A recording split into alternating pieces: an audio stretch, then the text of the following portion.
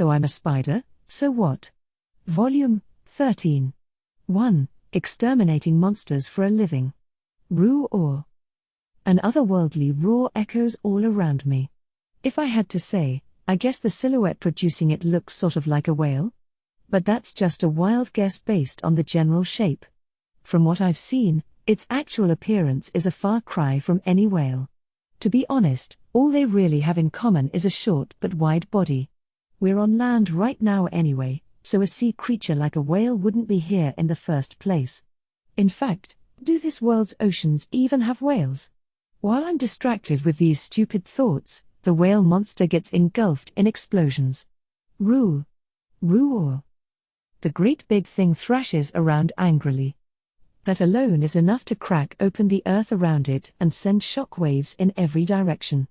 Its body is huge, which is the other reason I compared it to a whale. Seriously, it's freaking huge. Makes me want to say, we're gonna need a bigger boat. When something's got that much mass, it's automatically a major threat. So if I were to try again to explain this whale monster's appearance, well, it's still really hard to put into words. The resemblance to a whale is all I can think of. It's hard to tell where the head ends and its body begins. Really, the face is basically just a mouth, no eyes or nose that I can see. And the mouth in question really just looks like a big hole. Maybe it'd be more accurate to call it a giant worm monster or something? Yeah, it's got one of those huge yawning maws. But this thing's not a worm monster, and it's got the limbs to prove it. Its front limbs are like giant fins, and the ones it has in the back are like fishtails, attached to the end opposite the giant mouth. So I guess, yeah. Overall, it still looks like a whale. But I think it'd be a serious stretch to call this thing a whale. Roo. Another roar bounces out of the whale monster's cavernous mouth. Oh, be quiet. Vampy slashes at the creature to interrupt its roaring. Her broadsword makes contact with its flabby grey skin but fails to cut through. TCH. As Vampy scowls, the whale monster lashes out with its fins. Her body goes flying almost comically. The monster leans forward in preparation to jump after Vampy. But that slight movement is all it takes. It's thread. Too thin for such a giant creature to notice without careful inspection, and now it's wrapped around the whale monster's entire body. The net is being pulled tight by the puppet spiders, who have fanned out in all directions. Together, the four of them have completely trapped the beast. Roo. The whale monster emits a short roar. A burst of chill air shoots out from the monster, freezing the thread and shattering it. But then a single sword suddenly appears, slicing through the air. It explodes. Flames shoot everywhere. For an instant, the heat of the explosion crashes against the whale monster's cold blast, but the latter wins out. This thing's stupid strong. I guess that's why it's a legendary class monster. Yes, that's right, this thing's danger level is apparently legendary, meaning humans consider it unbeatable. A single legendary class monster is supposed to be strong enough to destroy an entire nation. This whale monster is one of those. It's a living legend that survived in the northern reaches of the demon realm for ages, hidden in a wasteland where no one dares tread. What is its name again? I feel like it was super long and hard to pronounce. Hypo something or other. Yep, let's just stick with whale monster. While I'm racking my brains trying to remember the stupid thing's name, the battle rages on. The lineup this time consists of Vampy, Mr. Oni, the puppet spiders, and Mera. They're all crazy fighters, and way stronger than the average human. Together, they can even take on a legendary monster. Although in terms of stats alone, the puppet spiders count as legendary class, too. But of course, legendary class covers a pretty wide range. For instance, even though they're all legendary class, there's a world of difference between the puppet spiders and, say, Mother. By the same token, the whale monster is far stronger than the puppet spiders. I can't use appraisal anymore, so I don't know the exact details, but I'd estimate that its stats probably average around 15,000. If the puppet spider's average is a little over 10,000, I guess that makes the difference a multiplier of 1.5 or so. The puppet spiders alone wouldn't be able to beat this thing one-on-one. Of course, that's why we decided to attack with a bigger group. But in this world, you can't predict the outcome of a battle based solely on stats and numbers. There are other important factors, like skill quality and type matchup. On that front, the whale monster is a fairly formidable opponent. All spider monsters, including the puppet spiders, are weak against ice. It's not as bad as fire, but it's still not something you want to see if you walk on 8 legs.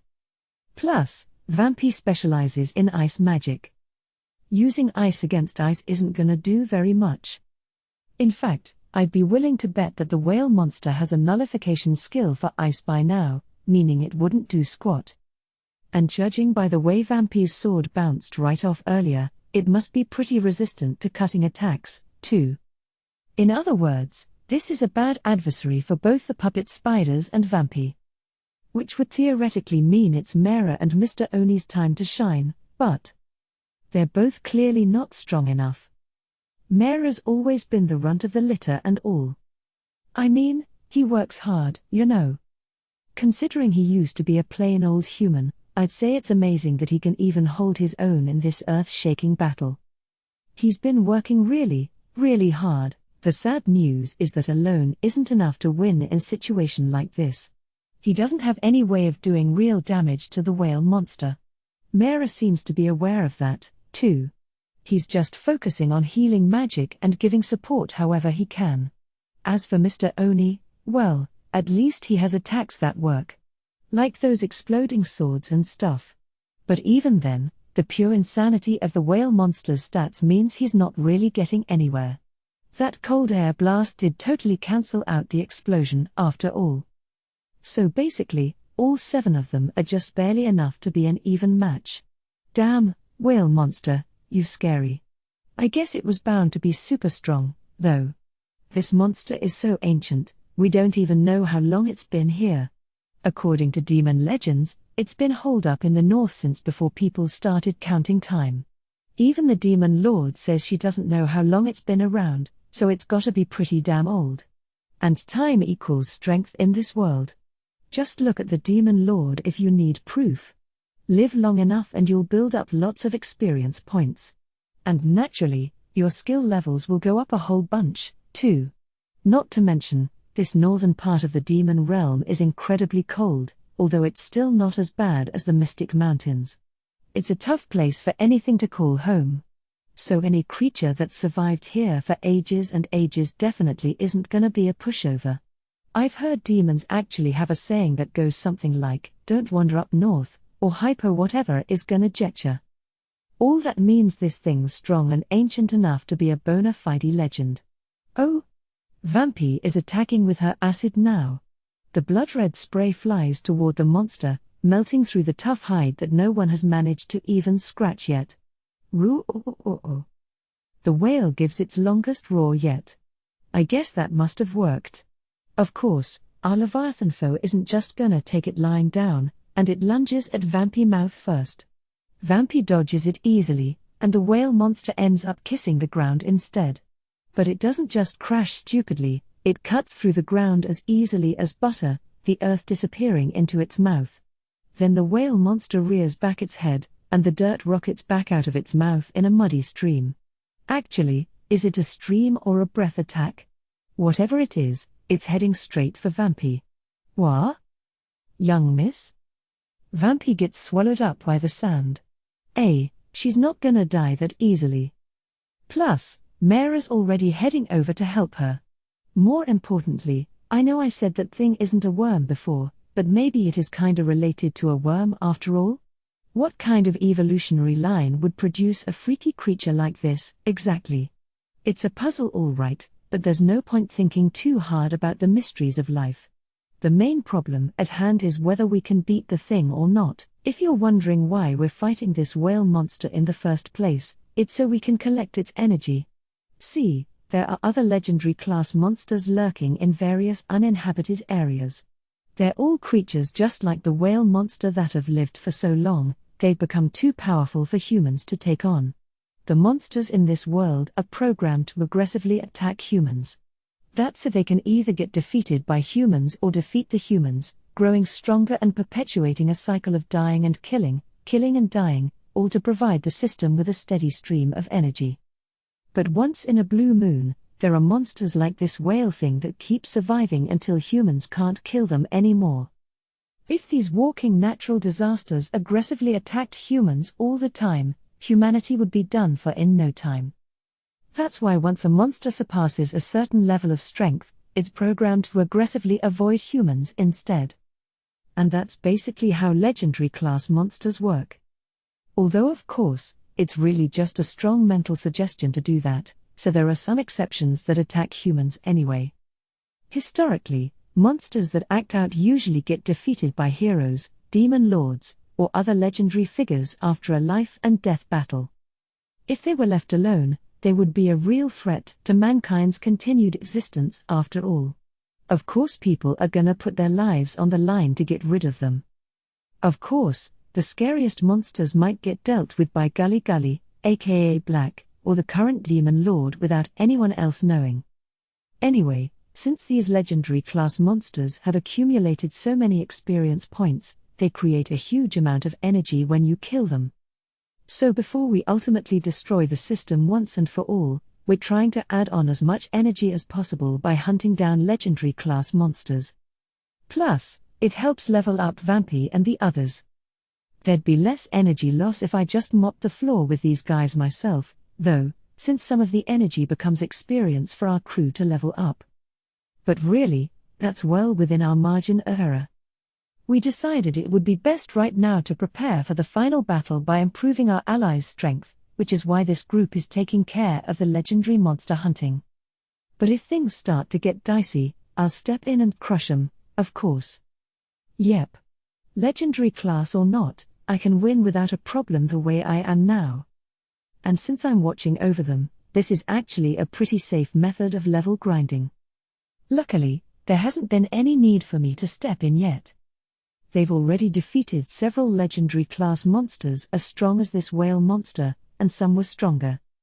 A lot of monsters that were on their way to becoming legendary class, too, of course, since we have 4 genuine legendary class monsters on our side in the form of the puppet spiders, these would-be legendaries are no challenge at all.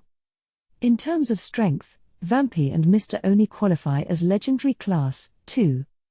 And Mera? Well, he's doing his best as a supporter. Yeah. Listen, you've got it all wrong. Mera isn't weak at all.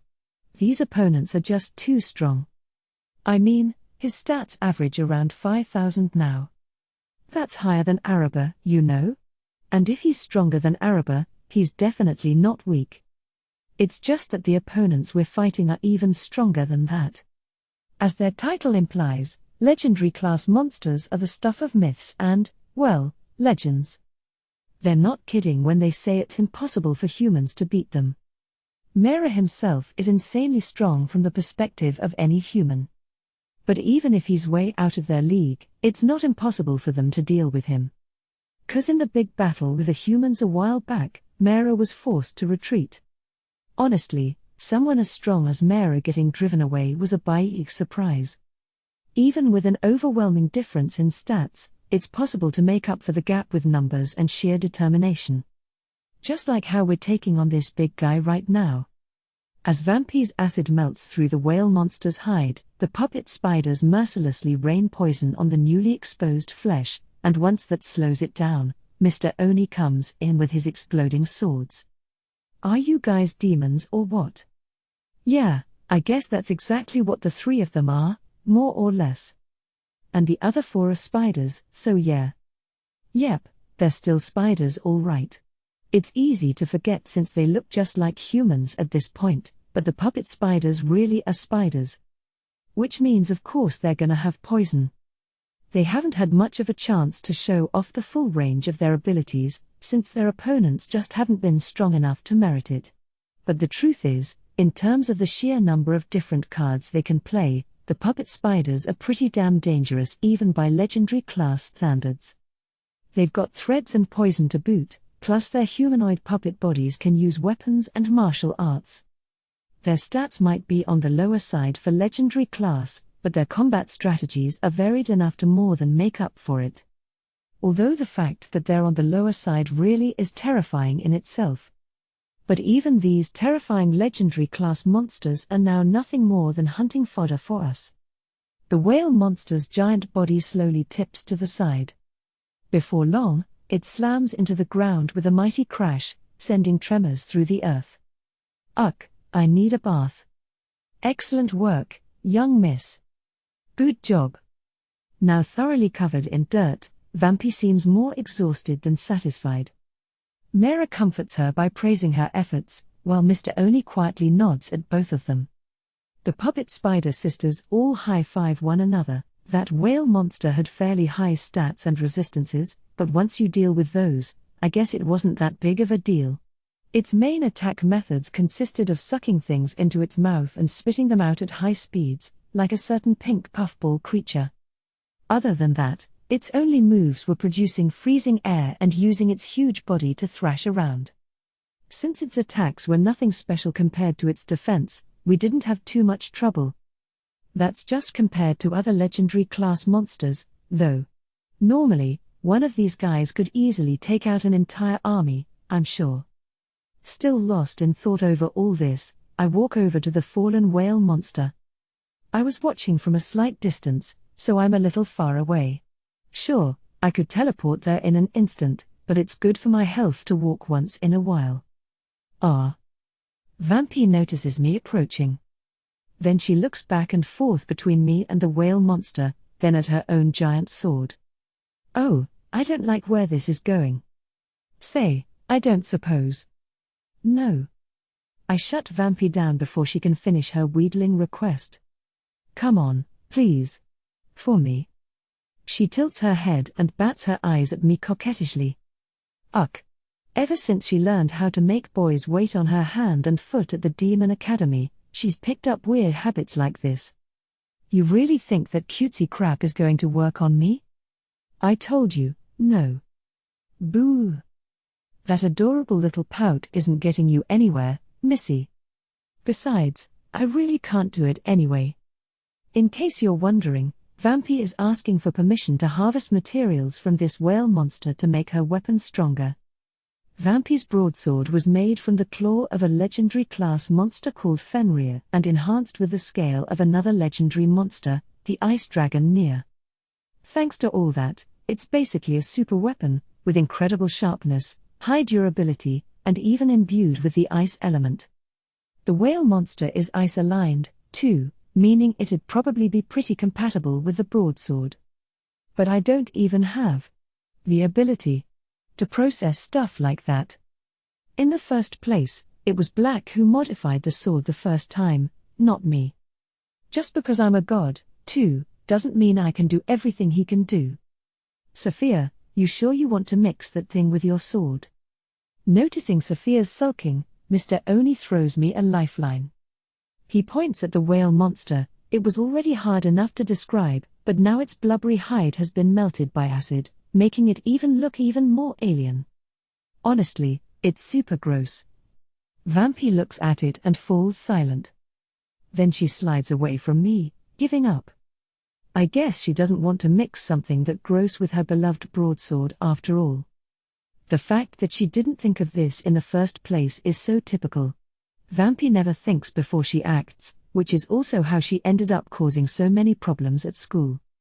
Well, I guess that doesn't matter right now. I go back to my business, which is teleporting the whale monster's body to a separate dimension.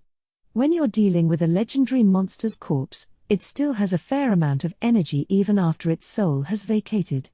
The soul gets collected by the system, but the body just stays there. And it'd be silly to just let that energy go to waste, so we put it to good use. When I send the corpse into my storage dimension, it gets eaten by my little clones, and they absorb its energy. Of course, we could send that energy into the system, too, in theory. But I do want to use some of it to bolster our forces. Now that's how you make effective use of resources. Even if it looks nasty, it's still a nutrient-rich food source that provides lots of energy. So quit looking at me like that, Vampy. Once I teleported Vampy and the others back to the Demon Lord's castle, I headed over to a human fortress. Or I guess I should say a former human fortress. Fort Oaken originally belonged to the humans, but the Second Army conquered it in that big battle a little while ago. Then again, it might be more accurate to say the monkeys sent in by the Second Army conquered it, not the Second Army themselves. Remember those monkeys that gave me so much trouble in the Great Elro Labyrinth? Well, they also live in the Mystic Mountains, so Commander Boobs of the Second Army lured them in and sicked them on Fort Oaken. The annoying thing about those monkeys is that if you kill even one, the rest of them will keep coming after you in waves. Turns out it just happened to be the tail end of their breeding season, too, so there were tons of monkeys around, and they totally trashed the fortress. That's how the Second Army won without a single casualty. There's just one problem, though. Namely, the monkeys. They decided to keep Fort Oaken as their base.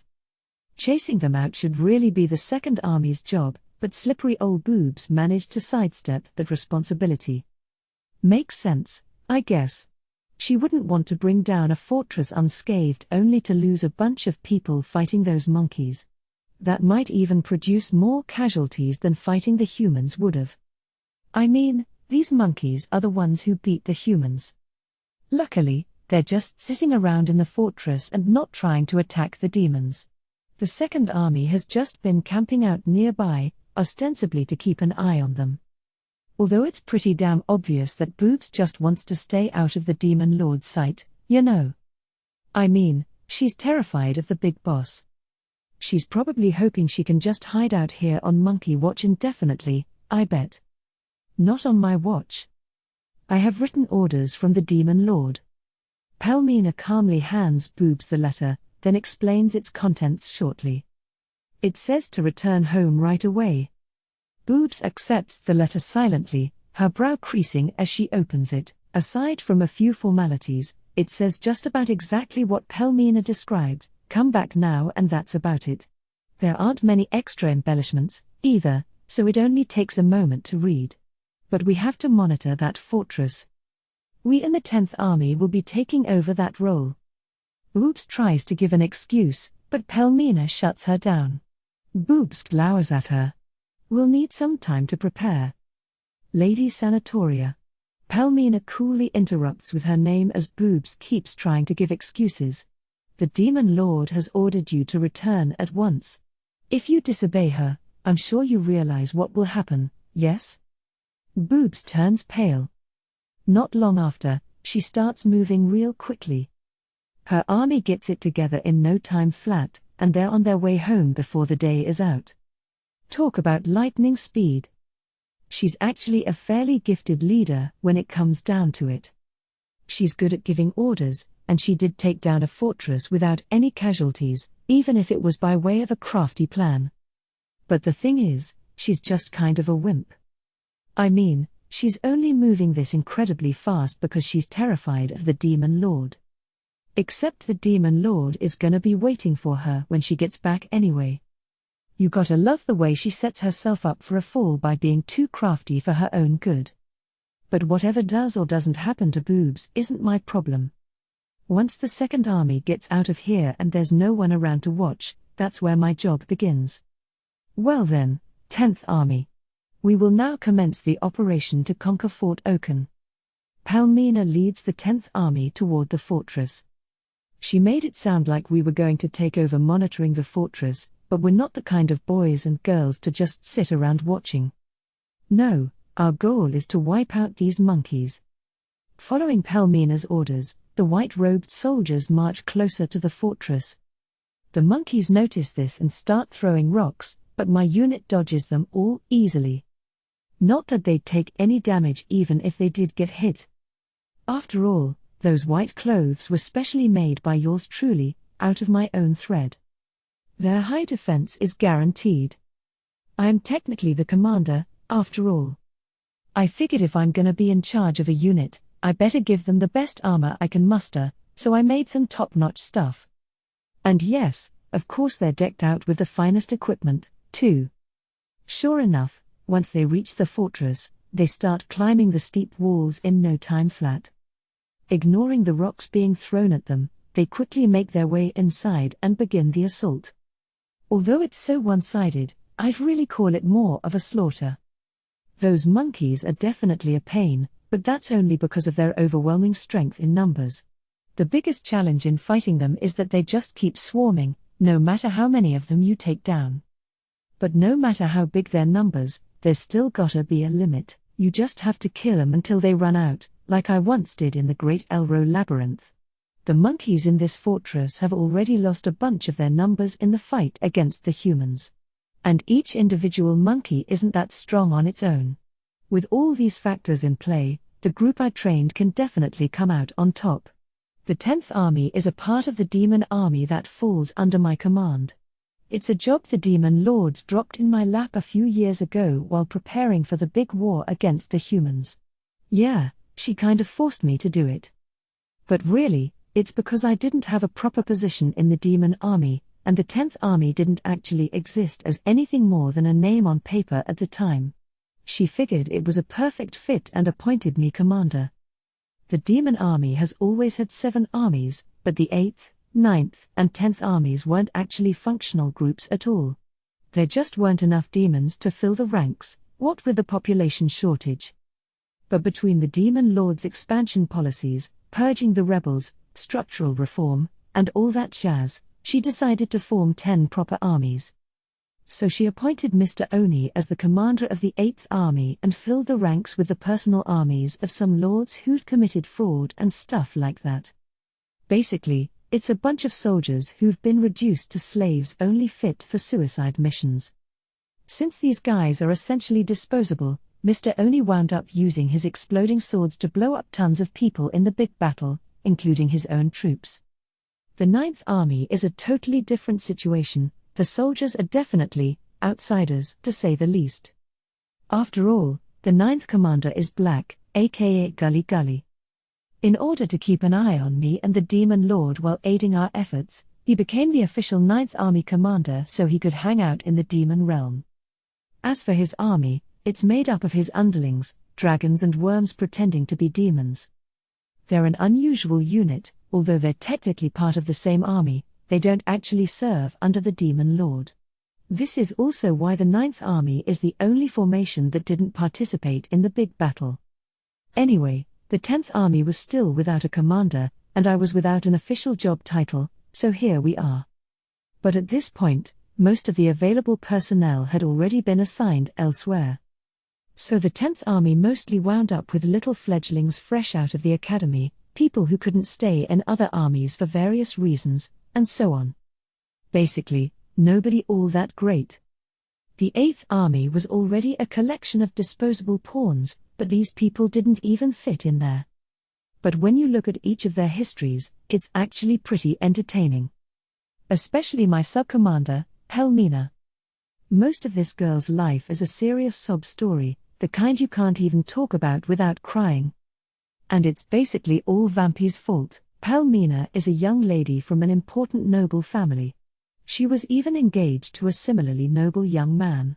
Typical aristocracy stuff. As such, she was raised from infancy to be a future leader of the demon race, undergoing all kinds of severe training. She was already talented to begin with, which meant her life was going smoothly until she entered the academy. But that's where it all hit the fan. When she got to the academy, she met a suspicious young woman from who knows where. You guessed it, Vampy. A wild child who couldn't care less about noble etiquette, she wreaked havoc at the academy in more ways than one. Technically, Vampy is a noble woman from an important family, too, but her home and family got destroyed when she was a baby, so she's been a vagrant child ever since. Not that it matters, since being from a human noble family doesn't teach you anything about demon noble etiquette anyway. Demons are more concerned with combatability. In that respect, Vampy got super strong in terms of stats and skills on our journey, and apparently, that seriously hurt the pride of her classmates. Now, if that was all she did, it wouldn't be so bad. Squashing the pride of some little demon kids. Who cares? If that was enough to keep them down forever, then they were never destined for greatness in the first place. But that was nothing compared to the chaos she caused next. What did Vampy do, exactly? Well, she used her vampire abilities to charm all the boys into bending to her will and drank a bunch of their blood to boot. Yeah, I know. A lot to take in, right? I mean, I guess that might be what vampires are supposed to do, but yikes. Apparently, when vampires enter puberty, their thirst for blood gets a lot stronger. For vampires, drinking blood not only feeds them but also increases their number of underlings. So yeah, it's like, you know. It sorta sounds like a certain sketchy kind of harassment, but I guess you could say they're around the age where they take an interest in that kind of thing, right? You know how it is. Most people would be able to control themselves, but apparently Vampy was extra stressed for various reasons, and she just kinda went wild. She charmed all the boys and basically became the empress of the academy. It was Pelmina who rose up against her. Pelmina's fiancé, Wald, was among the boys under Vampy's control, and the whole ruling class of the demons was in danger, so she took it upon herself to get rid of Vampy. Obviously, she failed. Vampy's legion of young men conspired against her, with Wald at the center. They made full use of their family influence to put pressure on Pelmina's parents and got them to banish her instead. Incidentally, Pelmina's family was a pretty important name among the demon nobles, too, but with similarly important families like Wald's and others turning against them, they had no choice but to exile Pelmina, and she got screwed over like this all because Vampy has connections to the Demon Lord. If anything had happened to Vampy, there was no telling what the Demon Lord might do. Thus, even the adults who were free to choose all decided to side against Pelmina. I'm sorry about my crew. Thanks to my friends, Pelmina got chased out of demon society. I would have felt kinda bad leaving her in the lurch. Coincidentally enough, the former commander of the 10th Army that I took over was Pelmina's father, so I ended up taking her under my command. I mean, her handsome yet somehow unlucky-looking father begged me on hands and knees to take care of his daughter. What was I supposed to do? Most members of the upper echelon of demon society sure seem to suffer a lot. Although that's mostly the Demon Lord's fault. Seriously, I'm really sorry about my crew. After that whole mess, Pelmina ended up being the first to join the 10th Army. Then other people in similarly bad situations joined, too, and the army started to take form. Of course, the fact that all the members are here for messy reasons means they're all problem children. So what do you think is the fastest way to deal with that? That's right. The answer is give them a good thrashing until they obey you. It's important to get the upper hand early. Once you drill it into their heads that you're way stronger than them, they'll usually do whatever you say. It's barbaric to force them to obey me with brute strength. I shouldn't break them in like animals, you say? Well, people are animals, too, in the grand scheme of things. Besides, saying stuff like that will get some animal welfare groups after me next, right? Yeah. But this is a parallel world. There's no such thing as animal welfare groups here. If there was any, maybe they should have protected me when I was a baby spider, damn it. Okay, we got a little off topic there. So anyway, I use my overwhelming strength to make my new recruits listen to me, but there were still several problems. 1. We barely had any personnel. 2. They were weak. 3. No equipment. There's not much I could do about that first one. This army is already made up of the dregs of the dregs in the first place. It's inevitable that we wouldn't have a high head count. But the second and third problems were serious. Well, technically they were only weak by my personal standards. They weren't particularly weaker than other demon soldiers or anything. But like I said, the 10th Army doesn't have many members. What we lack in numbers, we have to make up for with individual strength. We're talking quality over quantity here. As in, since I couldn't get a higher quantity, I had no choice but to shoot for a higher quality. And because the 10th Army was formed last and barely has any people, we hardly get any supplies like armor and weapons. Everything gets distributed to the other armies first, leaving next to nothing for the 10th. As a result, my guys get stuck fighting with cloth armor and tree branches, like the starter equipment in some game. That only makes it even more important that each individual member of the 10th Army is strong enough to make up for their crummy equipment. Add it all up, and I had no choice but to train them. So that's exactly what I did. Basically, I used the same approach you saw with Vampy and company, having them clean up some monsters and reaping energy for the system while we're at it. But I didn't send them after legendary class monsters or anything crazy like that, okay? We started with the weaker monsters and worked our way up from there, of course. I gauged the members' strength and picked difficulty levels just low enough that they wouldn't die. Usually, I teleported all of them into the middle of a monster swarm, then teleported them home to rest once they were done. Using my teleportation, I can send them to anywhere in the human and demon realms. That makes it easy to visit monster-filled regions that neither demons nor humans would ever normally enter. So I kept using my free army delivery service to drop my soldiers into the midst of monster hordes and bring them back, repeating the process to quickly level them up. Thanks to that foolproof system, their levels went up really quickly, and they got stronger. Then, once they had a certain level of basic strength, I subjected them to my personal training program. In Vampy's case, I had her train and then level up, but we had more time back then. Training before leveling is really more efficient, but we didn't have the luxury.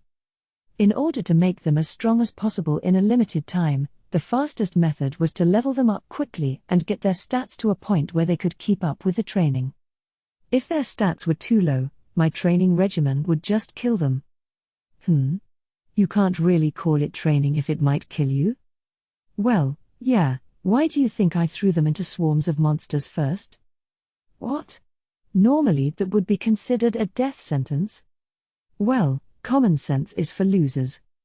Even if all my soldiers look like their souls left them, what's important is that they survived, leveled up, and made it back in one piece. Nobody needs to know that I messed up my difficulty calculations a few times and almost got them killed. It's fine. That just taught them how to run and hide from opponents they can't defeat. And here you see the results of that intensive training. The huge horde of monkeys that was living in this fort has been completely wiped out. Bravo! Clap, clap, clap. All clear. I nod at Pelmina's report. Excellent. That was great work. Wahaha. My 10th Army has truly become a force to be reckoned with. Incidentally, I solved our equipment shortage by going out of pocket. Like I mentioned before, I weaved their white clothing with my own thread. And I talked Mr. Oni into making weapons for them, with his skill that lets him craft magic weapons, of course. Thanks to him, the 10th Army's soldiers are actually better equipped than everyone else now. Unlike the rest of the Demon Army, they don't make a lot of public appearances. Most of the 10th's activities so far have been for training, and a lot of the rest has been for my personal goals. Which is why people apparently think the 10th Army is some kind of secret information-gathering task force or something. Well, I guess I have made them do stuff like that. Mostly related to the elves. I've had them track down elves who are still mucking about in demon lands and dispose of them if they find any. As far as that goes, a lot of it was taken care of before the big war broke out thanks to the Colonel, also known as the late 1st Army Commander Augner, so there wasn't much left for the 10th Army to do anyway. Which is why I sorta got carried away and sent them to hunt down elves in the human realm, too. The only good elf is a dead elf, after all. I used my teleportation to send my troops behind enemy lines, where they relied on their own skills to conceal themselves, gather information, and assassinate any elves they found. So yeah, I guess it's true they've done some covert mission stuff before. Pelmina in particular seems to have a gift for that kind of thing. She's become an expert at sneaking up soundlessly behind a target and assassinating them without ever being noticed. Since she's been here since the birth of the new 10th Army, she's been trained longer than anyone else, and it definitely shows. To be honest, she's probably stronger than the likes of Commander Boobs. Pelmina would probably win in a head-to-head fight, and if there's no holds barred, I bet she could win even faster by killing someone in their sleep or something. A young noblewoman turned assassin. Yep, That's pretty damn cool. Pelmina also gives orders to the troops for me, deals with paperwork and other administrative stuff, and just generally takes care of communications in my place, since I'm so bad at talking. Thanks to her strict upbringing as a proper lady, she's great at all kinds of things. At this point, she's essential to the 10th Army. Which is why she was unanimously chosen as the sub-commander. The only one who objected to that was Vampy, but I shut her up by making her kneel. As punishment to Vampy for getting Pelmina banished and all that, I put a little curse on her. When I say sit, she has to get down on her hands and knees. It's super handy whenever I need to punish Vampy for screwing up something or other. And whenever Pelmina sees me force Vampy to kneel, it seems to cheer her up a bit, so that's a nice little bonus. Since the rest of the members of the 10th Army all know what Vampy did to Pelmina, too, they're always glaring daggers at our little bloodsucker. The fact that Vampy doesn't get discouraged or even seem to notice it is kind of impressive. She's got some serious guts, that one. Meanwhile, Pelmina's ex-fiancé Wald always has a stomachache or some nonsense.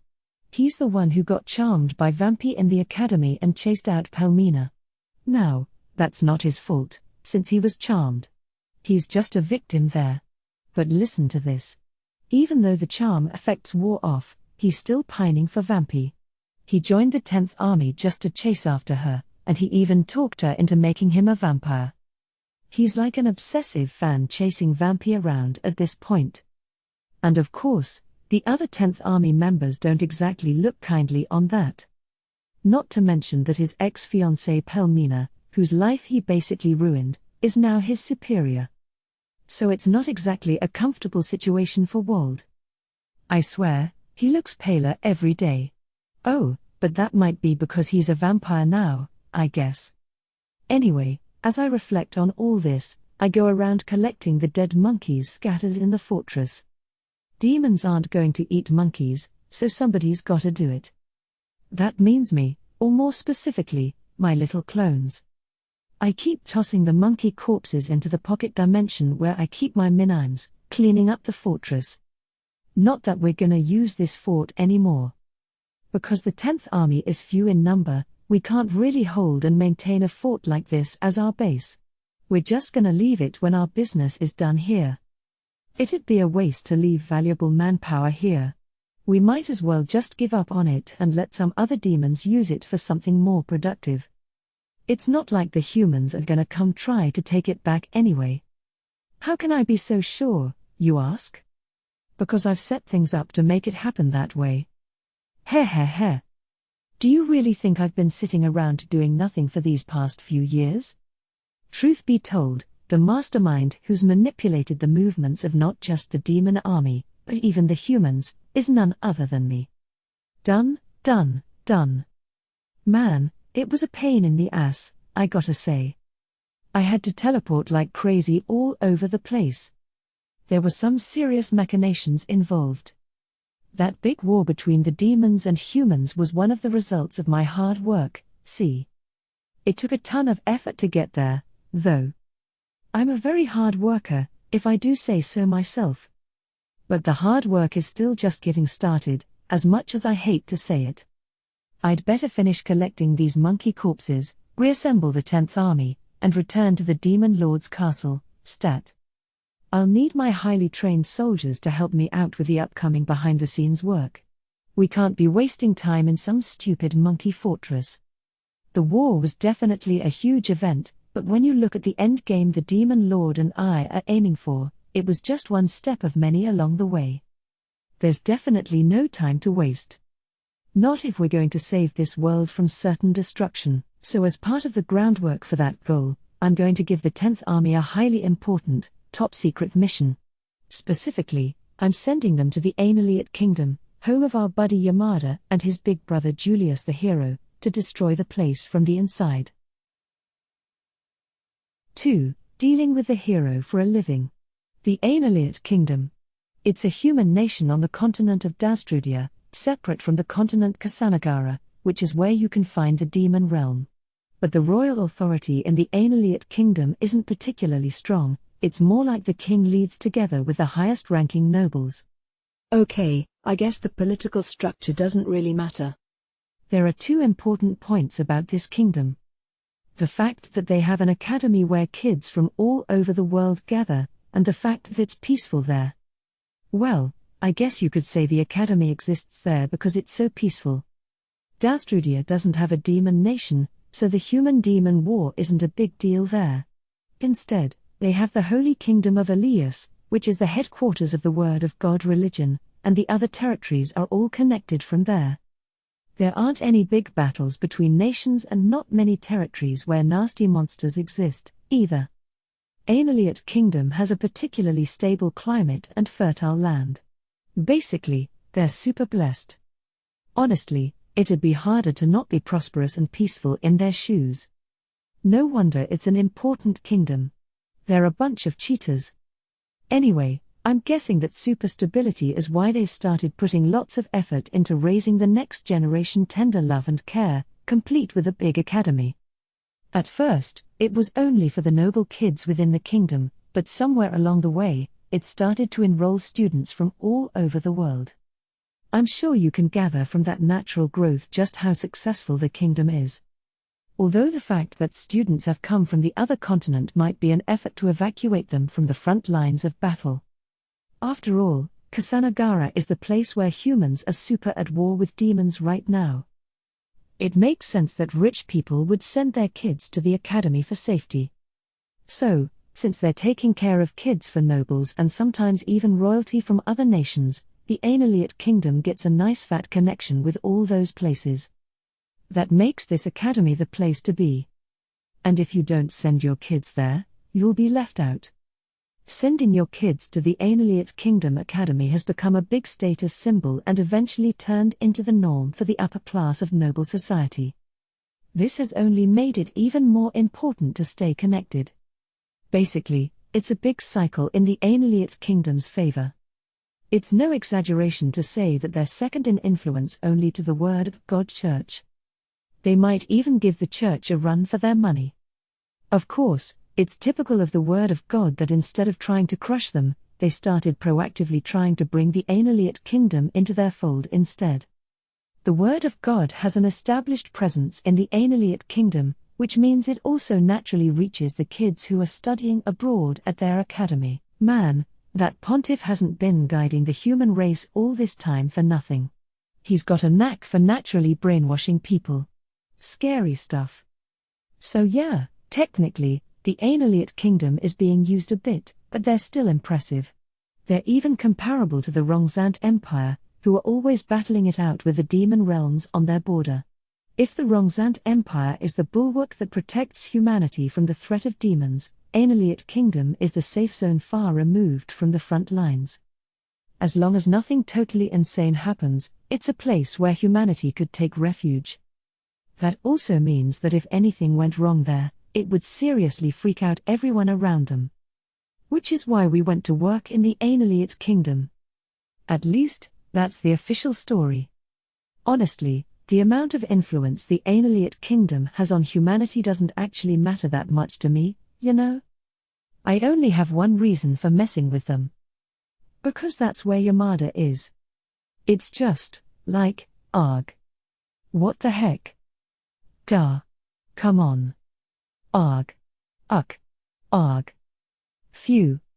Okay, that's enough yelling for no reason. This is all because the stuff I've done backfired in ways I never imagined. All my preparations were going so well, but then everything went ridiculously wrong somehow. And all of that converged right on our pal Yamada. In this world, his name is Schlein Zagan Interlude, also known as Shun. The fourth prince of the Interlude Kingdom. And he's the biological brother of the previous hero, Julius. A prince of a major nation? The hero's little brother? As if all that backstory wasn't overkill enough, then the craziest thing happened. He became the new hero. Do you have any idea how I felt when I found that out through my mini-me? After I worked so hard to get rid of that hero. The next one just had to be a reincarnation. And on top of that, it's someone who had a deep connection with the previous hero. This is awful. No, it's worse than awful. How was I supposed to know this would happen? I've got to readjust my plans, fast. First of all, it goes without saying that our goal is to save this world from destruction. Yeah, this world is doomed to be destroyed soon. That much is certain. If nothing is done, it's a guaranteed game over.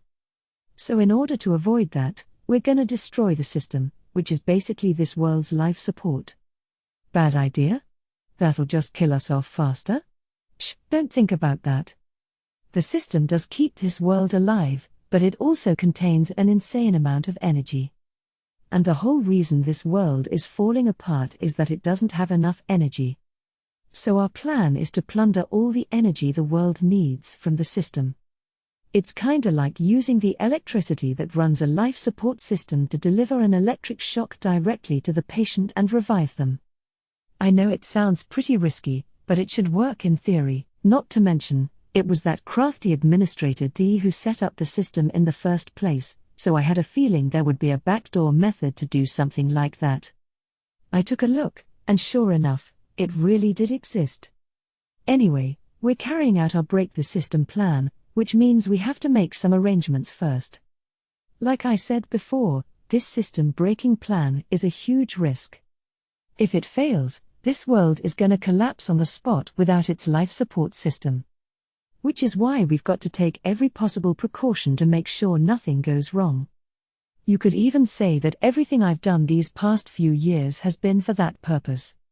Honestly, the huge war between demons and humans was just one small part of our bigger plan.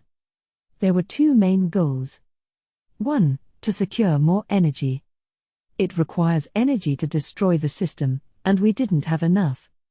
The only way to get the energy we needed was a huge amount of deaths. This is because the system works by absorbing the stats and skills people improve during their lifetimes in the form of energy when they die.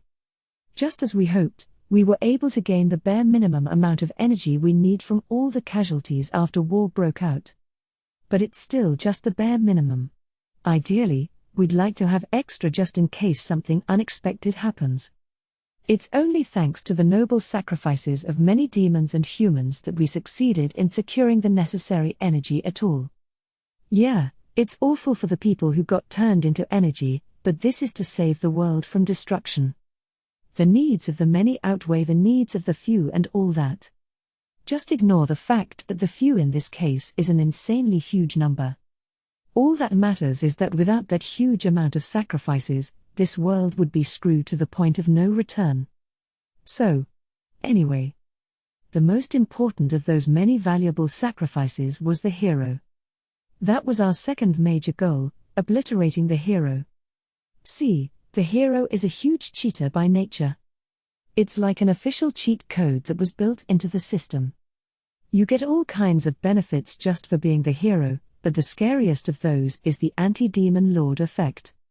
The demon lord is chosen from among the demons, but demons live way longer and have way higher stats than humans. Which means humanity could never defeat an experienced demon lord. To make up for that, the hero is designed to be super effective against the demon lord. No matter how strong the demon lord might be, the hero will always have the ability to be more than a match for them. With backup from the system. Consuming a corresponding amount of energy. And who is the demon lord right now?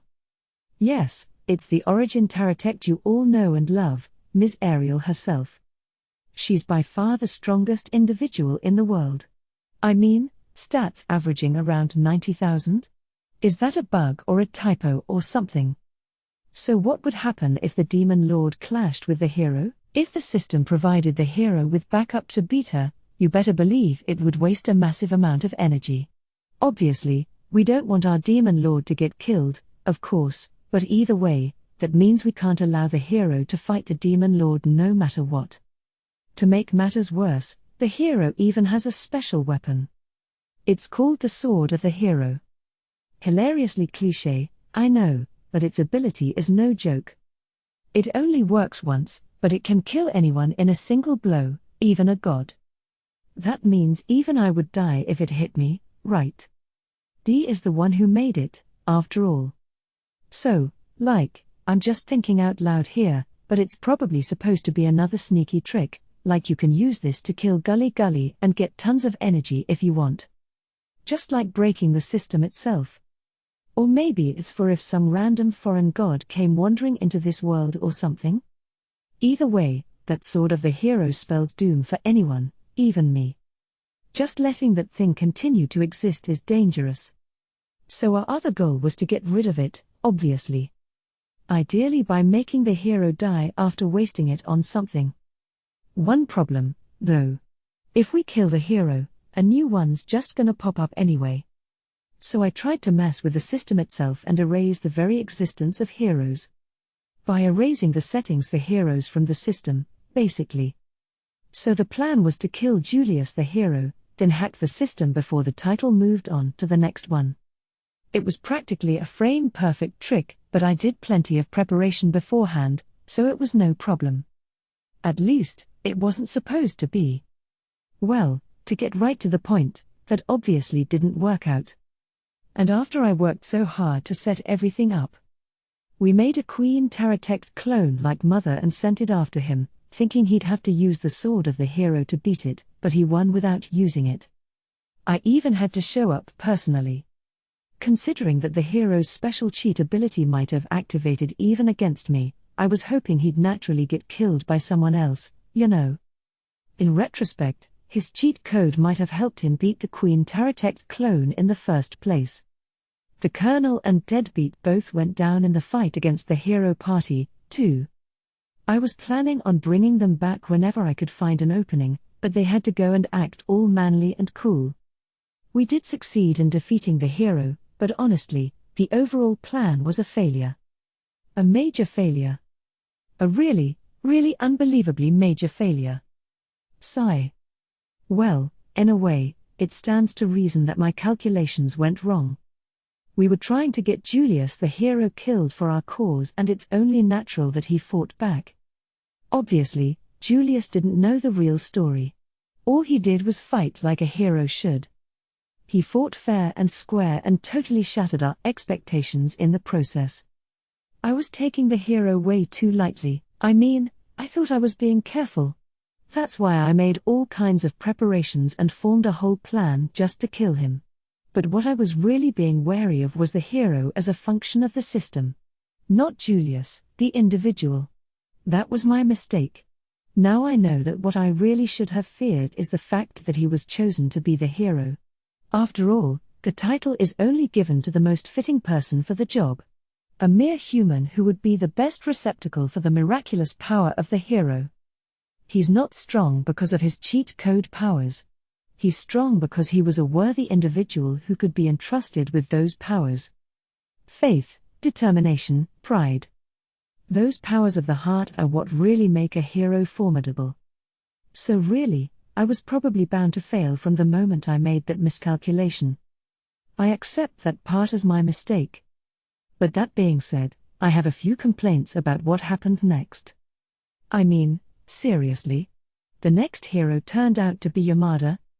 Honestly, for the most part, it wouldn't matter which human became the hero. After all, most important humans participated in the big war, and over half of them died. Plus the half that's left aren't really worth much in comparison to Julius the hero. Even if it went to a promising youngster who didn't participate in the war, well, a young kid becoming the hero would be even more advantageous for us. Such a young hero would never grow up in time to factor into our plans. No matter how broken the hero's official cheat powers might be, they're not all powerful. I proved that when I defeated Julius. Even if someone a bit inconvenient for us became the hero, worst case scenario, I could just take care of him nice and quick. Or so I thought. But the worst case scenario turned out to be even worse than I thought. It was none other than Yamada, who's hard enough to lay a hand on as a reincarnation and one of the strongest to boot. Well, let's put aside the power level conversation for a second. Considering the full strength of our forces, it doesn't really matter who the hero is, they won't be a threat to us. The strongest reincarnation would probably be either Kushitani or Tagawa, followed by Yamada. Kushitani and Tagawa have been traveling around as adventurers, building up experience. And even that pair together weren't able to defeat Mera on his own. You couldn't even take Mera, huh? Heh. He's actually the weakest of us. If you can't even beat him, you reincarnations should be ashamed. Okay, that was just an Elite Four bit, but Mera really is the weakest of us. If the two strongest reincarnations can't even beat him, then we've got nothing to worry about in terms of strength. Now that Yamada's become the hero, it's likely he's surpassed those two in terms of stats, but it probably evens out since he's got practically no hands-on combat experience, don't you think? So their strength doesn't really matter, but that's not the part we need to worry about. First of all, Yamada is a reincarnation. That makes it hard for me to lay a hand on him. Okay, so personally, I don't really care that much either way, but Mizoka has been trying so hard to save all the reincarnations. I don't want to ruin that for her. I owe Mizoka a lot. This was in our past lives, but she did save my life. I want to pay her back for that. So I'm trying to respect her wishes as much as possible, meaning I try to save reincarnations whenever I can. Which means the fastest solution, killing the new hero, isn't an ideal option here. Not to mention, Yamada himself is raring to follow in Julius's footsteps. He wants to avenge the hero, who was also his big brother. If he's that fired up about it, he's bound to get in our way when we try to make a move. After all, we are the demon army. More specifically, I am the one who personally killed Julius. And finally, this part is the hardest to predict and the most annoying, Yamada's unique skill. By using my minimes to gather information, I found out that his unique skill as a reincarnation is called Divine Protection. The effect is that it apparently makes the results he wants more likely to happen. Talk about an abstract description. I mean, it's basically just a luck-based thing. Most skills have their effects described in concrete, predefined numbers, but it's totally impossible to figure out the extent of this one's effects. Even if things go well for him, there's no way of telling whether that was thanks to his own abilities, good luck, or the help of this stupid divine protection skill. But that's the skill that worries me the most. The unique skills D gave specially to each reincarnation aren't usually so vague. It might normally be little more than a slight boost in luck that you wouldn't even notice, but I'm guessing that when it comes down to a really crucial moment, it means he'll never make the wrong decision. But that depends on Yamada himself. In other words, it might bring about the worst possible results for someone he considers an enemy. And obviously, that enemy has got to be us.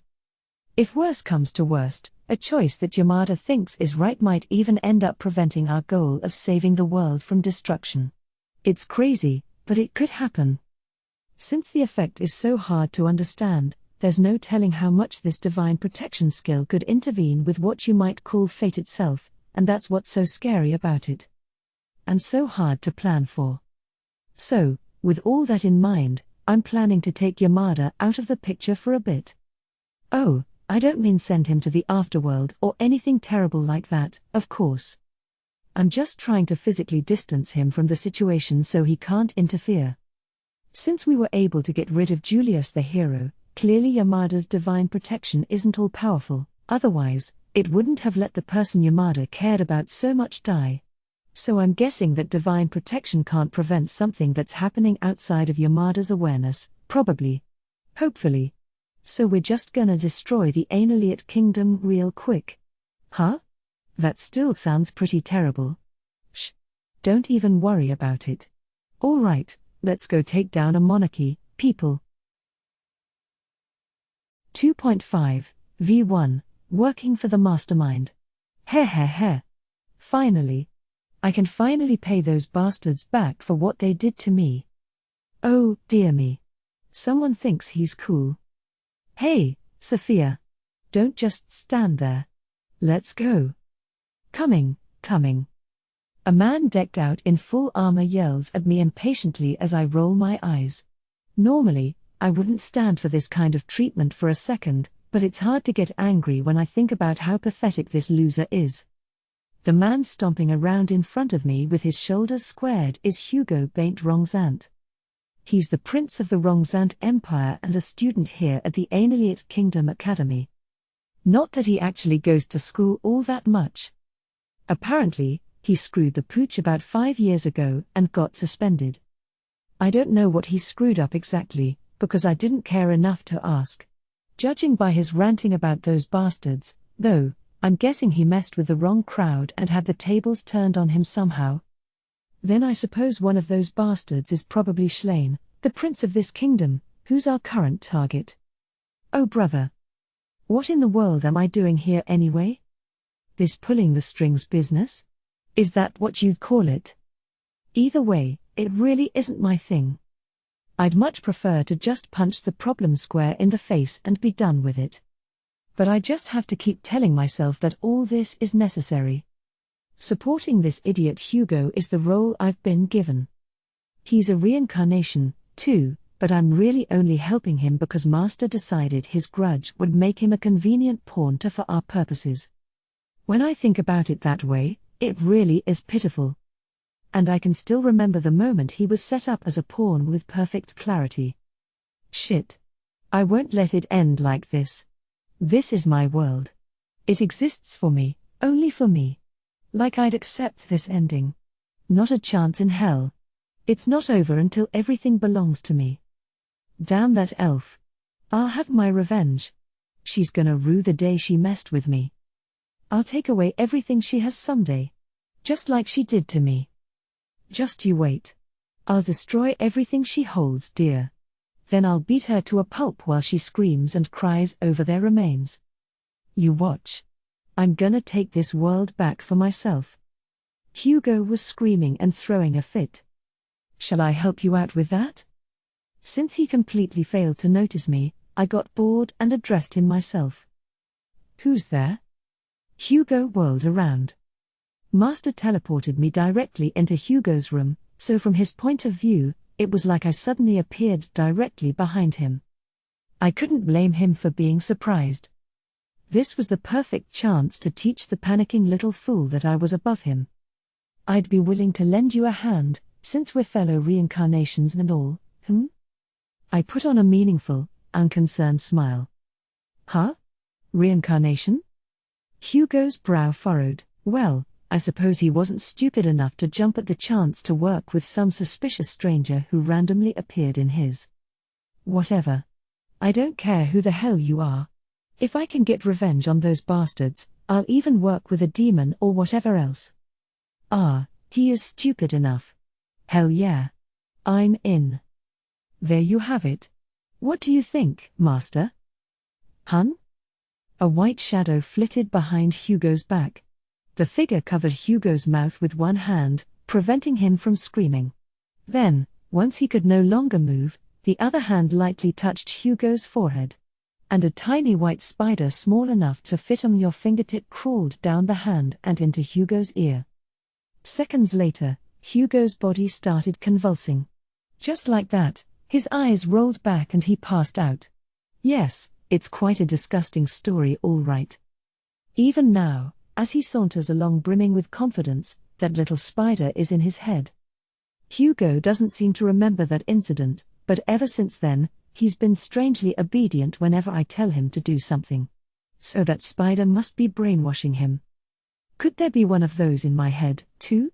I quickly shake my head to chase out the awful thought. She did put a weird curse on me, but she would never go so far as to put a spider in my head. Probably. No, she wouldn't. Master will cut down anything in her path without mercy, but she's actually quite soft on the people she cares about. Since that technically includes me, I'm sure she wouldn't do something like that. Although she does have somewhat different moral standards than most people, which means she sometimes does the most disturbing things without batting an eye. Seriously, who starts an entire war just to accomplish their goals? Especially one so huge that both the human and demon sides suffered massive losses. But the fact she would do that without a moment's hesitation is what makes her my master, I suppose. And yet, she's incredibly overprotective when it comes to her inner circle. That much is obvious from her attitude toward Ms. Ariel. Ms. Ariel is quite a bit stronger than me, but Master really shelters her so carefully, making sure to keep her away from the battlefield and even the remote possibility of danger. Honestly, I'm a bit jealous. Something stirs in my chest, but I rein it in through sheer force of will. That was too close. Envy almost got out of control there. The envy skill I have is highly effective, but it also has serious drawbacks. It makes it much harder to control my emotions. My feelings have always been on the intense side, but the envy skill has made them that much more extreme. I know I have a bad habit of acting on my emotions without thinking, and I would like to fix that, but it's easier said than done. Though I have gained the heresy resistance skill to help reduce the effects of envy. But it hasn't become heresy nullification yet, so it still can't completely cancel out the effects. I have to control myself. Careful to avoid being noticed, I take a few deep breaths to calm down. Meanwhile, Hugo has already reached our destination ahead of me. He slams the door open without so much as a knock. You could at least knock. Come on, we're pals, aren't we? Deal with it. The man waiting in the room greets Hugo with a deepening furrow in his brow. This is the first Prince Silas, who appears to be in a bad mood 24/7. Like Hugo, he's one of our pawns. Pawn number 2, you might call him. He's a dull, pathetic man with nothing of note about him except his pride and the fact that he can't admit that his younger brothers are superior to him. He's the first prince and son of the true queen, yet the second Prince Julius was far more famous than him, being the hero and all. And Julius's full brother, the fourth Prince Schlein, has been a child prodigy all his life. Meanwhile, the future King Silas is average at best. So he's afraid that one of his younger brothers is going to steal the throne from him, you see. When we offered to help him chase out his younger brother, he took the bait right away. Basically, it's the kind of power struggle you see all the time in legends and such. This is going to work, right? Silas puts on a pompous tone to hide his fearfulness. Of course it is, snaps Hugo. Who the hell do you think I am? Honestly. He has a lot of nerve for someone who's borrowing other people's power to try and grab the throne instead of relying on himself. What a pathetic little man. Although it's that nature that allows us to use him so easily. And no one saw your face? Duh. Look at what I'm wearing. Hugo holds up his arms and turns in a circle to show off his armor. He's currently decked out in full-body armor and wearing a helmet that covers his face. Nobody will be able to tell who's inside. That much should be obvious at a glance. This so-called prince must be seriously worried to ask such a stupid question. There's nothing to worry about, you fool. Don't you know who's backing you up? Failure is simply not in the realm of possibility. Although I suppose technically, that's as far as our goals are concerned, not necessarily these two. Silas paces around the room anxiously. On the other hand, Hugo flops down in a chair, looking unconcerned. I lean against the wall with my arms folded, waiting. It should be any moment now. Listening carefully, I hear someone knock on the door of the next room over. It's Schlein. Come in. Thank you. So it's begun. Our target, Schlein, has entered the room next to us. What is it? That voice belongs to the owner of the room Schlein has entered, his and Silas's father, the king of this kingdom. You're the one who called for us, aren't you, father? What is it you need? I didn't call for you. Well, of course you didn't. After all, we're the ones who summoned him here. After that, things fall unnaturally silent. In sharp opposition to that silence, I sense magic filling the room next door. They're using wind magic to muffle the sound. And then the caster speaks. Brother. What are you doing? PFFT. What an awful actress. The girl who just delivered that very forced cry is the one who cast the spell. With that scream as his signal, Silas runs out of the room, throws the other door open, and charges inside. Hugo follows behind him. I walk unhurriedly after the two. What's going on? Brother Schlein attacked father. He did what? Schlein, have you gone mad? Oh, From the sound of things, Silas actually isn't half bad at acting. Maybe he should go into theatre instead of seeking the throne? Well, I guess it's a little late for that. Guards! Schlein has attacked His Majesty. Silas's voice echoes clearly through the hallway. That's actually because I've increased its volume with magic. This way, even people who don't know anything about what's going on should be able to hear him. Seize him.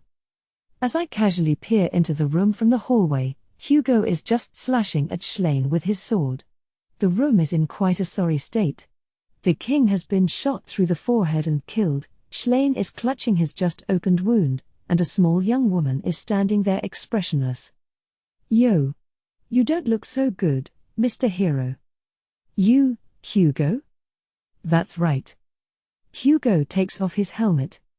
Hugo! Don't go giving yourself away like that. Come on, why not? I wanted him to get a good look at me before he dies.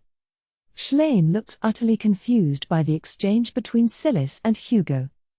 As such, he doesn't even notice me entering the room. You're curious, right? See, your big brother here wants the throne. I want revenge on you and Oka. So you're a thorn in both our sides, get it? But, why? Silas is already next in line for the throne. Funny you should mention that. See, before he kicked the bucket, that stupid king was planning to make you his heir. He figured if you were declared as the next king before you could be declared as the hero, they wouldn't want to send you into battle. As if I would let my throne be stolen away for such a foolish reason. It's true that the king was planning to make Schlein the next king. We didn't even have anything to do with that part. Although the rest of it is mostly our fault. Brother.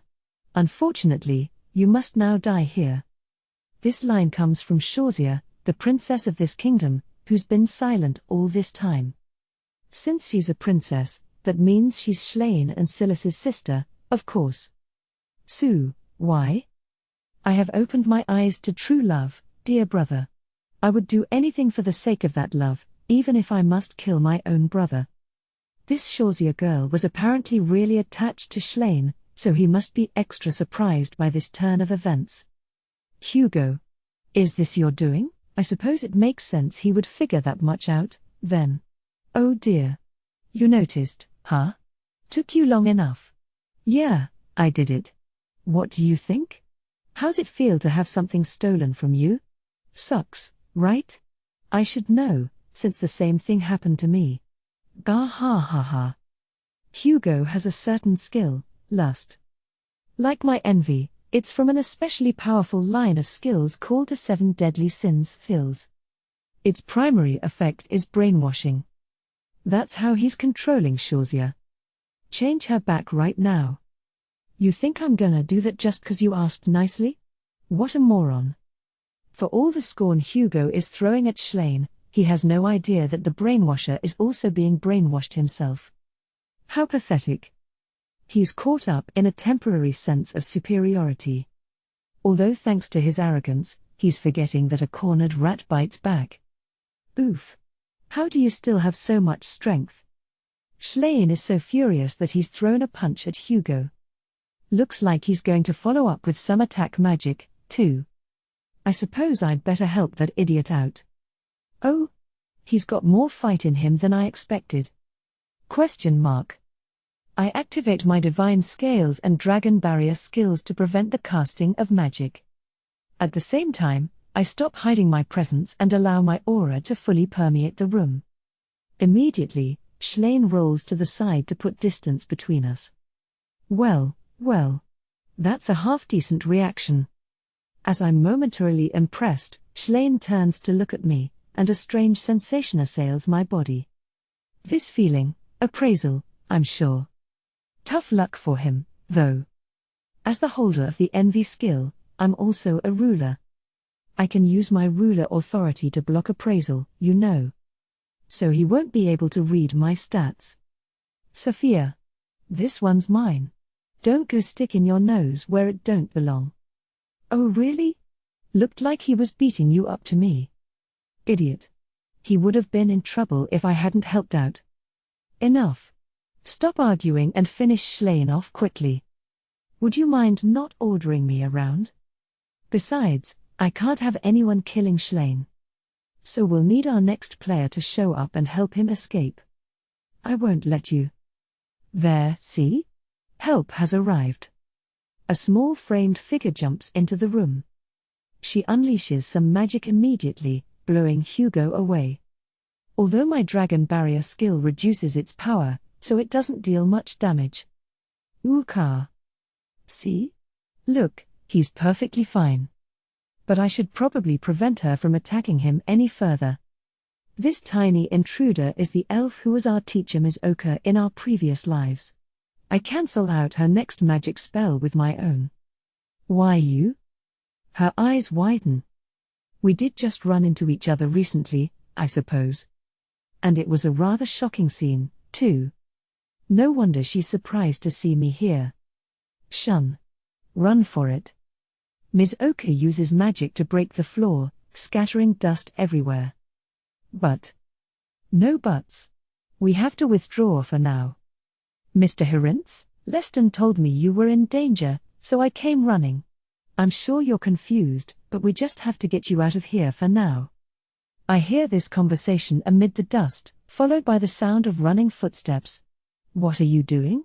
After them. Silas shouts, but Hugo and I both ignore him. Now, be sure to follow the plan, all right? Yeah, you got it. Hugo sneers and steps towards Silas. What is this? Sensing something is off, Silas backs away. Oh, no big deal. Just gonna mess around in your head a little bit. What? Hugo's hand shoots out and clamps around Silas's face. What are you doing? Changing our deal. You're gonna work as our disposable pawn from here on out. Jigar? Silas screams in anguish. I leave the room without waiting around to see it through to the end. What Hugo is doing to Silas right now isn't brainwashing, he's destroying his spirit. Why not brainwash him? Because someone else is already doing it. Silas was being controlled from the start. I doubt he was aware of it himself, and it wasn't total control, just nudging his thoughts in the right direction, or so I'm told. But that controller can turn him into a completely mindless puppet, as long as they don't mind damaging his spirit like Hugo is doing right now. And the only way to overwrite that control is to break his spirit completely. Basically, we're erasing everything from his mind, including the other person's control. The truth is, there are lots of other people in this kingdom who are already being secretly controlled just like Silas. The king was one of them. That's why we killed him. We needed to overthrow the Ainoliate kingdom because its top brass were already victims of mind control. Master even said that the decision to make Schlein the next king was probably the result of their thoughts being manipulated, too. We don't know for sure what the goal was, though. According to Master, her best guess is that they wanted to keep Schlein the hero close by and accessible instead of handing him over to the church. We had to completely crush the kingdom in order to root out all the corruption. Which is why we're currently doing some pest extermination in the castle. We have Silas's soldiers attacking the people we identified as being mind-controlled. And among those soldiers are members of the 10th Army in disguise. There's no way they won't accomplish their tasks. Meanwhile, I'm on my way to destroy the Mastermind who was trying to control this kingdom from the shadows. Good day to you. I arrive in one of the guest rooms of the castle. Waiting for me there is none other than Progenys. I knew it. You lot are responsible for all this commotion, then. Pest control is a big undertaking, you know. Humph.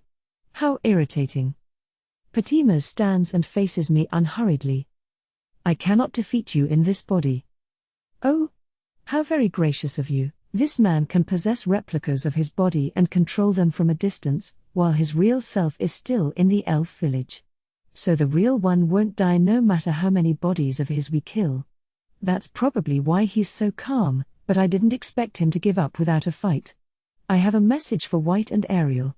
Progenys' expression doesn't change, but there's a dark flame burning deep in his eyes as he speaks. I am waiting in the elf village. Come, and I will crush your conceited delusions with all my might. I'll be sure to let them know. Although knowing Master, she's probably listening in through one of her clones already. I can't stand looking at that unpleasant face of his for another second, so I promptly chop it off. Progenys' head rolls across the floor. Honestly, though, Master, I can't believe he would put her name before Ariel, who's been his sworn enemy for so many years. He must have a serious grudge at this point. Although I'm sure she's done enough to earn it. Now, then. As long as Schlaine escapes safely, the plan will be a success. But that wouldn't be very entertaining, would it? I'm feeling a little dissatisfied, especially after Progenys didn't even fight back. So, perhaps I'll go have a little fun. 2.6 Conversation, The Elf's Tragedy. Oh, it's been a while. A young girl sweetly smiled at me. The last time I saw her was years ago, when she was still a little girl. She was so small, with nowhere to go, someone I thought I had to protect. But by the time we met again. Shuko, Negishi. Would you mind not calling me by that name? Negishi licked her fingertip, looking displeased. The seductive gesture made her seem far more mature than her years. It was as if to show me plainly that she's no longer a child, no longer in need of my protection. All the more so because it was fresh blood she was licking off her finger. My policy is that our past lives are the past, and this is the present. I'm not the kind of person who needs her teacher's pity anymore. Pity? But I couldn't completely deny Negishi's words. Her position in her past life couldn't be described as a good one by any stretch of the imagination. She certainly didn't fit in with the class. I did my best to reach out to her whenever I could, but if you asked whether that came out of my pride as a teacher or pity for her as a person, I have to admit I would be hard-pressed to answer. How? How can this be? The elf summoner shrieked. The blood on Negishi's hand came from the monster he'd summoned. He was one of the most famous and powerful elf summoners, and the beast he had called upon was one of the strongest. Its danger level was S rank, a monster on par with worms and dragons, but it was swiftly ripped apart beyond all recognition. How? How? As the summoner repeated his cries deliriously, his voice was suddenly cut short. I looked over to see his body collapsing, his head removed from the neck. The chakram that must have beheaded him flew back into the hands of a white-clad girl, who had appeared seemingly from nowhere at Negishi's side. As I stood there dumbfounded, all the other elves around me were gone. Their bodies now on the ground. A sea of blood began spreading around me. Why would you do this? The question rose from my lips unbidden. Why? Because the elves are a nuisance to us. Negishi answered as if it were obvious. Us? Yes. Us. So you really are with the demons. The last time I saw Negishi was near the border of the Empire. After that, she was taken to the demon territory. So I suspected that she must have ended up joining their side. The demons? Yes, I suppose that's one way to put it. What? But her response was strangely phrased. We're technically putting the demons to work. But I don't think it's quite accurate to lump us in with them. You're not with the demons. Then what in the world is going on? You wouldn't know about the administrators, would you? My eyes widened at that word. How? Why? The administrators she refers to are unbelievable beings. Even though I'd been taught about them all my life, I was never sure if they even really existed. I can't believe the elves are trying to oppose them. How stupid can you get? It can't be. You mean you're doing this under the administrator's orders? Isn't that what I just said? Miss Sophia. As Negishi rolled her eyes and shrugged, the girl in the white clothes addressed her reproachfully. I know. I've already said too much, right? You're such a stick in the mud. Negishi laughed at the other girl teasingly. That smile made her almost look like a normal girl her age. Save for the fact that she was standing in a sea of blood she had wrought herself. I didn't understand how she could laugh so casually under such dire circumstances. That was when I realized she wasn't the Nagashi I knew anymore. She was always a difficult child, but it felt like I was talking to a completely different beast, one who was far more terrifying. Well, then. I'll let you go this time, since you're an old acquaintance and all. Now that you see the difference in our strength, don't get in our way again. Then, with a brisk wave, she led the white-clad group away. This all happened not long ago. I was in the Empire, near Demon Lands, to investigate the ongoing disappearances of elves in the area. Although I brought along the summoner and several other skilled elves, I was the only one who survived. And that was only because I was spared, not because I was strong enough. Which I'm sure was the case just now, too. We fled to a mansion that Leston uses as his base. Leston is supposed to meet us here. Then we'll slip out of the country. Ms. Oka, wait. We have to do something about Hugo, or Sue will. We can't. Shun wants to go back to fight Hugo and put a stop to this rebellion, but that's just not possible. Not as long as Nagashi is there. Even if Shun is the hero now, I doubt he can win against someone who could effortlessly destroy an S-rank monster. How did she get here, when she was in the far-off demon realm not long ago? All I can think of is that Hugo let her use a teleport gate. The kingdom and the empire each have a teleport gate, which allows one to warp across the long distance between them instantly. The empire borders the demon realm, and I already know that Nagashi was assassinating elves there anyway. I don't know how, but she must have made contact with Hugo while she was undercover in the empire. Then she zeroed in on Hugo's power and decided to use him. At any rate, this situation couldn't be worse. I don't know how far Sophia's side can reach with their power. We have to leave this kingdom and take refuge somewhere safe. But, Ms. Oka, if we can stop Hugo, this whole thing should blow over. We have to go back and catch him. No. Ms. Oka. Even if I explain how dangerous Nagashi is, I doubt Shun will accept it. So I'll approach from a different angle. The church has announced the new hero. His name is Hugo Baint Rongzant. The Holy Kingdom of Elias is the headquarters of the Word of God religion. Just a few days ago, their Pontiff presented the name of the next hero, Hugo. That announcement is the reason I came hurrying back to this kingdom. Huh? Shun gapes at me blankly. I had a similar reaction when I first heard this news. Titles are absolute, and Shun is undoubtedly the holder of the hero title. And yet, the church pronounced Hugo the hero instead. Clearly, something shady was in the works. And sure enough, I arrived to find this disaster unfolding. Even the church is working with him. That's the only possible conclusion I could reach. As I said before, titles are absolute. The appraisal skill is rare, but there are some people in the world who have it, like Shun himself. And there's also the existence of appraisal stones. The fact that Hugo isn't the hero would be found out immediately if either was used on him. Since the church put forth such a ridiculous claim nonetheless, they must have some hidden motive in mind. Do the elves have any idea why the church would be complicit in such an absurd plot?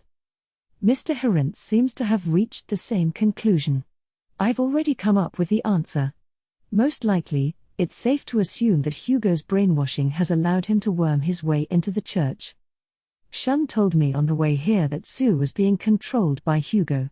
Following that logic, I concluded that Hugo must have used that power to take control over the church and make them announce him as the new hero.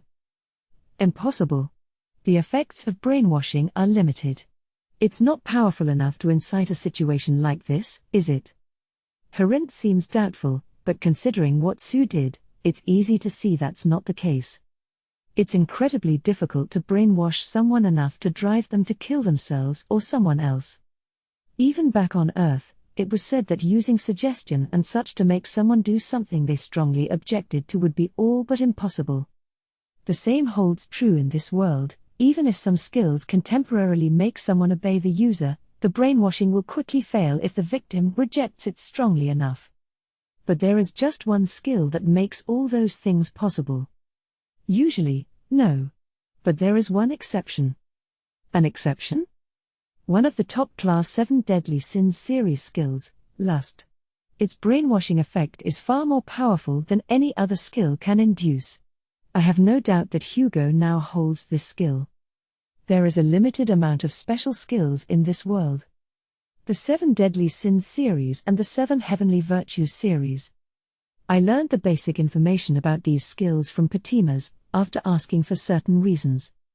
And one of those skills is Lust.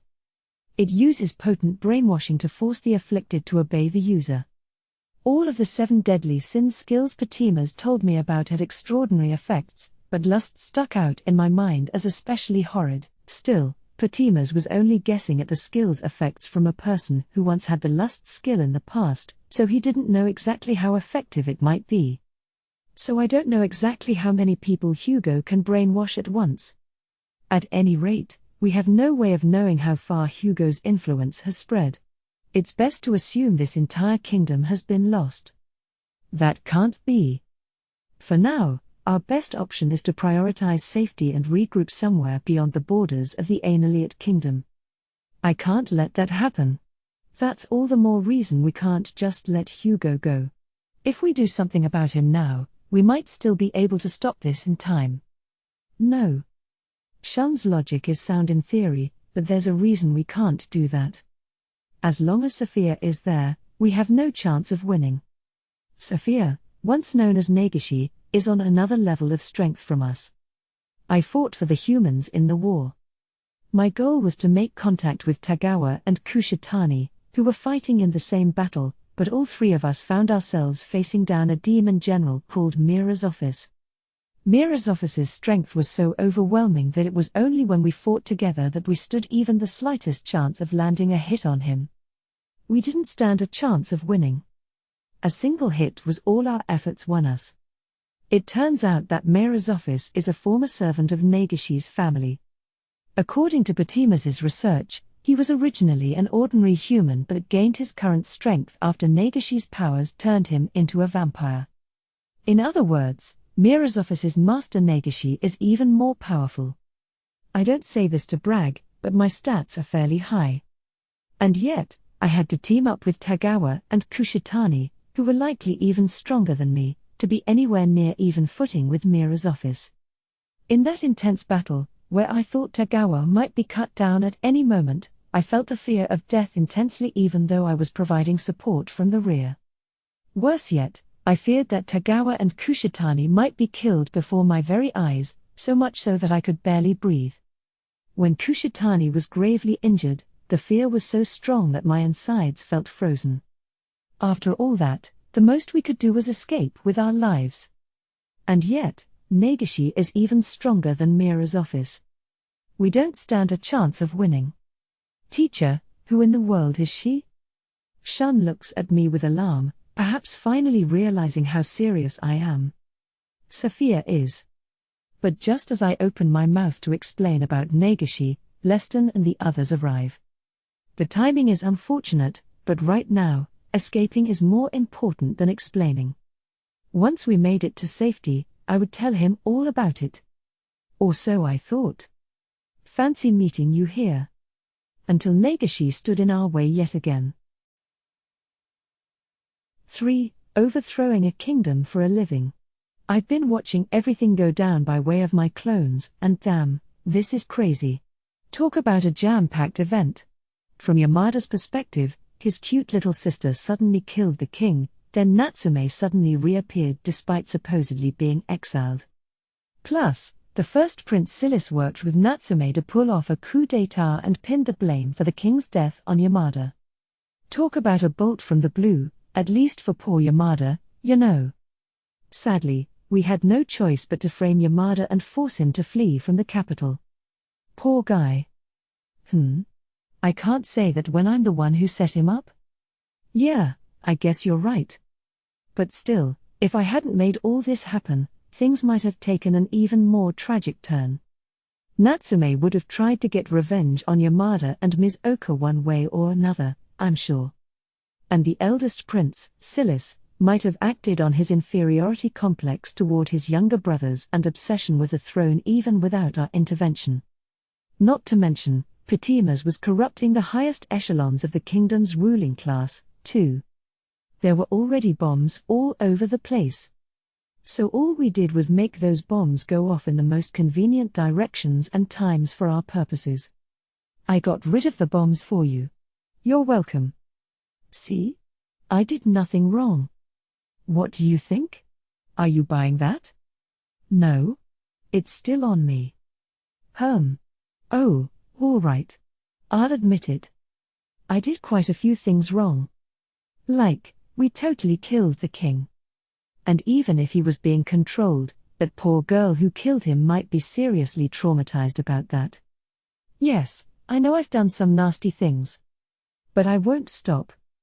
I mean, I kind of can't. There might be a smarter way to go about this, but this is the very best I could come up with.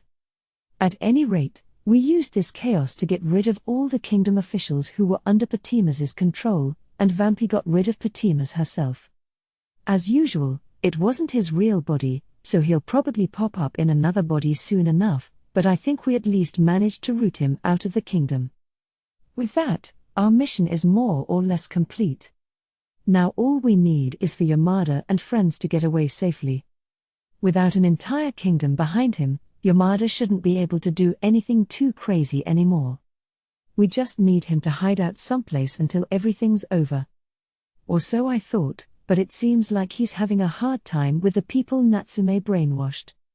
He can't seem to do anything against a mind-controlled Ushima. I thought Yamada was strong enough to knock out Ushima fairly easily, but maybe I overestimated him a little? No, I guess this is more about emotions than strength. He probably can't turn his sword on someone who's been his friend since our previous lives. Still, though. Katia. Come back to your senses. How very rude. My senses are fine, thank you. You are a traitor, and traitors must be punished. What is this, a lover's quarrel? Ushima shoots fire magic, and Yamada cancels it out with water magic. It looks cool and all, but since I've gotten used to seeing all kinds of crazy next-level battles, this isn't all that exciting. Yeah, they're definitely giving it their all, but it kinda lacks the proper tension somehow. So it just kinda ends up looking like Yamada and Ushima are playing around, from where I'm standing. Again, they're really fighting their hardest, okay? But when you've done battle with legendary class monsters and that the like, well, you know. Except, as I'm kinda half watching with a rude level of disinterest, I end up reacting too late. Ushima blew up on purpose? It's a suicide attack to shake off Natsume's brainwashing. Wait, but that definitely looks like a fatal wound to me. Oh crap. Now I've done it. I didn't think someone would blow themselves up just because they couldn't escape the brainwashing on their own. Katia? Yamada runs over to the collapsing Ushima and catches her before she hits the ground. But since Ushima took the full brunt of her own all-out attack, with no defenses, anyone could see that she's hurt beyond saving. Shoot, I didn't think this would happen. I guess I underestimated the strength of Ushima's will. I can't believe you were able to resist the brainwashing from a 7 deadly sins skill, even for a second. That goes beyond unexpected. I'm sorry, Ms. Oka. As I apologize silently, a soft light envelopes Yamada and Ushima. Healing magic, huh? That's not going to do anything. Wait. This isn't healing magic. What Yamada's doing definitely isn't healing magic at all. Somehow, Ushima's unmistakably mortal wounds are healing up. Shun? Katia, are you back to normal? Huh? My wounds? I healed them. You're so ridiculous. Stop trying to talk. We're getting out of here. Ushima and Yamada start getting flirty, but I can't worry about that right now. What just happened was so shocking that my real body jumped out of my seat. Ushima's wounds were definitely beyond saving. In fact, I'm pretty sure Ushima was already dead by the time Yamada caught her.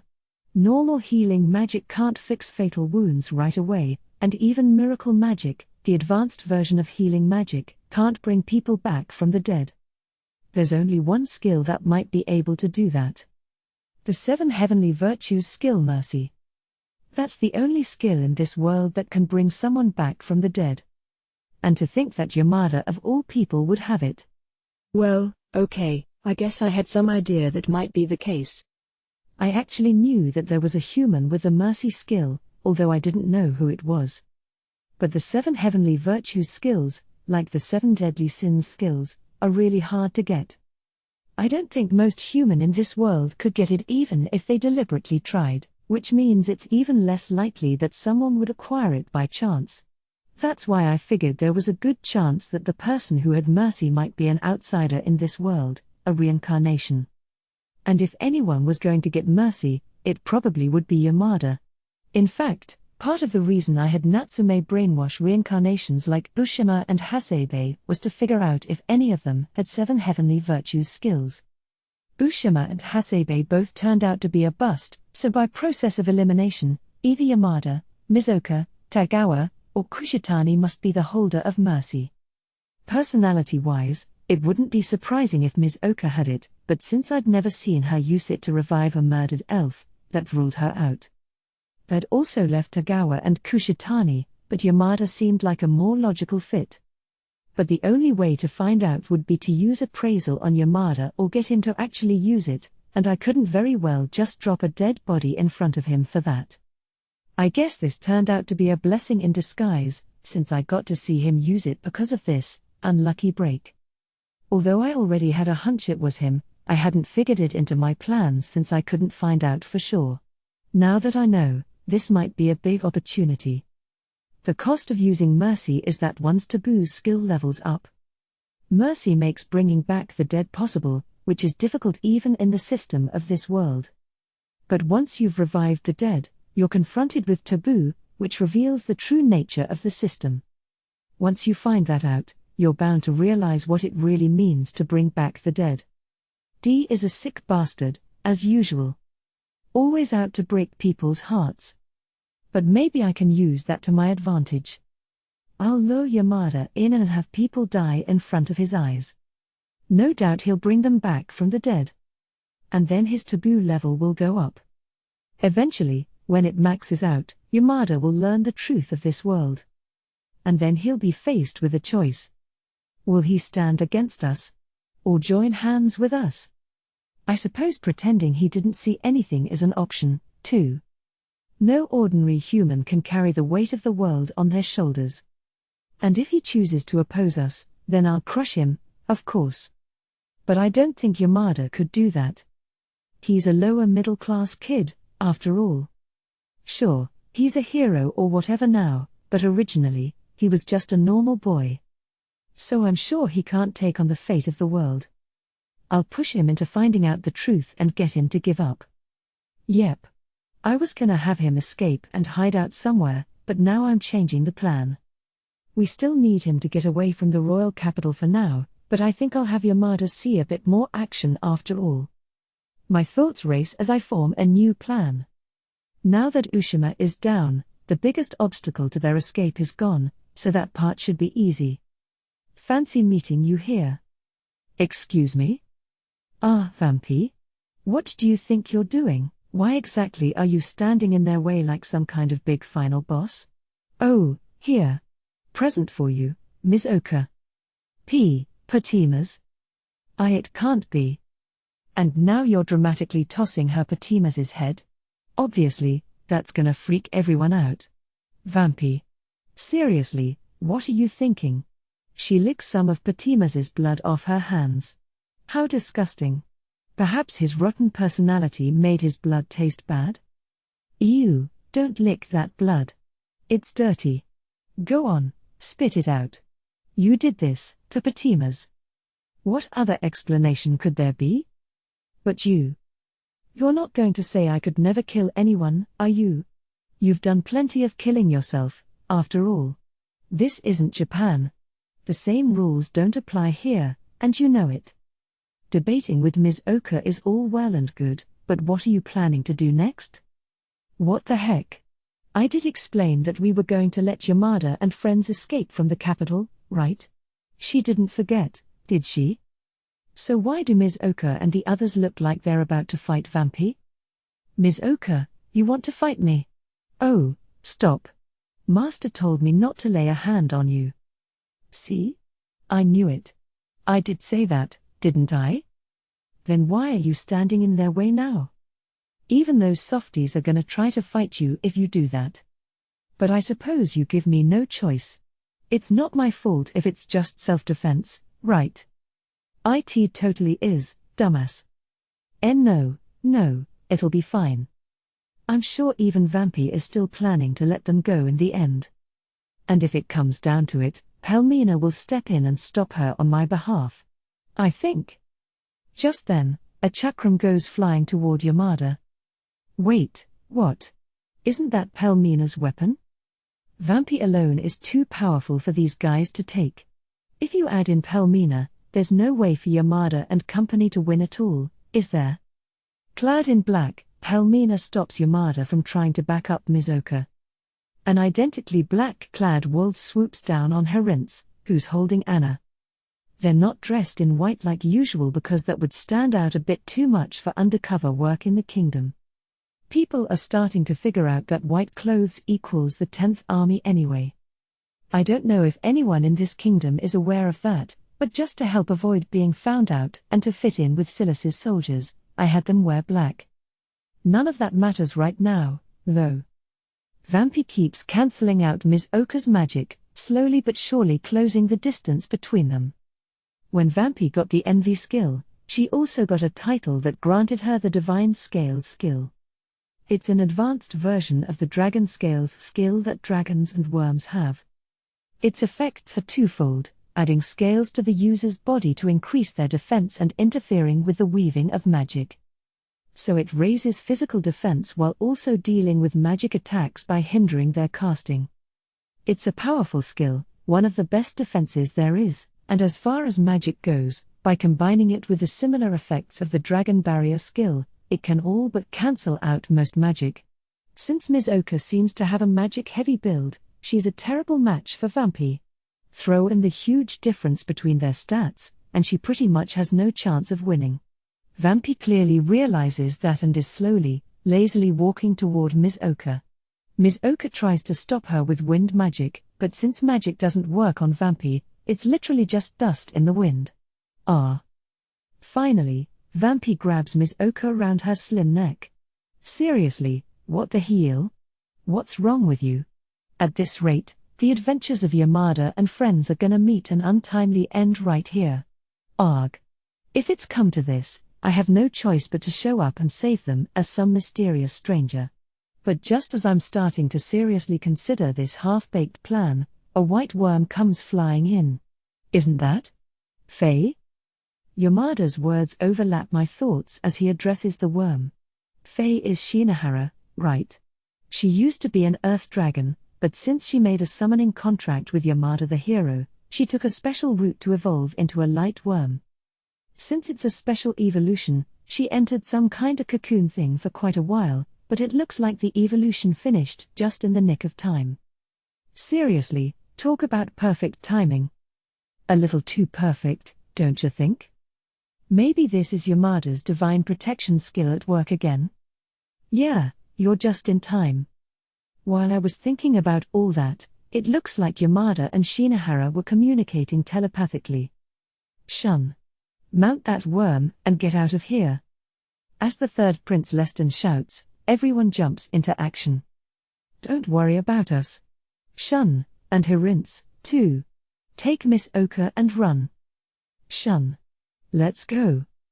Herince runs toward Yamada, carrying the unconscious Miss Oka and Anna. Do you think we'll let you escape? Vampy steps in to stop them. Hello? You're supposed to let them escape. Seriously, what are you doing? Luckily, while Shinahara uses her dragon breath to keep Vampy and the others at bay, the others get on her back, and she flies off. Phew. They managed to escape. That last breath attack burned Wold pretty good. Well, he's probably not gonna die. Vampy and Pelmina promptly knock out Leston and the rest who stayed behind. Pelmina quietly says something to Vampy, who brushes her off impatiently. That's it, Pelmina. You tell her, girl. But I'm gonna have to punish Vampy myself, too. 4. Negotiating with bigwigs for a living. So I'm punishing her. Wait a minute. I let them go in the end, didn't I? And besides, if we just let them leave like that, who knows what they would have done? That's why I put a coma status effect on Ms. Oka. Now they won't be able to make a move for a good 15 days. See? I'm a smart girl. So you should really let me off the hook. A compelling testimony. But she still needs punishment. Kiaa.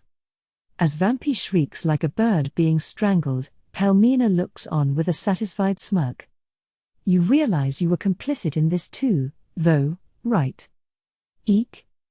So I punish her, too. That being said, Yamada and the others still managed to escape in the end, and putting Ms. Oka into a deep sleep was actually a relatively smart move. I generously let them off with only a light punishment. For the sake of Vampy and Pelmina's dignity, I won't get into the specifics. The status condition Vampy used on Ms. Oka, coma, is apparently an advanced version of the sleep condition. Just as the name implies, it puts the person into a sleep from which they can't awaken normally, and it's incredibly difficult to undo. I have no idea when she picked up a skill with a status condition like that. In fact, I've never even heard of such a condition. I thought I had an idea of most skills in existence, but I guess this is a reminder that there are still skills out there I don't know about. According to Vampy, the coma she put Ms. Oka into will wear off on its own in about 15 days. Why 15 days? Because any longer than that, and her body would start rapidly deteriorating and she'd die without ever waking up. Yikes. I mean, I guess it makes sense. You can't eat while you're in a coma, so if it goes on for that long, it's bound to be bad news. As long as Ms. Oka's in a coma, Yamada and the rest of them won't be able to move too much, and Ms. Oka won't be able to indoctrinate them, either. Ms. Oka's source of information is Patima's, after all. Knowing him, he's definitely taught her some messed up lies. There's no telling if that could cause Yamada and his friends to do something crazy. In that sense, it was definitely a good call to put Ms. Oka into a coma. It'll keep Yamada and the others pinned in place for the next 15 days, and we can work on other stuff in the meantime. We definitely have a lot to do. First, there's the matter of internal affairs in the demon territory. We've shoved all that off on Balto. From the end of the big war till now, Mr. Oni and the rest of the commanders have been focused on post-war cleanup efforts, but that's mostly settled down now. With Boobs back, too, we can probably return to business as usual. Which brings us to our next step, an armed expedition to the elf village. Yep, you heard me. The elf village is going down. Now that the big human-demon battle is over, it's about time we get rid of that pit of Patima's, which naturally means we're embarking on a campaign to destroy the elf village. We're not talking about the throwaway bodies Patima's keeps flinging at us. No, this time we're gonna crush the real thing. And that requires us to raise the whole damn elf village to the ground. Which is exactly why we had to slow down Ms. Oka and the others, you know. Ms. Oka is an elf, and we can't have her getting caught up in this. I don't know if we'll be able to keep an eye on Ms. Oka and friends while we're fighting Patima's. It's safe to assume this is going to be a crazy fierce battle. I do intend to rescue the reincarnations who are being kept in the elf village, but to be totally honest, we might end up having to abandon them. That's just how dangerous the fight with Patima's is gonna be. So of course I want to reduce the amount of potential distractions as much as possible. When I fight Patima's, I want to do it under ideal conditions. Here's the thing, though. There's one guy we're gonna have to deal with for that to happen. Dustin, the Pontiff of the Word of God. There's no way we can have an all-out war against Patima's without his help. Yet another unreasonable request. So yeah, here we are. The Holy Kingdom of Elias, headquarters of the smash hit Word of God religion. Sitting in front of me, or rather diagonally from me, is Pontiff Dustin himself. Why isn't he right in front of me, you ask? You can do it, can't you? Come on, do it. Because the one sitting directly across from him is the demon lord, wearing a big smile. The Pontiff is basically the head honcho of the human race. And the demon lord is the head honcho of the demon race. Normally, you'd never even expect these two to cross paths. Yet, here they are, sitting across from each other and even having a conversation. Normally, this kind of event would probably be one for the history books. And in such incredible circumstances, the demon lord is blatantly pressuring, even threatening, the Pontiff. Man, she's something else. In response, the Pontiff heaves a heavy sigh. You want me to permit the demon army passage through human territory? You do understand what that would entail, do you not? Yep. That's the main topic for today. Let our demon army pass through human land so we can crush the elf village, please. In short, we know we're technically enemy troops, but can we come in?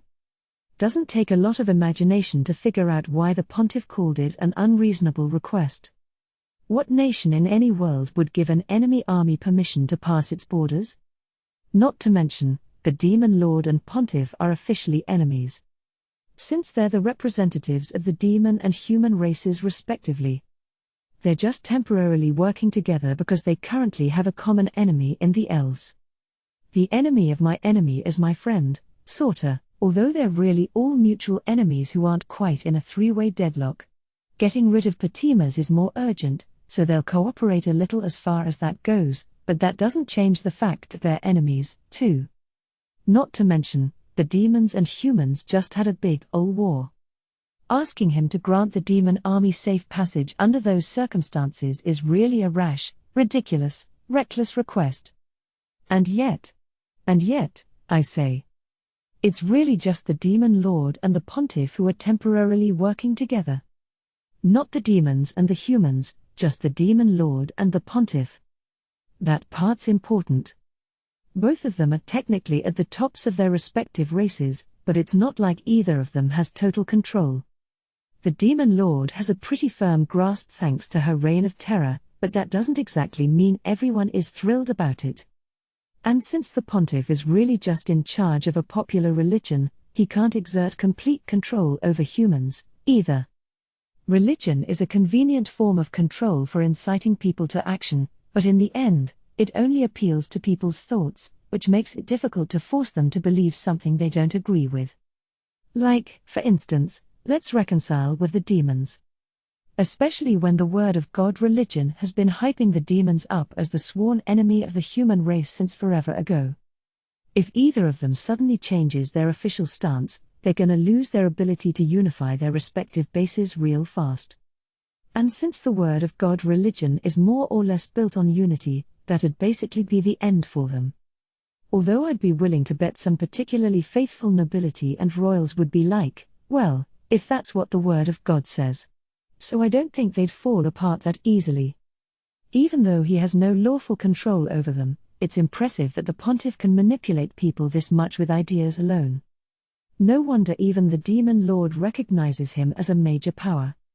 And right now, the Pontiff is saying that this request is way too unreasonable. The demon lord keeps pressuring him to do it, but honestly, I don't think it's gonna work. Even I realize this is a seriously big ask. I guess I'll just have to teleport the whole army past the human territory by myself. It was very difficult to lay the groundwork for this. Wait, why is it looking more possible all of a sudden? Huh? For real? I knew you'd be able to pull it off. Yep. The demon lord beams and praises the Pontiff. But I know what she's really thinking. Holy crap, is this guy for real? Probably. I mean, when I talked to him about it beforehand, this guy said even he couldn't pull off something that crazy. But now that he's talking to the demon lord, here we are. Our plan from the start was to open with a ludicrous demand, then say, well, if you can't do that, at least help us out however you can. It's the perfect threat, negotiation tactic. It's a basic strategy to start by asking too much, then give your real request so it sounds doable by comparison, right?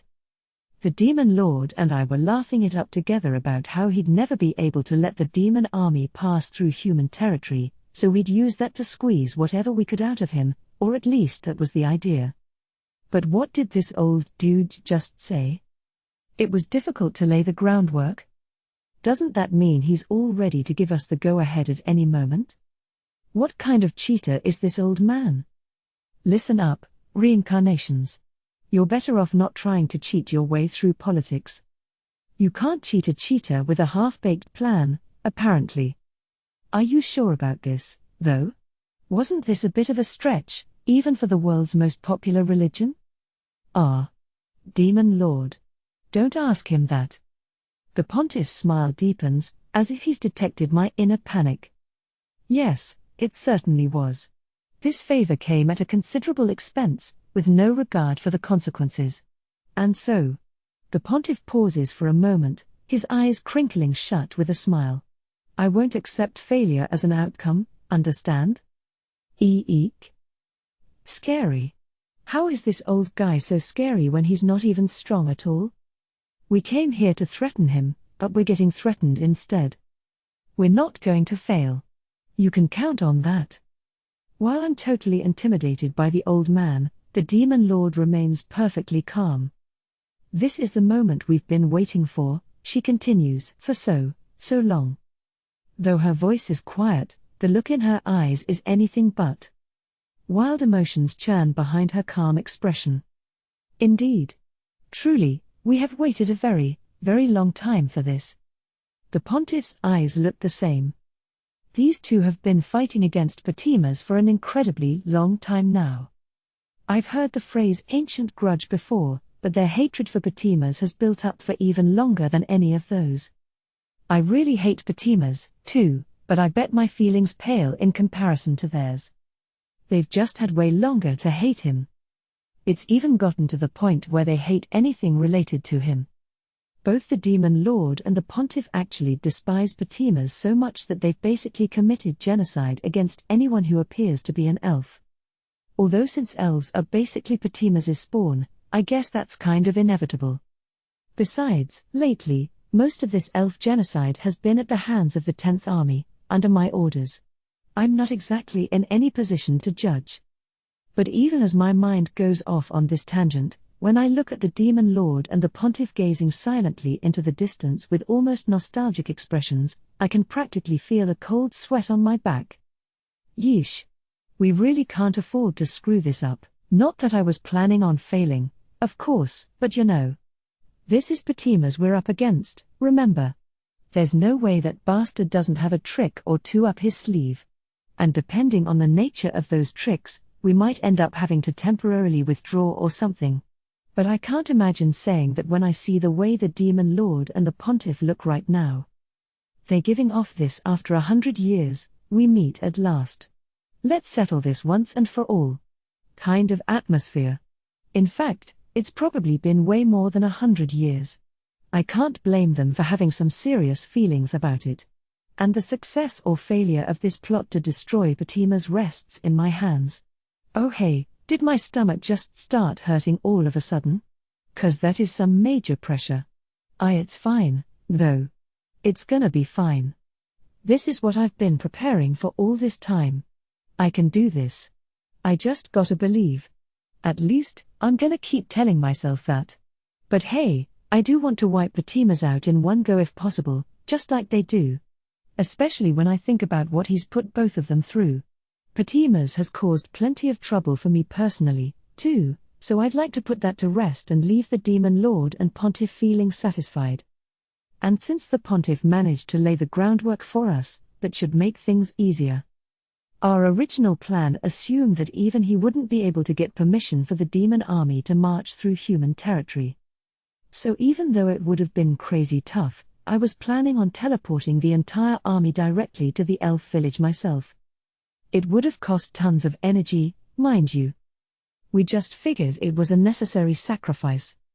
But now, if we can go through the human territory, we don't have to eat that giant cost. Which means we can put all the saved energy to other uses. This should seriously raise our chances of defeating Progenys. But it does cause some problems, 2. Since teleporting only takes a matter of seconds, the demon army hasn't really started to prepare to march just yet. Except now we have to march them through human lands, which means we have to make plans for preparation and the actual march. The Demon Lord and the Pontiff are discussing the details now. Looks like things are gonna be busy when we get back to the demon realm. We'll have to prepare in a serious hurry. Especially if we want to achieve the Demon Lord and Pontiff's dearest wish of so many years without a hitch. 4.5, Special Chapter, The Path of the Oni. Atone. When I close my eyes, that word rises to the surface, as if someone is speaking directly in my head. Even when I open my eyes, the word is still there. I can sleep and wake, and still it sticks to me without end. Atone. This is the effect of Taboo Level 10. The knowledge that is afforded to those who commit taboos and raise the skill level to its highest, and the cost of that knowledge. Those who max out the taboo skill must live with this word for the rest of their lives. Atone. A word directed toward all humans living in this world. Taboo exists to make humans aware of their own sins, the actions that drove this world to the brink of destruction. But if that's true, then what do we reincarnations who are living in a different world entirely have to atone for, and how? The answer is: I didn't know cleanup after a battle would be this hard. Once I finish most of my work, I flop down exhaustedly. Thanks to my stats and skills, my physical exhaustion isn't actually that bad. But the mental and emotional toll is much deeper. After all, my work right now consists of identifying those who were killed in battle, preparing condolence money to send to their relatives, and so on. The sacrifices in the formation I led, the 8th Army, were very extensive. At least half of those were because I forced them to charge the enemy in what amounted to a suicide attack. Each time I look at the list of names, I can almost hear their cries of resentment toward me. And then there's the sight of their families clinging to their recovered bodies and sobbing. I have to offer them my sympathies without any real emotions behind my words. I can't let any feelings show. I don't have the right to be emotional about it. Because I have to be the heartless superior who cruelly sent them to their deaths. Really, I shouldn't even be allowed to dwell on these sentiments now. I force myself to clear my mind and focus on dealing with the aftermath. Since I destroyed the fortress where we fought with my own hands, it's no longer strategically worth occupying. There's no point in claiming ownership over a pile of rubble. But we have to recover the bodies of the dead from both armies that were left on the battlefield and the supplies that were left inside the fortress. Otherwise, battlefield looters will make off with everything. Most of the supplies in the fortress were ruined beyond use when I blew everything up, but fortunately, there were some resources remaining that weren't destroyed in the battle, which I managed to recover. It was collecting the corpses that was far more difficult. Of course, it was largely the survivors and new members of the 8th Army who were put in charge of collecting the bodies. Most of them were friends and acquaintances of the dead. There have been several occasions where someone discovered the body of a friend and broke down crying, unable to continue working. I'm responsible for all this tragedy. It's enough to put me at a loss for words. But still, I'm not allowed to fall silent. I have to tell the sobbing soldiers to quit crying and work without a shred of mercy. If they look up at me with hatred, I glare back even more intensely. The pressure of my glare forces them to lower their heads and surrender. The members of the 8th Army are a mishmash of people who never had anything to do with me. From the very beginning, they had no reason to be loyal to me. And now that I've forced them to march into certain death and gotten many of their comrades killed, that lack of loyalty is turning into anger and fear. Into hatred for the meaningless deaths. But they can't oppose me. The resulting despair is painfully clear. I've become an evil general who controls his soldiers with fear. There's no justice anywhere in that picture. But this is the path I chose. It's way too late to turn back now. Heaving a sigh, I stand up from the chair in my private quarters. We're having a meeting with all the commanders today. I leave my quarters and head for the conference room. Along the way, I run into Mr. Mira's office. Hello. Hello. We exchange equally brief greetings. Mr. Mira's office is Miss Sophia's servant. Since I became a commander, he's also been looking out for me as my senior. He's always been a quiet man who doesn't go in for small talk, but today, he seems especially somber. I'm sure he's feeling down for similar reasons to my own. That normally pale face of his looks even more pallid than usual. Together, we walk silently toward the meeting room. When we open the door and enter, Commander Darrett is already seated, with just as heavy a mood as both of us. But unlike our mental exhaustion, Darrett looks more physically drained than anything. Unlike Mira's office and me, Commander Darrett is a normal demon. His stats are naturally lower than ours. Between the battle and the cleanup work afterward, he must be completely worn out. So Mira's office and so Roth. Even his voice lacks its usual vigor. This man is clearly exhausted. You must be working hard, I blurt out without thinking. So I really do look that exhausted, eh? Yes, more or less. There'd be no point trying to deny it, so I answer honestly. How pathetic I am. Losing spectacularly in my biggest battle yet, then disgracing myself once again in the process of cleaning up after my mess. It's enough to make a man lose faith in himself. Commander Darrett chuckles mirthlessly. Fortunately, Commander Kogu enters at that moment. The giant commander senses the mood in the room and turns awkward and apologetic as he shuffles to his seat. Commander Kogu looks pale, too. Seems like all the commanders are being overworked to some extent. I take my seat as well and wait for the meeting to start. After a short while, Miss White enters the room. Maybe it's my imagination, but it almost seemed like she glanced at Commander Kogu when she entered. Although since her eyes are always closed, it's a bit hard to tell where she's looking. Heya. Looks like the gang's all here. While I'm distracted by Miss White, Miss Ariel enters as well. There are still some commanders missing, but I guess the rest of them aren't coming today. More importantly, Mr. Balto looks extremely distressed next to Miss Ariel. He's so pale, it seems like he could drop dead at any moment. Is he all right? The Second Army commander isn't back yet. She won't be here today. Miss Ariel indicates that the Second Army commander, Sanatoria, won't be joining us. Miss Sanatoria came to one of these meetings alone just once to report on her army's current situation, but then she went right back to the front to keep an eye on the fortress that had been overrun with monkey monsters. Right now, she's on her way back from that fortress with the Second Army. In the previous meeting, Miss Ariel stated that our next target is the Elf Village. Some of the commanders are in contact with the elves. The former 9th Army Commander Walkies was colluding with them. Miss Ariel and Miss White haven't told me which ones, but I'm guessing from context that Miss Sanatoria is one of them. It's just a guess, but I'm almost certain I'm right. And if I can figure that much out, there's no way Miss Ariel and Miss White don't already know. Which means that for the moment, they're knowingly letting her go free.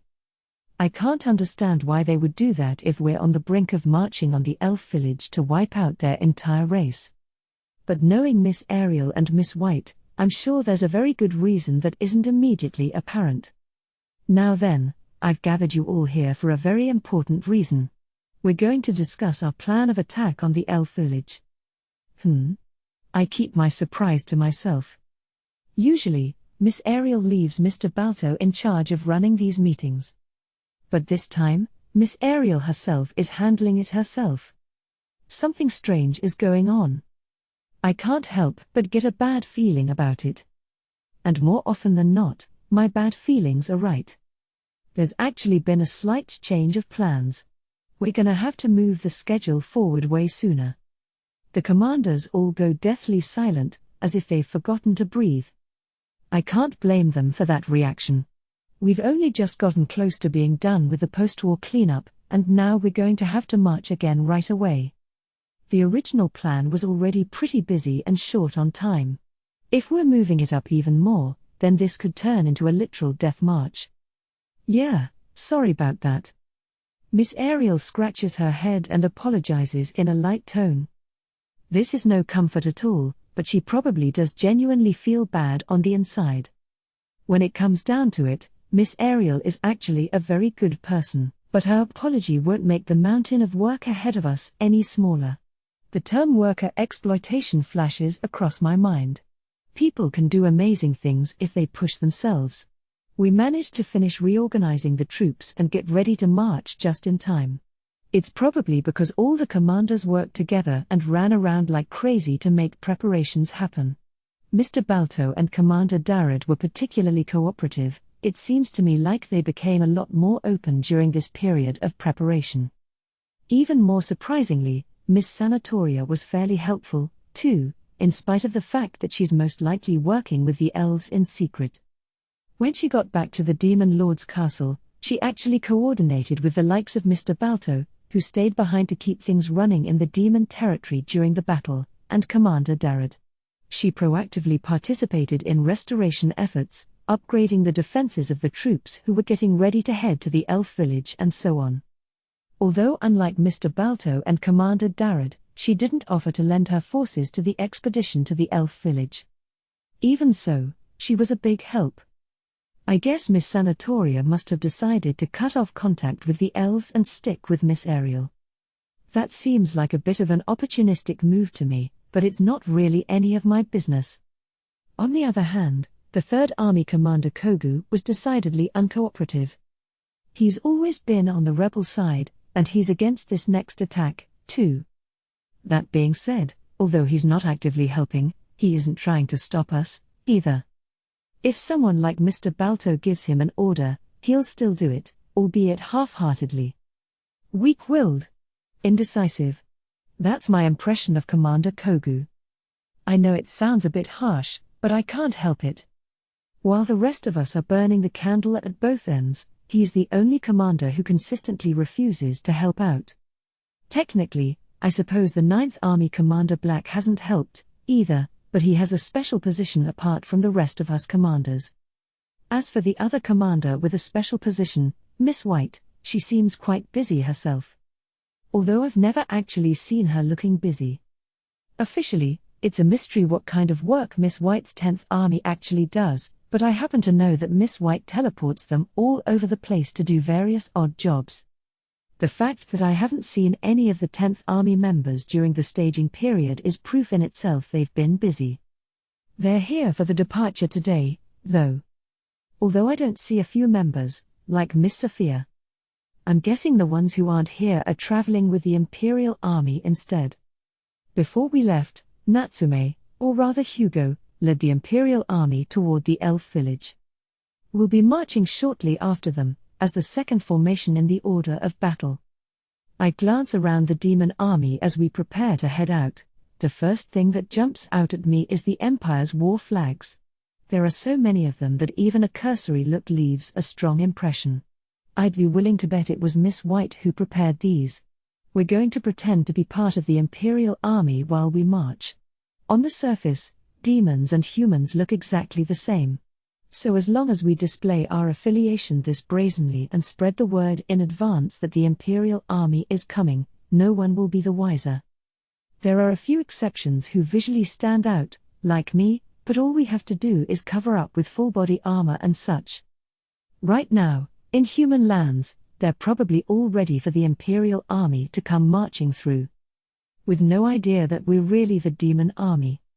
I'm sure the Pontiff has made sure of that. My first impression of the Pontiff was that he was an ordinary old man, or so I thought. He didn't have any trace of the aura of the truly strong. If I wrapped my hands around his neck and squeezed just a little, I could strangle him to death easily. Of that much I was sure. And I wasn't wrong about that. The Pontiff is extremely weak, and I could effortlessly destroy him with a single attack. But that's just in terms of physical strength. Miss Ariel, of all people, calls him a monster.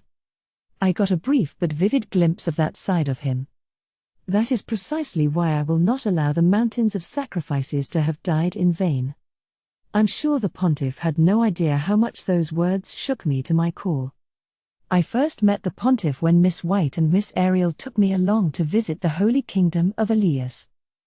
Right before the war, It was a meeting between sworn enemies, the head of the demons and the leader of the Word of God religion, who could essentially be called the leader of the humans.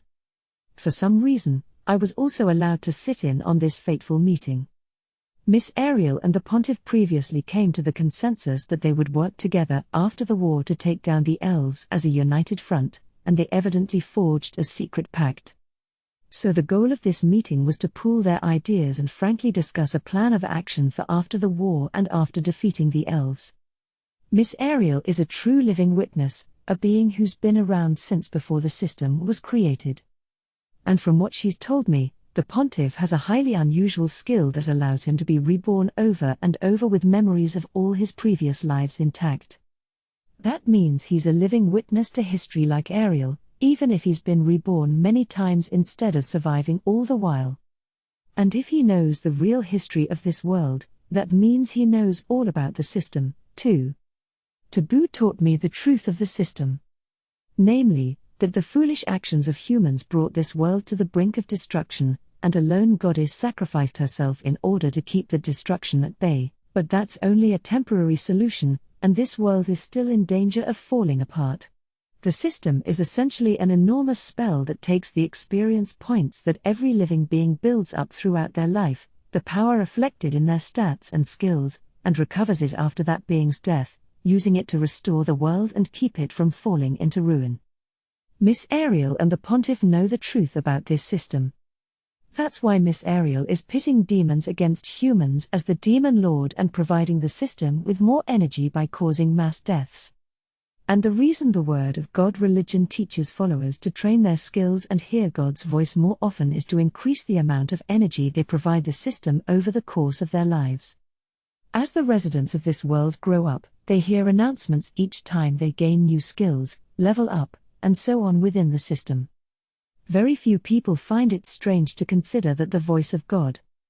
They've been hearing it all their lives, after all. But when the other reincarnations learn about the rules of the Word of God, they might just think that this world has some very strange beliefs. If I found out about that creed without knowing anything else, I'm sure I would have thought the same thing. With other reincarnations, we might have even made jokes about it. The Word of God religion is so silly, we'd say. But knowing the truth, it's nothing to laugh about. The Word of God actually uses the framework of religion to extort all of humanity. It tells them to become part of the foundation for the world. Since they were raised with this creed from birth, indoctrinated by it, they fully believe they're following the doctrines of the Word of God of their own free will. It's extremely effective. Terrifyingly so, in fact. I'm sure it unsettles me because it treats lives as consumable goods. It almost feels like a farm, raising livestock in the form of humans and shipping them out to be eaten. And it's all the more unsettling since the humans don't know they're being raised as livestock at all. But the person who created this farm is none other than the Pontiff of the Word of God. The more I learn about that religion, the more I realize how terrifying the Pontiff is. It's his organizational capability that makes him so scary. The Word of God religion has influence over almost every human nation. One of the only exceptions is Sariella, a nation that worships the goddess instead, but there are churches in every other human state. Even the smallest villages have chapels, spreading the roots of the Word of God religion. Young children receive the blessing of the church and grow up hearing its teachings. By the time they reach adulthood, they're faithful believers in the Word of God. That's how the church grasps people's hearts and gains a soft grip of control over humanity. Not only that, but the churches scattered throughout the world are either used as information gathering centers or stopping points through which information is relayed. Apparently, most people who work under the church acquire the skill Fartalk, an advanced version of telepathy. This skill allows its users to communicate with one another over a long distance. They use this skill to relay information, telephone game style, all the way to the Word of God headquarters in the Holy Kingdom of Elias. It may not quite be real-time updates, but it's still a very fast way of gathering information from distant lands. The Pontiff knows very well just how incredibly valuable new information can be. In this world without cars or airplanes, travel takes a long time. Aside from exceptions like teleport gates and fartalk, the fastest way to convey information is by courier on horseback, but even that is often too slow. But by putting fartalk users in every nation, the Pontiff can cut down the delay in transmitting information to the absolute minimum. Then he analyzes that information and makes his moves accordingly. On top of that, he also has other mechanisms in place that solidify the church. Most importantly of all, while these structures require a lot of people, what they don't require is any particular talent. Fartalk is an advanced skill, but as long as one learns telepathy, all that's required is practice. Similarly, all the skills required to work for this religious organization are perfectly ordinary. Anyone could learn them if they put their mind to it. In other words, it's a job anyone can do. And that's really important, because it means he can train any number of replacements. Instead of putting management of the organization in the hands of one amazing person, he uses the masses to support it. And since anyone can do it, vacancies are easily covered, with plenty of replacements ready to fill the void. If one person is lost, someone else can step into their shoes. Even the Pontiff himself is no exception to that rule. When the man who inherited the name Dustin is absent, a different Pontiff takes over the role. And even at those times when Dustin wasn't at the head, the Word of God Church never wavered. The foundation of this religion is that frighteningly solid and unshakable. The Word of God religion has been a fixture for hundreds of years, cementing its place as a permanent part of human society. Yes, the Pontiff is undoubtedly a remarkable man. But instead of his own power, he uses other people to control humanity. He truly is a king among men. His nature makes him stand out even among all the incredible people I've met. Miss Ariel, Miss White, Miss Sophia, Mr. Mira's office, all of them are incredibly powerful in their own right, so they never depend on those below them. Since they're perfect on their own, as complete individuals, they never bothered to become kings who command others with their strength. The person I've met who was most suited to the role of king was probably the late Mr. Augner, the First Army commander. Mr. Augner didn't just lead the First Army, he led the demon race as a whole with great care. But even then, I have to admit that Mr. Augner's organization was still utterly dependent on his strength and the authority that came with it. Without him, his followers couldn't stand on their own. But the Pontiff's control isn't so fragile that things would fall apart after the loss of a single person. He probably figured out his own strengths and limits from the start and focused on building up an organization right away. He has incredible insight that allows him to predict future developments. And since he really did manage to make the Word of God religion so massive, there's no doubt that he has unbelievable shrewdness and strategy. Now, most of this is just what I learned from Miss Ariel. Once I had her teach me about the Word of God religion, I thought I understood how amazing the Pontiff was. But when I met him in person, I realized I still had a lot to learn. We're going to kill the hero. That's already set in stone. But if you do that, humanity will no longer be able to stand against you, the Demon Lord. Is this not perhaps a tad bit too one-sided? And how much energy do you think the hero would waste in order to confront me? We'd both be better off without that happening, don't you think? I see. So you will not only kill the hero, but eliminate the very framework of heroes entirely? That's the plan. What are the merits and demerits of doing so? The Pontiff and Miss Ariel were candidly discussing how to handle the hero. From what I'd heard, that hero was the older brother of my best friend from my previous life, Shun. And the Pontiff was using the elimination of a human trafficking organization secretly run by the elves as a way to have that hero build up battle experience and popularity alike. Since the conflict with the demons was limited to a cold war for the time being, there was nowhere for the hero to make a name for himself. So the Pontiff decided to kill 3 birds with 1 stone, get the hero more experience in battle, spread the word of his accomplishments, and crush the plot of the elves all at once. As a result, Julius the hero became very popular, and by gaining experience by fighting the human trafficking organization, he raised his level to be on par with previous heroes. And then, having overseen the hero's growth in this way, The Pontiff cast him aside without a second thought when confronted with the benefits of doing so. You wish me to declare Hugo Baint Rongzant the new hero? That's right.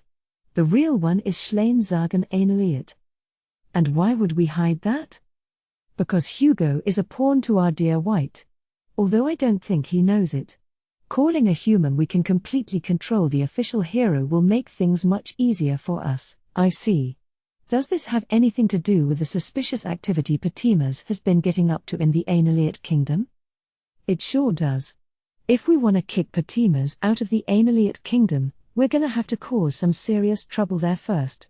And we'll need the whole of society to believe that Hugo is in the right.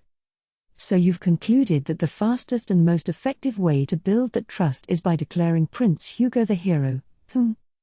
I'm glad you're so quick on the uptake. But if that lie is exposed, the Word of God religion will lose a great deal of credibility.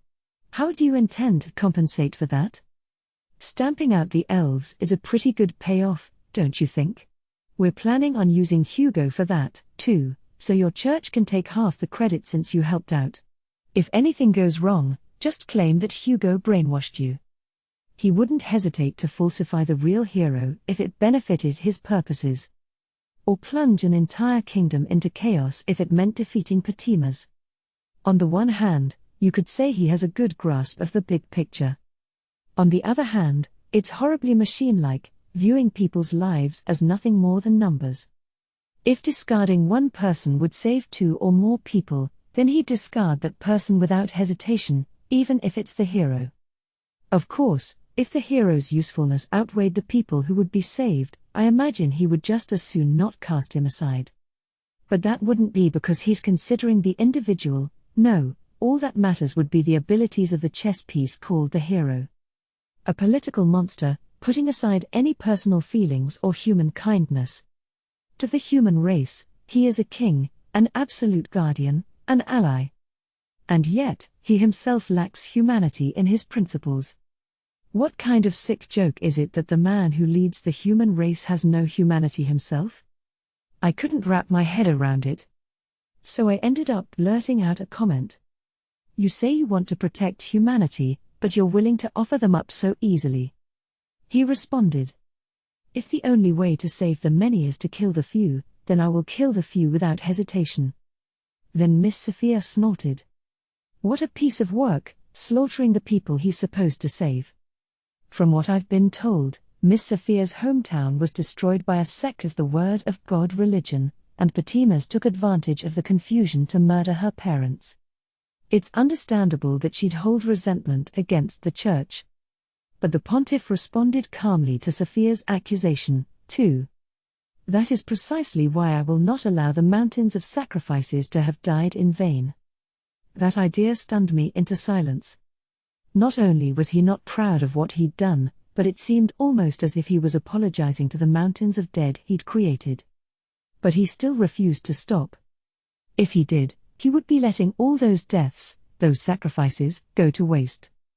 Maybe this was the Pontiff's form of atonement, an endless atonement, the course of which leads him to accumulating even more sins that need to be answered for. Yet, he continues, knowing there will be no end, no forgiveness. How harsh must that experience be? It made me shudder. That might have been the first time I realized just how unknowable the Pontiff really is. I hadn't decided how to live my life. I was born as a goblin, then the goblin village where I was raised was destroyed, and I was forced to work for Biramus, the very man who massacred my village. Then I gained the Wrath skill, escaped from Biramus's enslavement, and managed to avenge my fallen brethren. But after that, I half lost my mind because of wrath and went around killing everything in sight.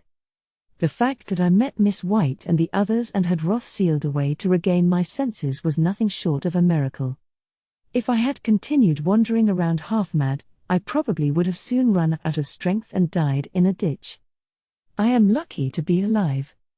Unlike the people I killed.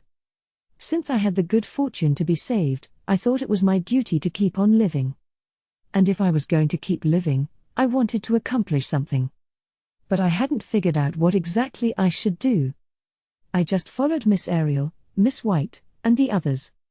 They were trying to do something incredible and save the world, and I'd just been going along for the ride in some small way, without ever facing the sins I committed. All I did was look on in admiration at people who knew what they wanted and pursued it without hesitation. But part of me questioned it. Did someone as aimless as me really have any right to fight at their side? I couldn't help worrying about it. Could taking people's lives for the greater good really be called justice? I'm sure Miss Ariel and Miss White already had that all figured out. But I couldn't reach a conclusion so easily. In my old life, I hated anything I thought was wrong. I was borderline obsessed with ensuring that everything I did was right. But when I was controlled by wrath and murdered innocent people, that was obviously wrong. Ever since then, I'd lost sight of how I wanted to live. I'd already strayed from the path of righteousness. I couldn't find a new path to follow and just trailed after the backs of Miss Ariel and Miss White, which I could see in the distance. In that moment, the Pontiff's words were like a beacon of light. Knowing that what you're doing isn't right, knowing that it's a sin, you keep pushing forward for the greater good. The Pontiff showed me that this, too, is one way to live. I'm sure it will be a painful, challenging path. But in that moment, I realized that was the path I should choose to move forward. Atone. That word that echoes from taboo. All right, then. I'll atone. I'll steel myself to commit even more sins and atone for those, too. To make up for the deaths of the innocent people I killed. To make sure they didn't die in vain. No, even that is self-serving. Calling it atonement is far too grandiose. I will take countless lives for my own selfish reasons. I won't apologize. And I won't look back anymore. I'll continue adding to those mountains of bodies. And I'll serve the greater good. That's the only way I can move forward. Thus, I led the 8th Army in the war and ensured countless sacrifices on both sides. And now, I'm leading the march to the elf village. Our goal is to exterminate the elves. To commit genocide against an entire race. I'm sure many lives will be lost. Move out. On Miss Ariel's cue, I begin walking. Forward, always forward. I won't stop ever again. 5. Doing traffic control and executions for a living. So buwasiyi. I am so buwasiyi. Buwasi spy dear. Lyrics by yours truly. Hello? Where are my days off? My weekends? Holidays? What about summer break, winter break, spring break, or golden week? I've been working non-stop for days on end here. Does the Labor Standards Act not apply to the demon army? This is all that stupid Pontiff's fault for being too good at what he does. In theory, having an exceptionally talented business partner seems great, but not when that means you have to work way faster just to keep up. Come on. Can nothing be easy? This just goes to show that dealing with other people never leads to anything good. That is to say, being a loner shut-in is the ideal lifestyle.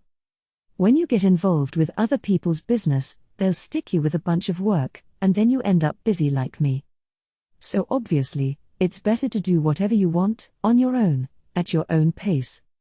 That way, if anything fails, you only have yourself to blame. And while you can blame yourself, other people aren't going to blame you. Self-responsibility. What a wonderful phrase. So what am I trying to say, exactly? Basically, I just don't want to screw this up and have the Pontiff get mad at me. Like, all this time, I've mostly just been running around doing whatever I want on my own terms, yeah. So even if I failed, that was no one's business but my own. But what will the Pontiff think if I fail this time around? From his perspective, the Demon Lord is the leader of our faction, of course. So the blame for failure would land squarely on the Demon Lord. Ugh, my stomach hurts. Which is exactly why I've been busting my hump like crazy around here. Unlike the teleportation I was planning on, marching through the human territory is going to take a few days. With my teleport magic, it would have been instant. And since it'll take a few extra days, that means we have to speed things along accordingly. Plus, We have to secure rations for the trip and stuff. Well, I've got Balto working on that part. And each individual army is preparing on their own otherwise. Then what exactly have I been doing, you ask? Well, tons of stuff that no one else but me could do. First, taking care of a few things in the Empire. Since we were planning to travel by teleportation, I didn't think about going through the Empire, which means I haven't done any setup ahead of time whatsoever. We told the Pontiff that we poached Natsume for our army, so he seems to think that the Empire is under our jurisdiction or something. Which is to say, he told us at the meeting that he'd leave it up to us. Thanks, but I really wish you wouldn't. Natsume's lust skill can only provide complete control over a few brainwashed people at a time. There's no real limit on the number in theory, but unfortunately, it takes a long time to set everything up for a full brainwash. It's definitely not the kind of thing where he snaps his fingers and goes voila. You are now under my hypnosis. He has to use it on them repeatedly over time for the effect to really sink in. If he just uses it once, the effect will expire, and they'll be back to normal in no time. And even when they've been completely brainwashed, the effect will get weaker over time if it's not refreshed. Although when the brainwashing effect has been applied that many times, it should take an equally long time for the person to come back to their senses. And if someone tries to force them to snap out of it with healing magic or something, it'll be more difficult the longer they've been in the brainwashed state. Unlike me, our pal Natsume only has one body, and even teleporting him around with me to brainwash various people has its limits. For one thing, Natsume only has so much MP. Yep, the lust skill requires MP to use. And since Natsume's MP is so limited, we have to carefully pick and choose who we brainwash. We've done it to the most important people in the Empire already, mostly to solidify Natsume's position. You know, like Natsume's father, the Sword King of the Empire. Also, super influential lords and stuff like that. Mostly just civil officials, though. Man, I gotta tell ya, the internal affairs of the Empire have gotten super corrupted. Most of them were in a nasty all-out political war. The civil officials were all skimming off the top, dealing out injustices, all that kind of stuff. Meanwhile, the military generals are so muscle-headed that the officials managed to deceive them into leaving for far-off areas and so on, keeping their power in check. The Sword King tried to wrangle the military officers under control and restrain the corrupt officials, but the strength-obsessed generals don't accept the Sword King because they consider him to be too political. So instead of skillfully handling anyone, the king here is totally isolated. And now the generals are distancing themselves from the Sword King and refusing to help keep the peace in the capital. Which means the corrupt civil officials can do whatever they want. Yeah, the whole thing is pretty hilarious. I could definitely picture an epic period drama or movie about it with the Sword King as the protagonist. Anyway, since that's what was up in the Empire, all we had to do was convince those corrupt officials to come over to our side, and everything worked out fine. We didn't even have to brainwash all of them, some were willing to do what we asked if we just handed them a bribe. I mean, that made things easy for me and all, but yikes. Mr. Sword King, you can cry if you want to. You're being brainwashed by your own son, for one thing. Huh? Who made him do that, you ask? Oh yeah, that was me. The mysterious woman pulling the strings of a corrupted empire. You can call me the femme fatale of ruining royal courts if you want, okay? So yeah, the empire is firmly under our control now, but it's not exactly airtight. For instance, we've got over half the civil officials on our side, but we left the generals alone. Most of them have territory that's either close to or directly on the border with the demon realm. If we want to get through the empire, we're going to have to pass through their land one way or another. So I'm gonna have to do something about that. Also, we're going to use a teleport gate to go from the empire to the next human nation. We're obviously not gonna march from the demon realm all the way to the elf village across a whole continent. The empire is big enough that it has multiple teleport gates, but after the big war and all, the waiting list to use them is crazy long. There are reinforcements sent to the empire from other nations who are now trying to get home, adventurers who enlisted as volunteer soldiers, and so forth and so on. On top of that, there's distribution of goods that was halted during the war in favor of the transportation of soldiers. Basically, since teleport gates are so convenient, they naturally see lots of traffic during emergencies like this one. Plus, now they also need to be used to teleport Natsume and the Imperial Army toward the elf village, meaning there's serious congestion. And we have to squeeze our way in to use one somehow. Even though they're all super booked already. We need to cut in line in front of all those people waiting to use the teleport gate. Us, an entire army. Ha ha ha. Yeah, this is gonna require some fancy footwork. So I've had the 10th Army running around to solve all kinds of problems within the Empire. How did I solve them, exactly? Well, there are some things in this world you're better off not knowing. That's all I'm gonna say. Like why a certain general and his extended family all went mysteriously missing, for instance. Look, the literal fate of the world is at stake here, we've got to do whatever it takes. And there's no time to waste. Meaning I can't be wasting all of it on the Empire anyway. We're still not done in the Interlude Kingdom, for one thing.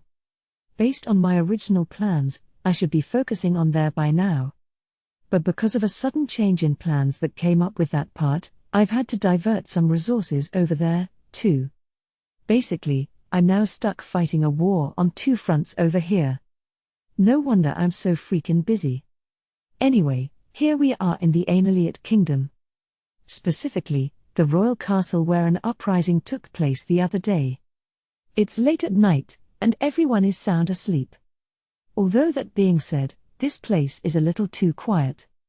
After all, it's a stupidly massive castle, and there's only a handful of people in it at present. So the silence is so overwhelming, it's almost deafening. Later tonight, Yamada and friends should be breaking into this castle. I know this because we just announced that the third Prince Leston and Ushima's Duke and Duchess parents, who we captured during the uprising, are going to be executed. Knowing Yamada and Ushima's personalities, they're definitely going to try to launch a rescue. In fact, my clones that are watching Yamada and friends already saw them leaving their hideout. So I more or less emptied out the castle to make it easier to greet them. Why would I go through all that trouble, you ask? Well, I guess you could call it an experiment. To be totally honest, technically, I don't really have to do this particular experiment. But it'll make for useful insurance when I fight Patimas, or rather totally destroy him. If this experiment succeeds, it'll open up a new option for me. Although even if it does succeed, I don't really want to take that option if I can help it. Let's just say it's definitely a last resort. Well, HRMMM, the experiment is definitely reason numero uno, but there are a bunch of other small reasons, too, and they all add up to it making more sense to do than not.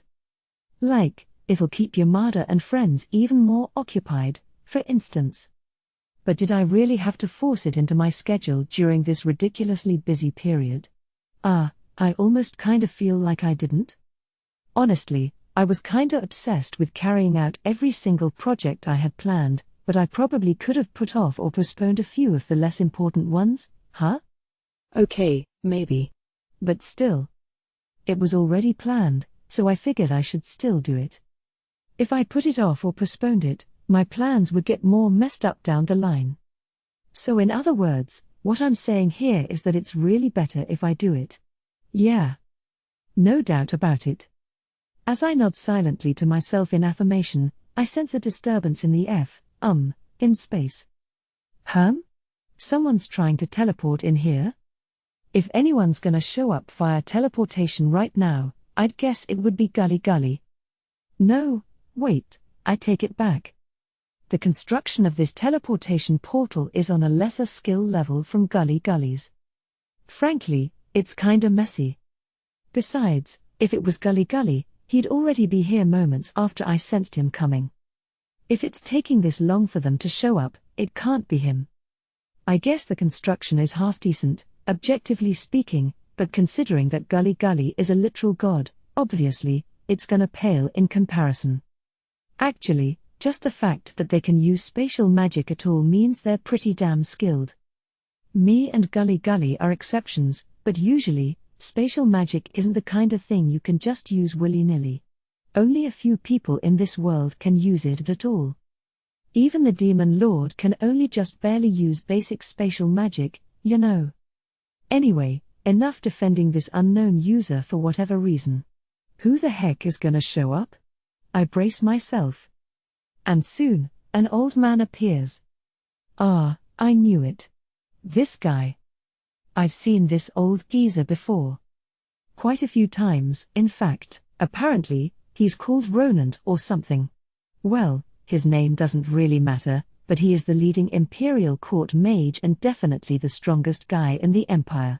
In fact, as far as magic goes, he's probably the strongest human of all. He was also Julius the hero's magic teacher and has lots of connections besides. I definitely have him pegged as one of humanity's major players.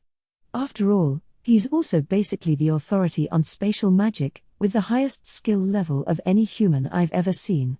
So when someone was teleporting here, he was my number one guess.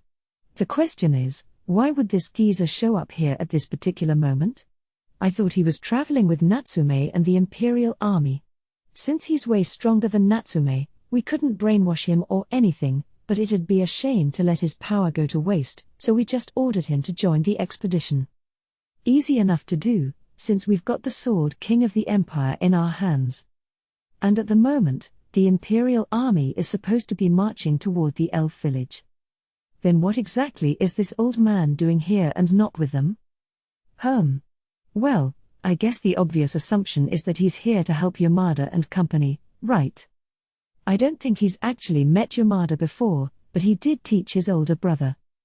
And he has met Hirintz, who's traveling with Yamada right now. Okay, but would he really teleport here in such a hurry just for that? It doesn't quite add up. Oh well. Throwing one old man into the mix won't change what I have to do, I guess it's no big deal.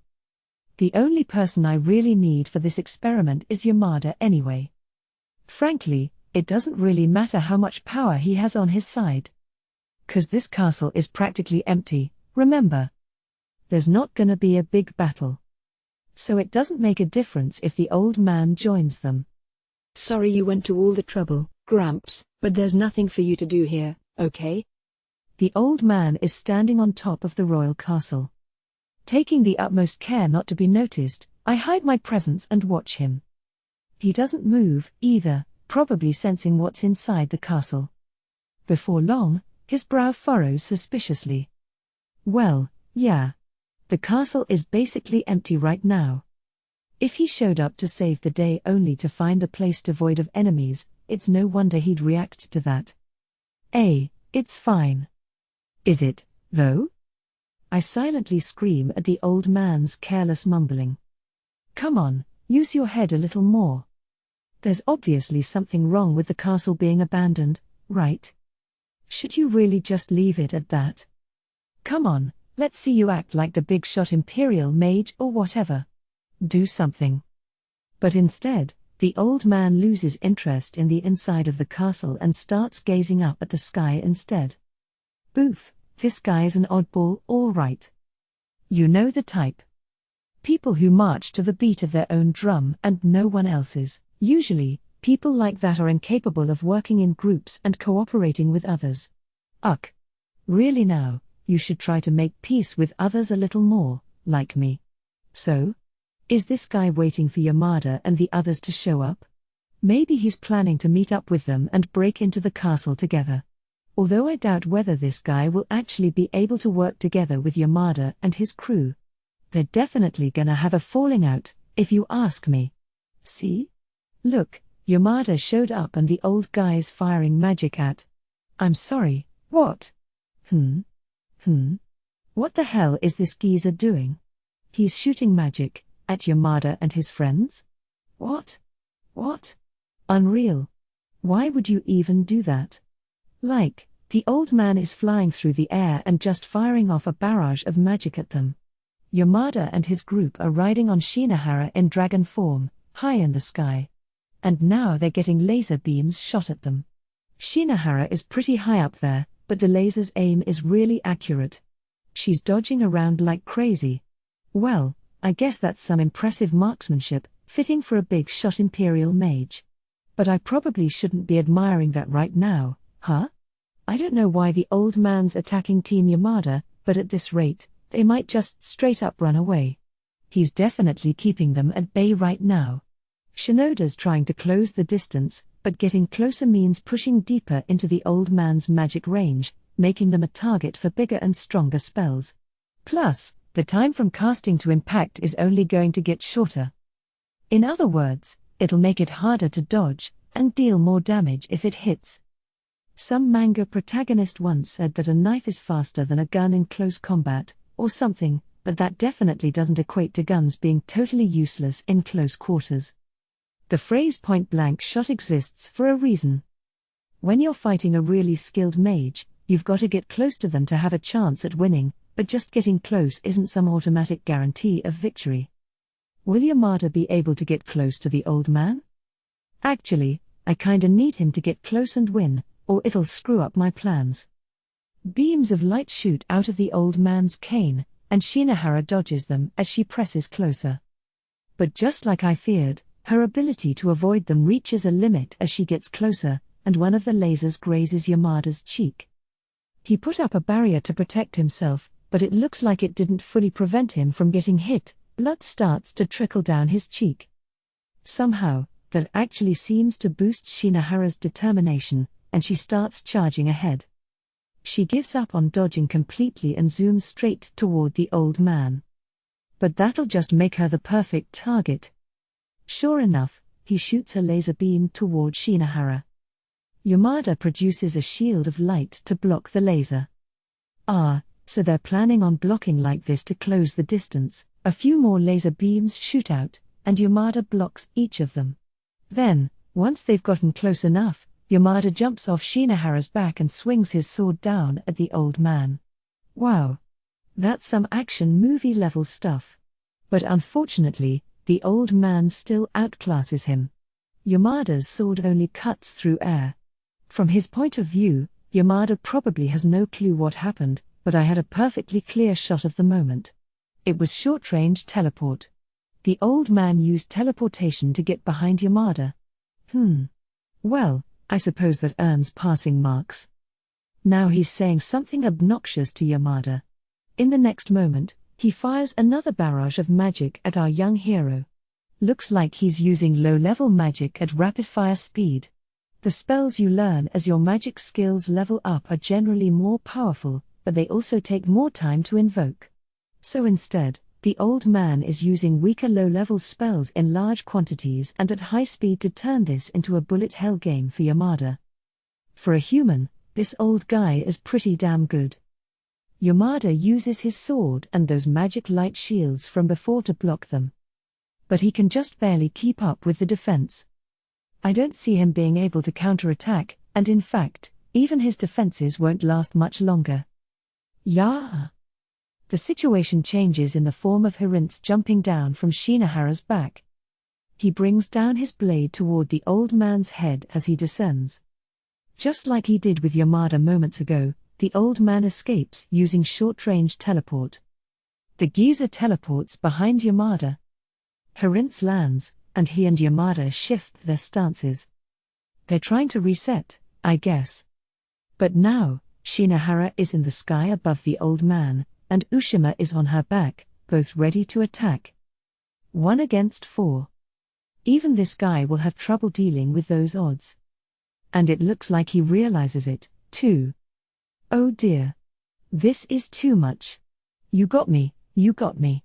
This old man is retreating. With that, he teleports away. A real teleport this time, not just short range. Since he was already starting to form the spell for it right after he dodged Hirintz's attack with short-range teleport. He must have known at that moment that he couldn't win. So, what exactly did he come to do in the first place? The weird old geezer attack aside, Yamada and friends have arrived to rescue their family members from being executed. I'm sure that old man's attack caught them off guard. Hell, I wasn't even expecting it. Seriously, what was that guy thinking? Team Yamada warily searches inside the empty castle. They're proceeding with caution, clearly expecting a trap. But this isn't really a trap. Not exactly. So they reach the throne room without any issues. There, the first Prince Silas is sitting on the throne, waiting for them.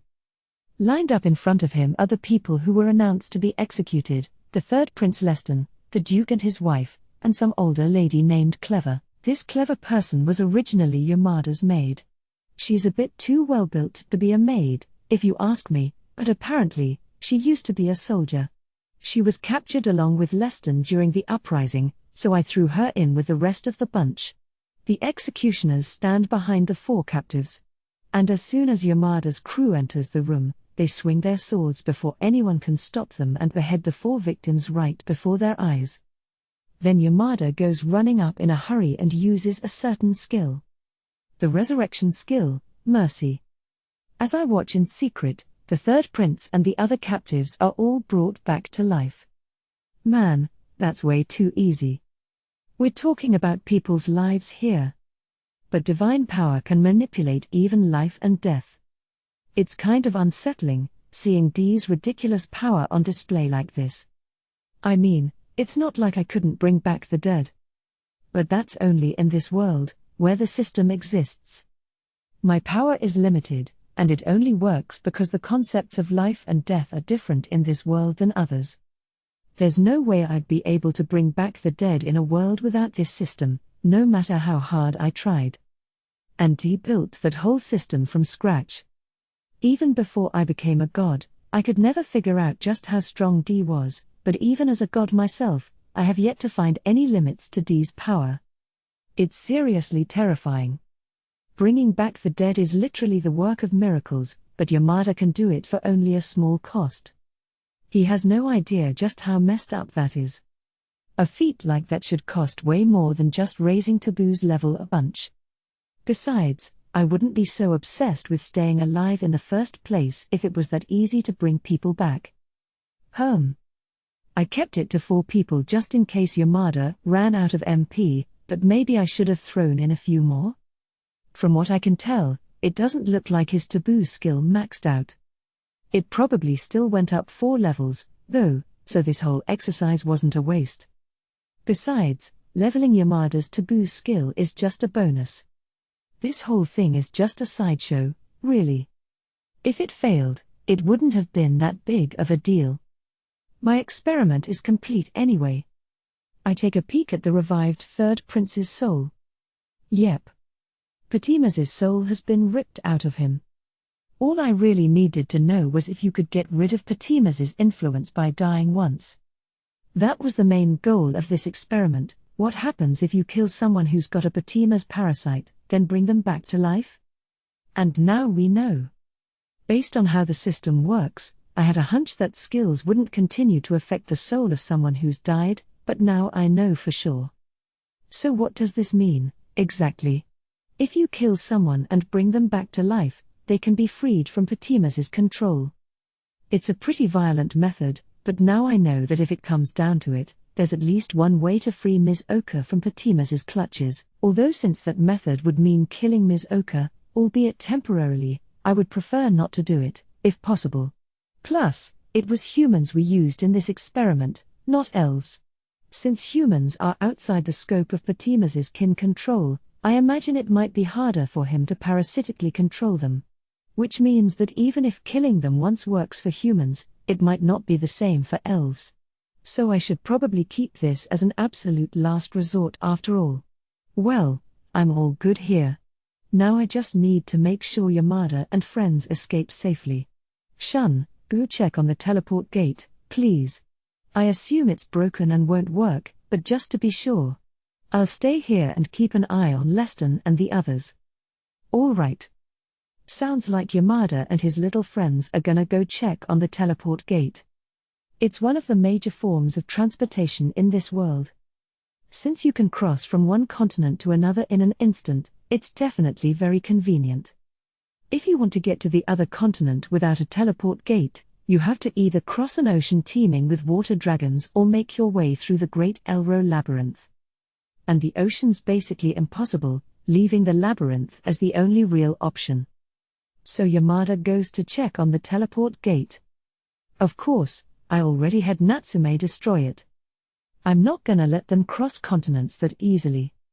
But I'm guessing the only reason that Guy suggested the check is just to be sure, like he said, and to be able to move a little more freely.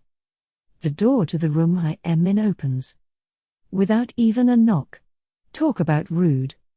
That was in poor taste, even for you. And that's the first thing he says when he comes through the door. You mad? Oh yeah, he mad. As further proof, he stomps into the room and sits down in the chair across from me, crassly and violently. You pitted Sir Ronant, Julius's master, against Julius's younger brother Shun. I'm sure it made for quite a dramatic show, but consider the feelings of those of us who had to participate. Do you have any idea how Sir Ronant must have felt when he chose to retreat? Well, no, not really. That guy showed up here of his own accord. Not my problem. Not my business. Not my fault. But in order to make it clear that I won't succumb to pressure, I ignore him and sip my tea. That is downright inhuman. Yeah. Sorry. I'm not a human, and I never was.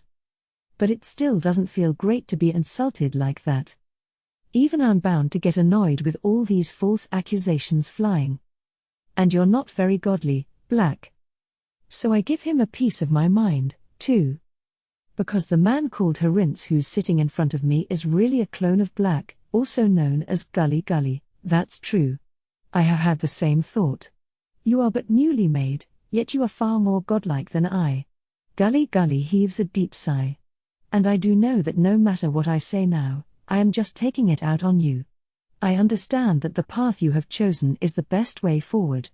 And yet, even so, I find it difficult to restrain these emotions. He's grieving. Well, I can't blame him. He was playing the part of the previous hero Julius's old friend but had to let him die in front of his eyes, and now Julius's younger brother is going through all kinds of tough times. I'm sure it must practically unbearable to watch up close. Again, not really my problem, though. He's the one who ran around playing at being a force for good with the hero, despite his real job being to oversee this world. So I ignore Gully Gully's feelings and get down to practical business.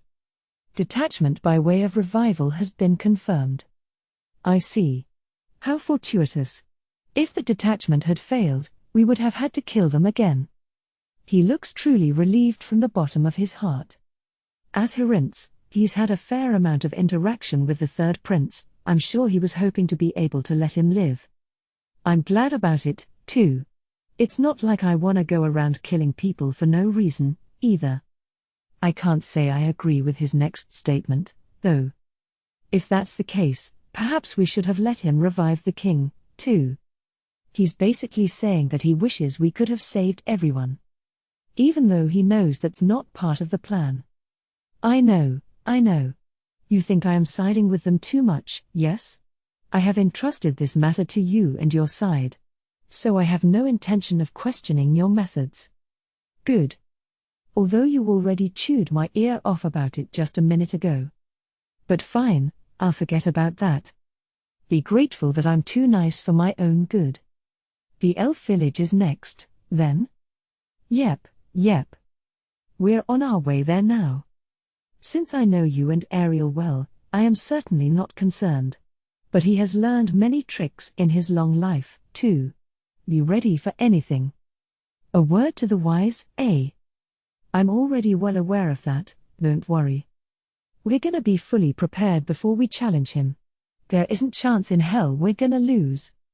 It's just a matter of whether our casualties will be great or small. I'm already giving this all I've got, you know. Besides, I'm too scared of what the Pontiff will do if I fail. Shun will be coming back soon. Excuse me. With that, Gully Gully leaves the room.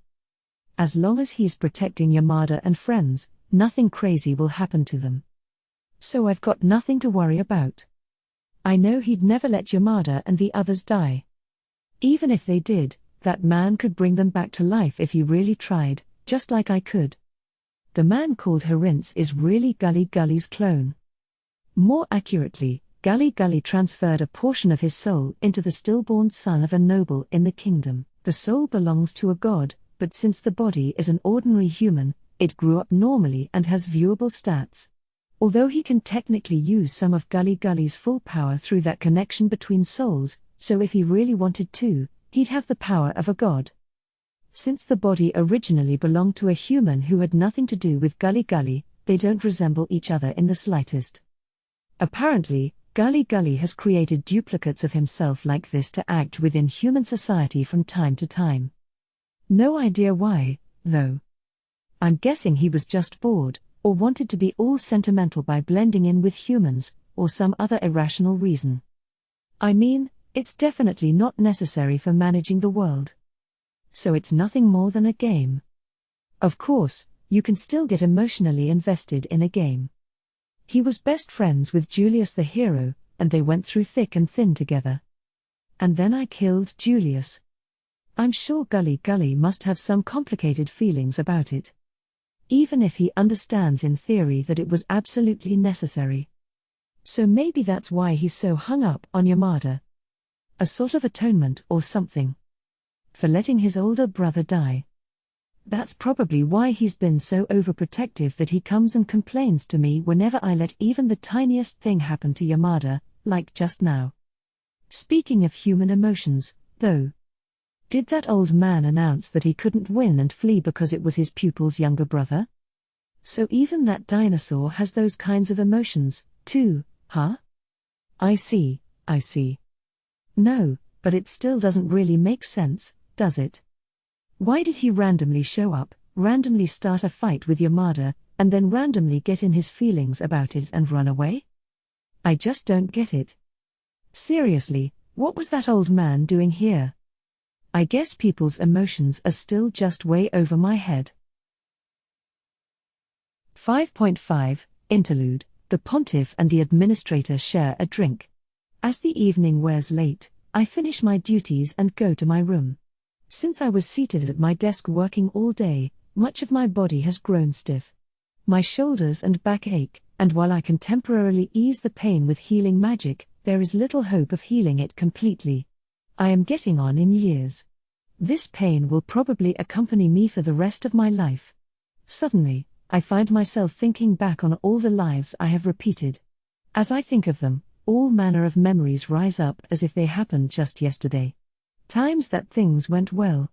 Other times when things went poorly. Perhaps I am becoming a little sentimental because this is the most tempestuous era I have lived through yet.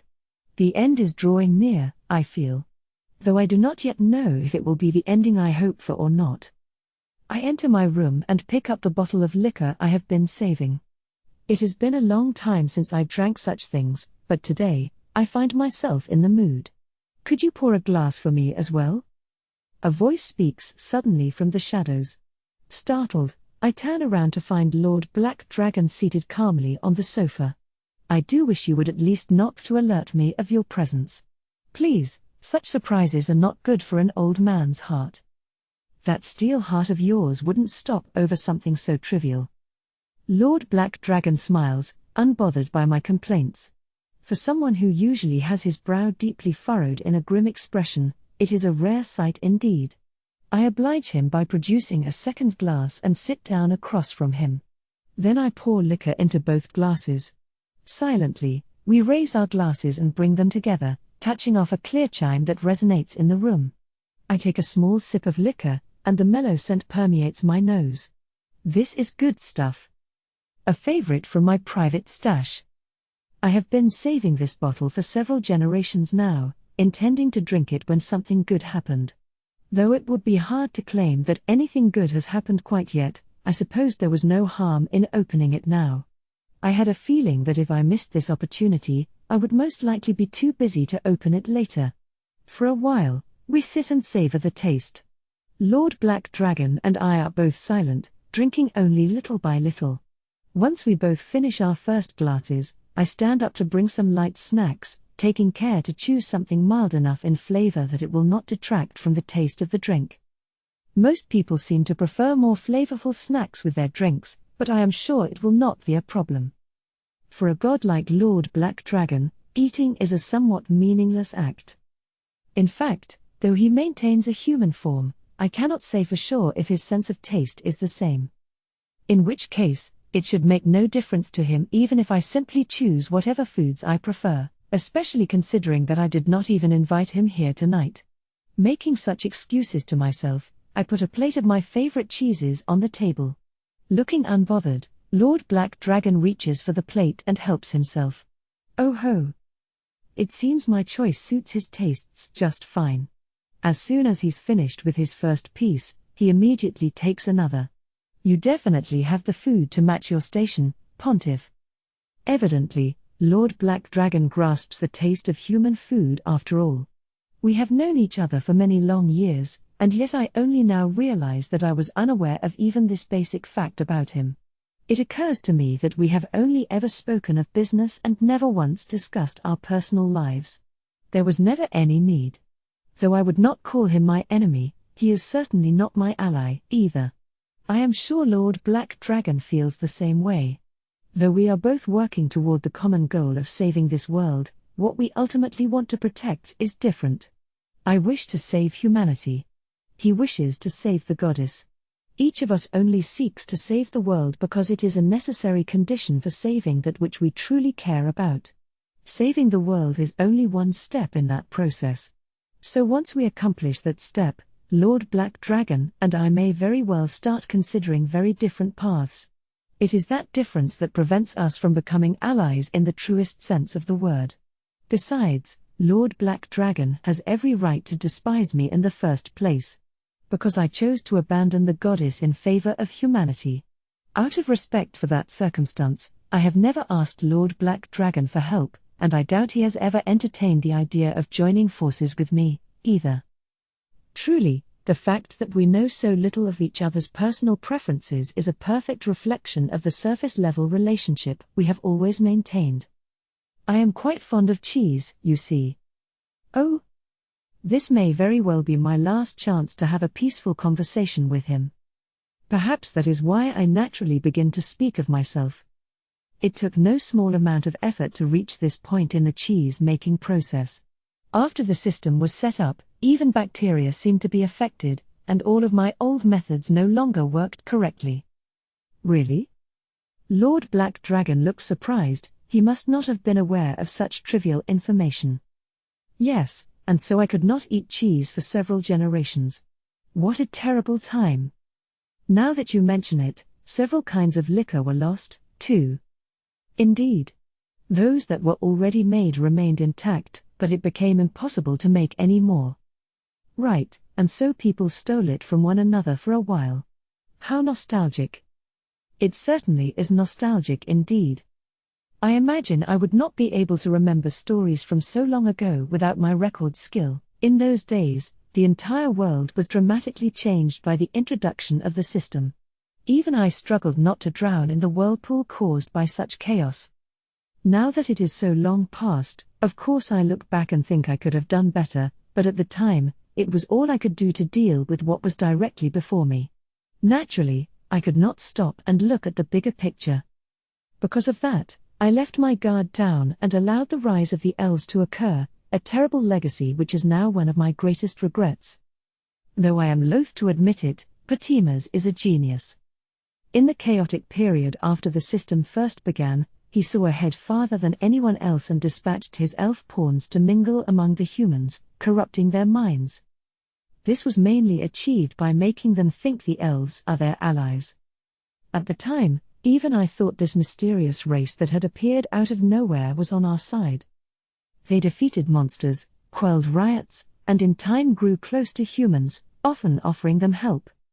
Since they appeared suddenly, just like the monsters, I assumed they were a sort of helpful entity made by the system's architect.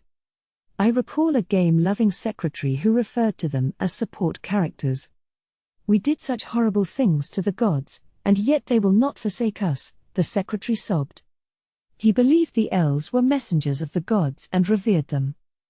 I wonder how he would have reacted had he learned that those elves were actually pawns of the detestable Pontiff.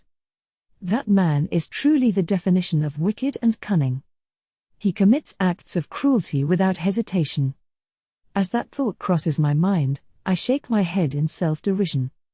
Am I myself not making plans to commit heinous acts at this very moment? In that regard, Pontiff and I are not so different. We were so young back then. As I get lost in my thoughts, Lord Black Dragon speaks to me. As if he is reflecting on the past with both longing and regret all at once. Yes, indeed. Though I made an error too grave to be dismissed as youthful indiscretion. The words escape me before I can stop them. Even I am surprised at my own statement. Though I kept those feelings hidden in my heart, I had never once said them aloud, and now they have slipped out on impulse. Do you regret it? Lord Black Dragon looks at me searchingly. After thinking for a moment, I confess the thought that I have kept buried all this time. Yes, of course. I always have. I did regret it. I knew even at the time that I was making the wrong choice. And yet, I chose it anyway. I chose to sacrifice the goddess for the sake of humanity. And since I made that decision, I have a responsibility to see it through to the end. Even if I knew all along that it was a terrible mistake, it was my choice, and now it is my duty to fulfill it by saving humanity. No matter what I must sacrifice to do it. From the moment I forsook the goddess, that was the only path left to me, otherwise, it would not be fair. I cannot give up halfway through on my goal after I sacrificed the goddess in order to accomplish it. I think about it time and time again. About what would have happened if I made a different choice. I chuckle mirthlessly at myself. No matter how much I think about it, I cannot change the past. I am only deluding myself. And yet, I think of it nonetheless. If I worked together with Lord Black Dragon and Lady Ariel and the others, if we joined hands to face those trials together. I cannot help wondering if such an absurdly convenient option ever existed. But there is no point in dwelling on such things now. Perhaps you're right.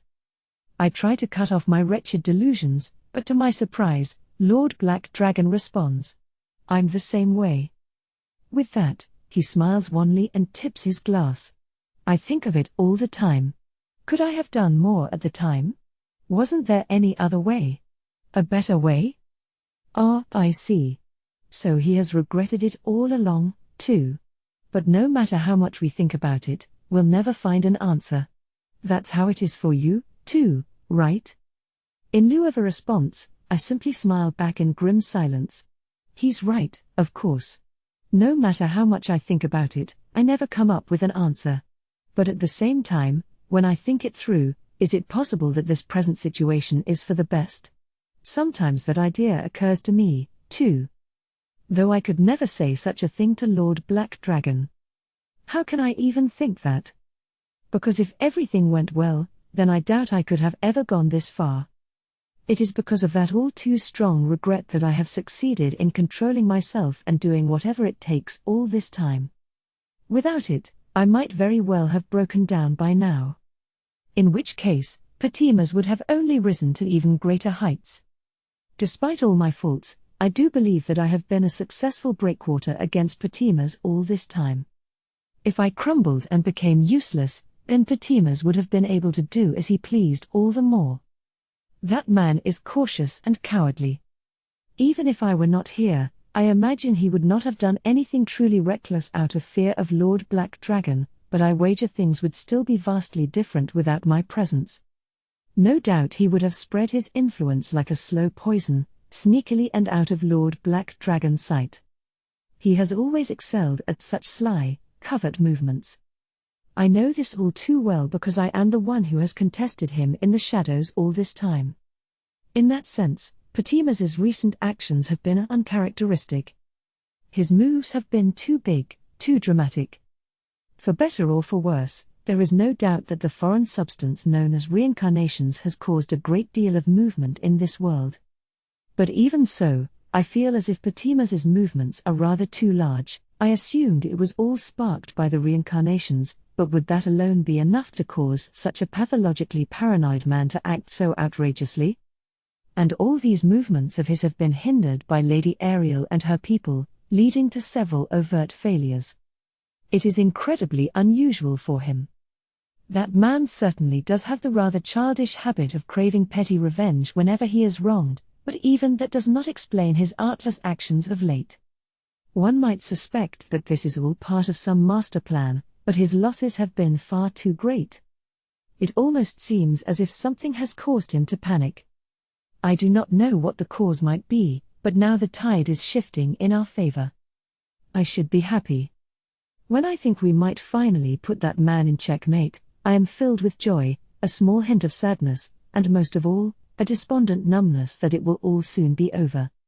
Perhaps this ought to be cause for celebration, but I suppose I am a bit too old. Not just physically, but mentally. I have been fighting for a long time. Too long. The loneliness and desolation that plagues me has long since outstripped any sense of accomplishment. So Progenys will finally meet his end. Seems like it. Lord Black Dragon drains the rest of his glass, looking equally full of emotion. I see your habit of getting off topic hasn't changed at all. As I pour him another glass, he comments rather dryly. At that, I realize that I have made yet another off-topic remark mid-conversation. Oh dear. Have I done it again? I'm sure it all made perfect sense in your mind. I do try my best to be careful. But it seems this bad habit is the one thing I cannot fix no matter how many times I am reborn. I have an unfortunate tendency to get lost deep in thought and forget everything around me. Then I speak one of my thoughts out loud without explanation, making it seem to everyone else that I have suddenly decided to change subjects, or so I am told. Just as Lord Black Dragon says, it all seems perfectly logical in the context of my own thoughts. However, if I do not lay out all those connections aloud, it simply comes off as if I abruptly wandered off to a new topic. Still, if you said all of your thoughts aloud, I'm sure there wouldn't be enough time in the world. Very true. I imagine my voice would fail me first. Actually, I would probably bite my tongue first. Fair enough. Since I am always using the thought acceleration skill, I can think about a vast number of things even in a short period of time. If I tried to share everything that goes through my mind, I would have to speak terribly quickly. In all likelihood, I would struggle to keep up and end up biting my tongue. Imagining myself doing something so foolish, I cannot help but chortle a little. That would tarnish your dignified image somewhat, indeed. It would appear I am still better off keeping most of my thoughts to myself, even if it causes a bit of inconvenience for those around me. With that, we exchange small smiles. What a mysterious feeling. I never thought I would have such a light-hearted chat with Lord Black Dragon. But this peaceful atmosphere cannot last forever, I am afraid. Now, then. What business brings you here this evening? I know I am ruining the mood, but I must move on to the matter at hand. That creature's taken care of things in the Interlude kingdom, which should alleviate some anxieties. I see. By that creature, Lord Black Dragon most likely refers to Lady White. She is a reincarnation who has been a constant companion of Lady Ariel these past few years. And she is also the individual responsible for changing history forever. Knowing her, I'm sure she accomplished everything perfectly. Oh ho! You seem to think quite highly of it. Of course. She's the one who brought about a tidal wave of change to this perpetually stagnated world. A tidal wave? What an apt turn of phrase. In all honesty, that hardly does do her justice. Perhaps she is more like an all-consuming flood that swallows everything in its path. A great deluge that will wash away that which has stood still in this world for so long, leaving empty land in its place. Progenys will meet his end at last. I bring us back to the earlier topic. With Lady White on the job, even someone as detestably tenacious as Progenys is surely finished. I wouldn't be so sure. You know Progenys as well as I do. It's entirely possible that he'll slip away somehow. No. I am certain of it. There is no doubt in my mind. Because I have fought against Progenys for so long, I know his limitations. But I have yet to perceive Lady White's limits. It is obvious who will prevail. I am sure Lord Black Dragon knows this as well. In all probability, Lady White only sees Progenys as nothing more than just one more obstacle. That's true. Lord Black Dragon agrees with my observation. For Lady White, defeating Progenys is simply a sideshow on the way to her ultimate goal. He is in the way of her reaching that goal, so he must be removed. I am sure that is all she thinks of him. And her ultimate goal is the destruction of the system itself. Lord Black Dragon. Destroying the system and using that energy to revive the world. Is such a thing truly within the realm of possibility? Lord Black Dragon has told me about Lady White's goals and proposed methods. I asked the same question at the time, but now I find myself asking it again. It should be possible, at least in theory. And his response is the same as it was before. Should be. In theory. It is safe to say from such uncertain phrases that Lord Black Dragon does not know for sure, either. The fate of the world hangs in the balance. I cannot say I am thrilled with staking everything on an uncertain gamble, I know. And I haven't simply been sitting around since I first heard about it, either. Lord Black Dragon waves his hand rather irritably. I did investigate, but I couldn't find a definitive answer. Unfortunately, I can't meddle with the system too much. Since I don't fully understand it, I don't have much choice besides relying on conjecture. That is sensible. When one is trying to assess any situation, predicting the outcome requires a firm grasp of all the matters and events involved. Without a clear understanding of the system, it is impossible to predict what results it might produce. But if you're willing to hear me out based on that conjecture, I do believe that reviving this world by destroying the system has a fairly high success rate. And your basis for that conclusion? I did a rough calculation of the total amount of energy contained in the entire system and found out that it surpassed the amount needed to restore the world. Even after removing the amount that'll be consumed in the process, I believe it should still be close to the required amount. I believe. Should. It sounds to me as though this is more wishful thinking than anything else. None of this is a sure thing. Either way, if the attempt fails, it won't be due to insufficient energy. I'm certain about that much, at least. If that is based on the calculations of Lord Black Dragon himself, I suppose I can trust it. But even ignoring objective facts, I have reasons to believe that Creature has already found conclusive evidence, which might be answer enough. By which you mean? The thing's already discovered a method for doing exactly that. Moreover, it actually exists as an official feature of the system. At that, my thoughts come to a halt for just a moment. The system already has such a function? Does that mean that the self-destruction of the system itself was always meant to be an option? That shouldn't be so surprising. The system has plenty of other functions that even I don't know about. Who's to say a feature like that doesn't exist? I suppose that is true, but to think that an option like self-destruction would be included as a regular option from the very beginning. It makes me doubt the sanity of the system's creator. Besides, the system itself is already irrational in so many ways. At this point, one or two more bizarre features hardly makes a difference. You have a point. I do not wish to speak ill of the system that keeps us all alive, but it certainly is strange that it is built upon a foundation that forces its inhabitants to kill one another and then recovering energy from those who are killed. I suspect that it may have some connection to the rulers. What do you mean? A ruler is a particular individual who has a 7 heavenly virtues skill, like my temperance, or a 7 deadly sins skill, like Lady Ariel's gluttony. One holder of each skill is given ruler authority. Simply acquiring the skill is not enough to make one a ruler. The authority to rule must first be established before any individual can become a ruler. Rulers receive several benefits, including permission to interfere with the system to some small degree. But there is no such thing included within the rights granted to a ruler, is there? I am a ruler myself. This means I am very familiar with the authorities of a ruler. To my knowledge, that does not include anything to do with the destruction of the system. What if one ruler alone wasn't enough? What if, for instance, all of the rulers had to gather together and perform specific actions in a particular location? I cannot say for sure that such a thing does not exist. The rulers have virtually never cooperated on anything. After all, 3 of them are in a perpetually antagonistic relationship: Lady Ariel, Progenys, and myself. As for the rest, they have seldom even been born.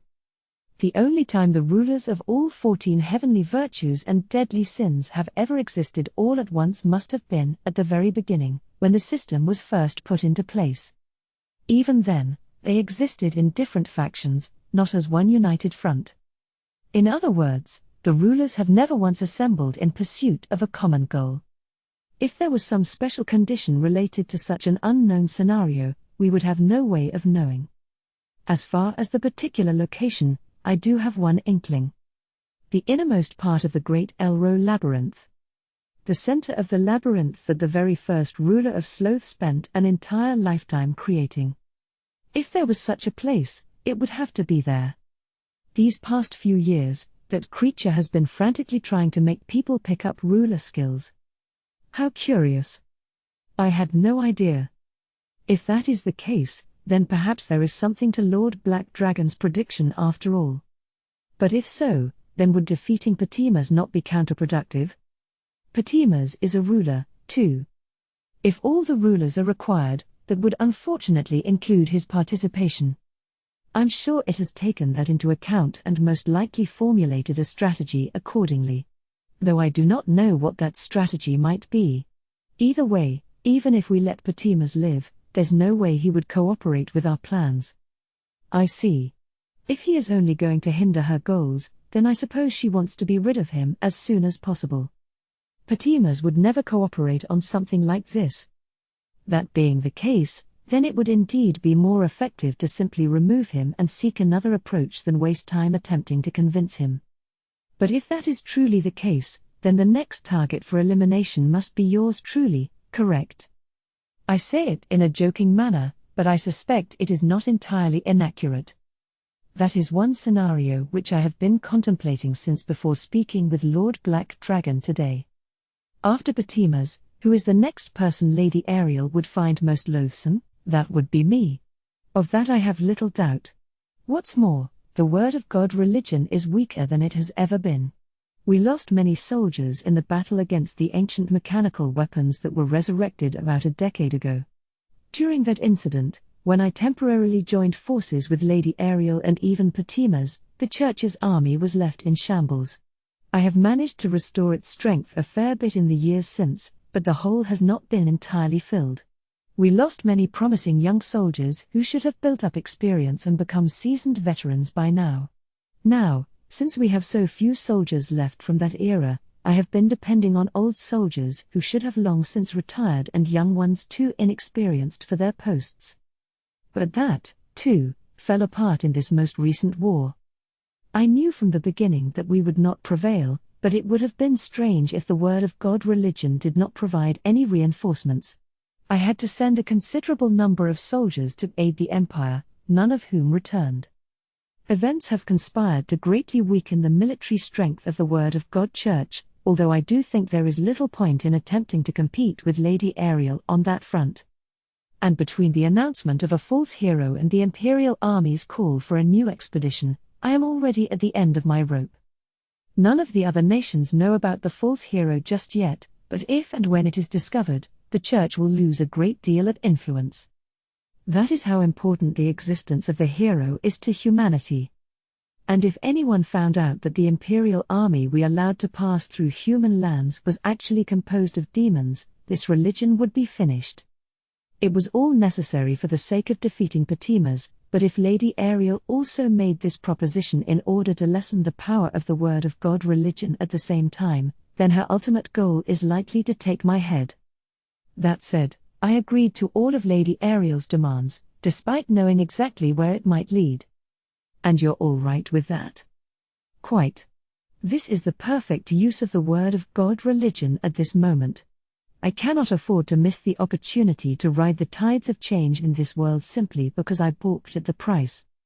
Right now, the world is changing in a major way. The Word of God religion will be swept along with those changes, like it or not. This current is already far too strong for the Church to resist.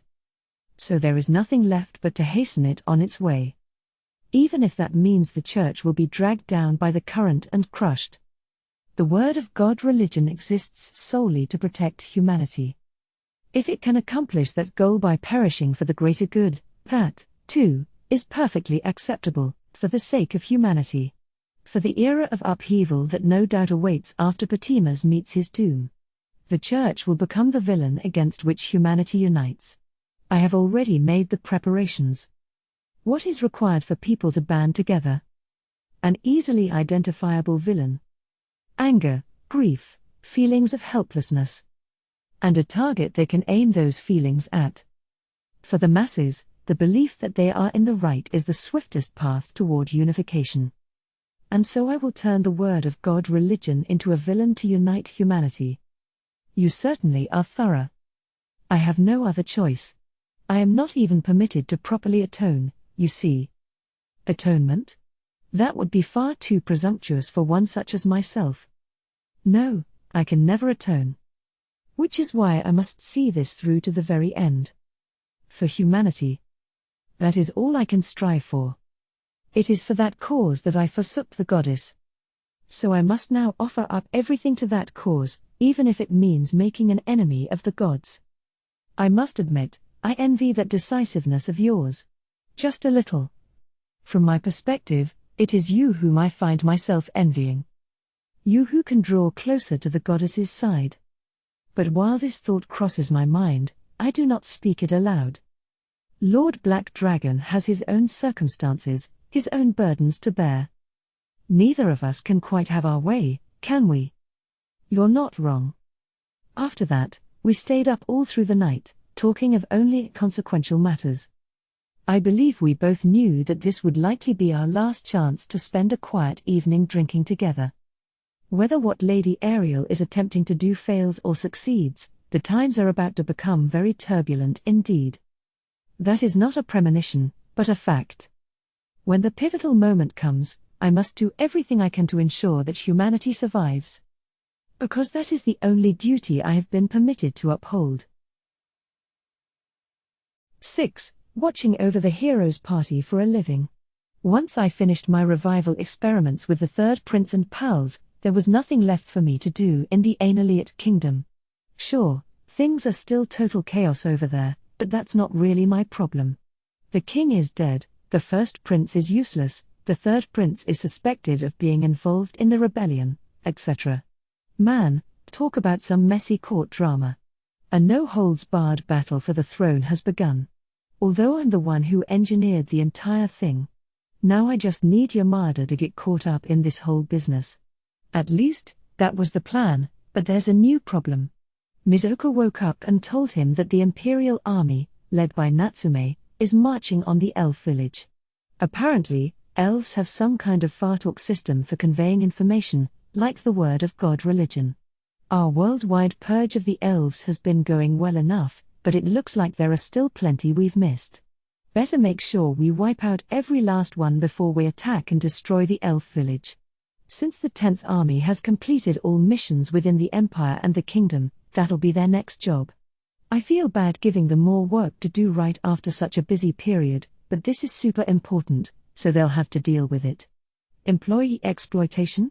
Look, that's just how it is in the military, I'm pretty sure. Besides, I was already planning on sending the 10th Army to finish hunting down all the elves before all this extra work in the Empire cropped up. Really, it's just back to business as usual. In other words, it's the Pontiff's fault that they're crazy busy now, not mine. I'm innocent. Not to mention, who do you think has to find the elves in every nation and deliver the 10th Army members there in the first place? I'm the busiest person of all. This really is one exploitative workplace. I should put in for a paid vacation. I can just see the demon lord saying nope with a big smile. Damn it all. Anyway, To get back to the main subject here, since Yamada and friends heard from Ms. Oka that the elf village is in trouble, they've decided to ditch their kingdom and go fight Natsume in person, for some reason. Poor Kei? It makes no sense to me whatsoever. Like, what? I mean. Sure, I see how they came up with that, I guess. Humans and demons are at war right now, and they probably think it could be dangerous for all of humanity if they let Natsume keep doing as he pleases.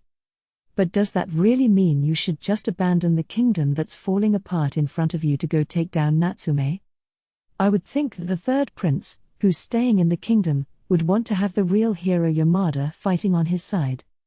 You know, since he might have to go at it with the first prince's side, yeah, it might sound nice to say that the third prince has a big picture attitude, but isn't he looking too far out and missing the trouble right under his nose at this point? The kingdom might very well end up in a nasty civil war. But I'm guessing Yamada isn't thinking about any of that as his brother ships him out. When the third prince asked him to go, he was immediately like, of course. He was probably just responding on the basis that he can't let Natsume get away with this or whatever, not thinking about the situation in his own kingdom. I'd rather have Yamada stay in the kingdom, but now it totally seems like they're gonna send him right over to the elf village. It'd probably be too weird for Hurintz to be the only one to object. Sure enough, Hurintz keeps quiet, and it's decided unanimously, Yamada is going to the elf village. God damn it. Yeah, okay, but there's no way he's gonna get to the elf village before the Imperial army does, or so I foolishly thought. But I mean, come on. I thought something like this might happen, so I did some prep work to make sure they couldn't get from Dastrudia to Kasanagara, the continent where the elf village is located. With help from the word of God, of course. Whenever there's trouble, just call on the church. It helps when you're actually in touch with the guy in charge who can answer your prayers. Still, it's not like I really did that much. I just had them spread the word about the rebellion in the Ainoliate kingdom and put bounties on Yamada and company. Since officially, what went down in the Ainoliate kingdom was that Yamada killed the king and tried to usurp the throne. It was faster and more efficient to turn them into wanted fugitives than to go around telling everyone not to let them use teleport gates and stuff. Teleport gates being the fastest way to get from one continent to the other. That's also why we broke the one in Ainoliate kingdom, to prevent him from using it in case he got that far. Now that they're on the wanted list, it'll be harder for Team Yamada to move around. Of course, it's not like security forces have photos or anything, which means the average person won't know what they look like. Still, I imagine local guards and stuff will be keeping an eye out for them. But then the bastards went and flew on Shinohara, who has become a light worm. Light worm? More like flight worm. Sorry, please forgive me for existing. That was a terrible joke. I regret everything. Even in video games, flying vehicles are the kind of thing you get toward the end of the game because they make getting around super easy. You don't need to worry about roads and stuff, and you can fly right over obstacles like mountains. In this world where monsters exist, most roads take a meandering route to avoid monster-infested regions, which means it takes that much longer to get anywhere. But if you can ignore that and fly over everything, you'll get places way faster. Basically, they're taking the shortest route possible. Which also means they don't have to stop at many towns and villages, which lowers the risk of them getting caught. They certainly haven't been caught once yet. This is bad news, folks. My calculations were based on them traveling by foot, but at the rate they're moving by air, they might actually make it. No, of course they won't. I mean, don't you know where they're headed? The Great Elro Labyrinth. Obviously, they can't fly inside the labyrinth, so they'll definitely have to slow down.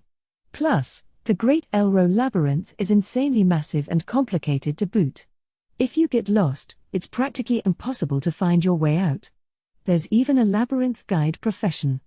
We've already positioned soldiers at the entrance to the Great Elro Labyrinth. And I made sure all the labyrinth guides know about what happened in the Ainoliate Kingdom and the bounty on Yamada and friends. So they shouldn't be able to find a guide. Trying to navigate the Great Elro Labyrinth without a guide is practically suicide. I should know, since I lived there for so long. No doubt about it. Otherwise, what are they gonna do, fly over the ocean? I think that'd be suicide, too.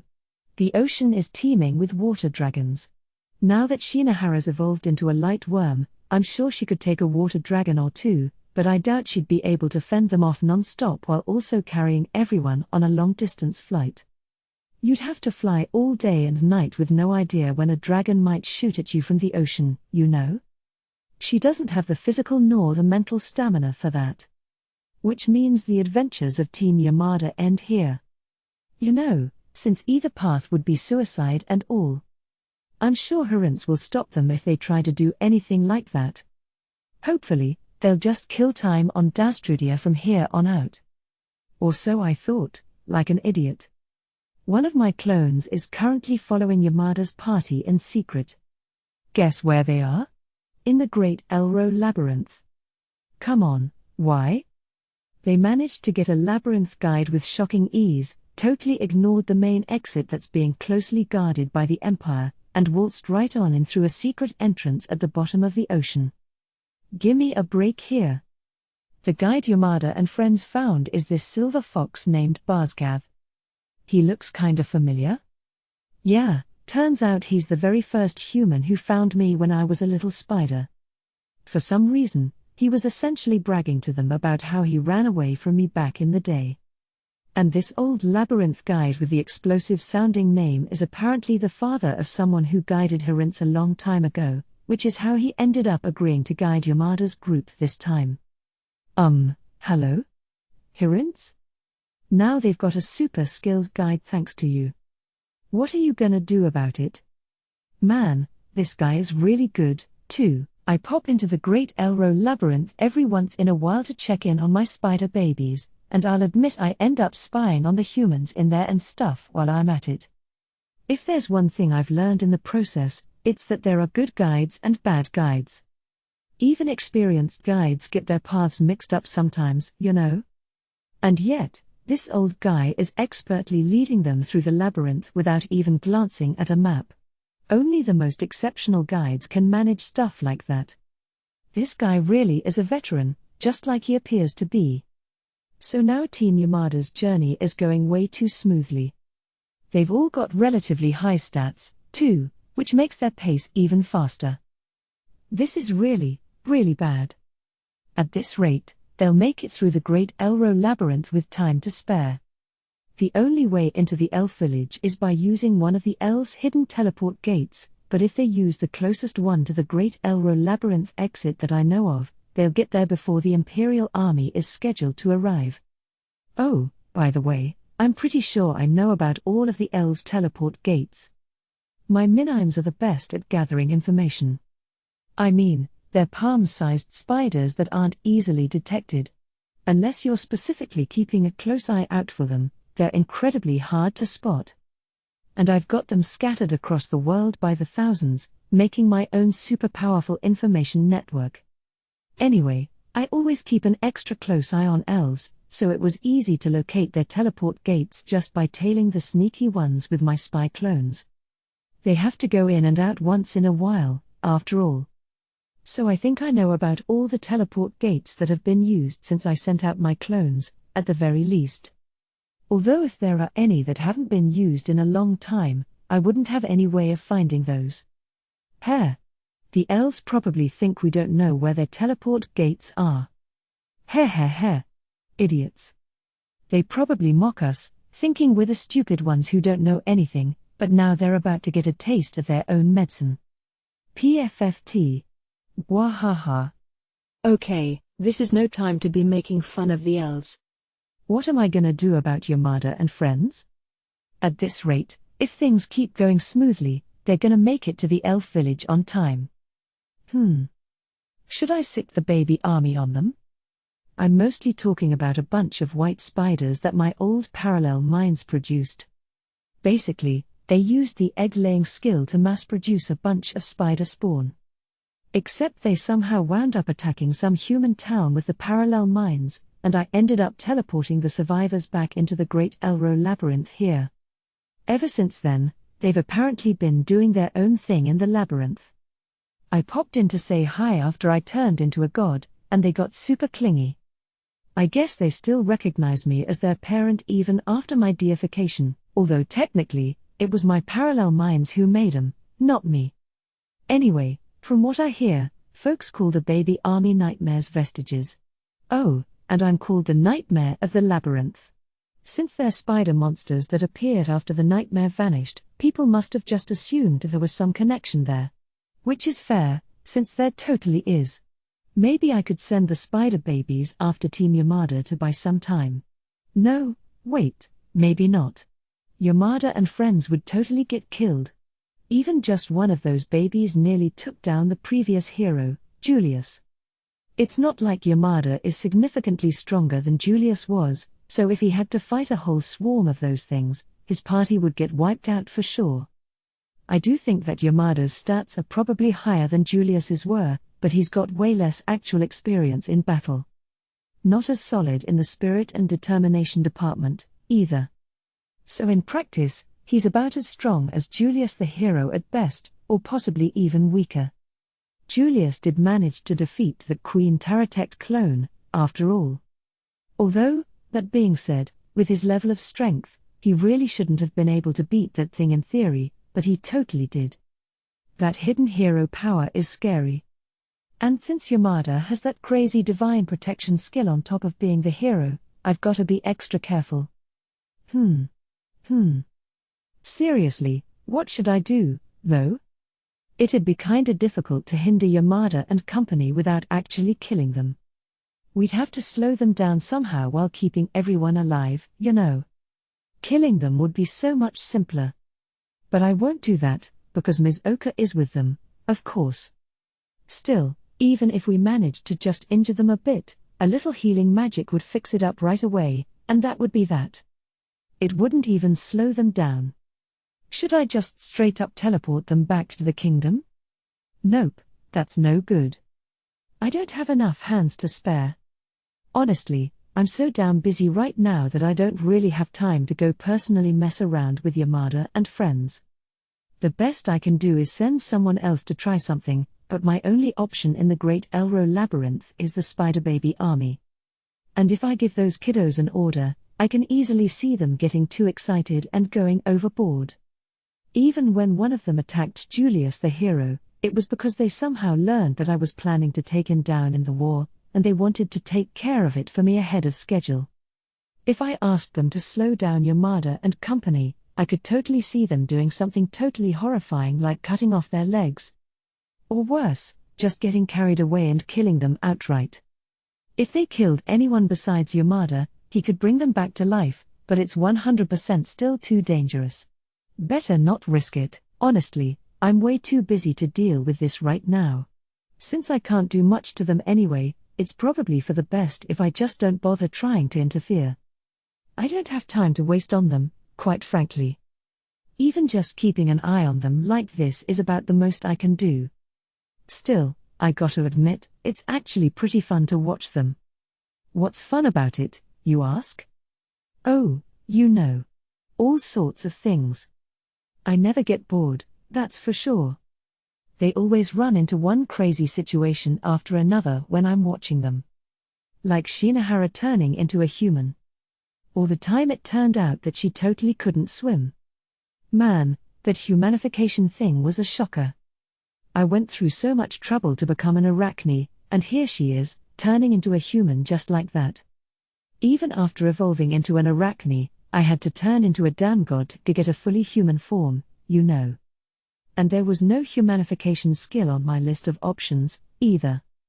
It's no fair that dragons get to do that by default. If dragon monsters get it, spiders should get it, too. Except unlike dragons and worms, spiders don't have universal skills like that. But whatever. It's fine. Especially since, after all that, everyone found out Shinohara can't swim, which must have been so embarrassing for her. PSH. I can't believe that stuck-up bully couldn't even swim. You think I could see that without laughing? Nope, not possible.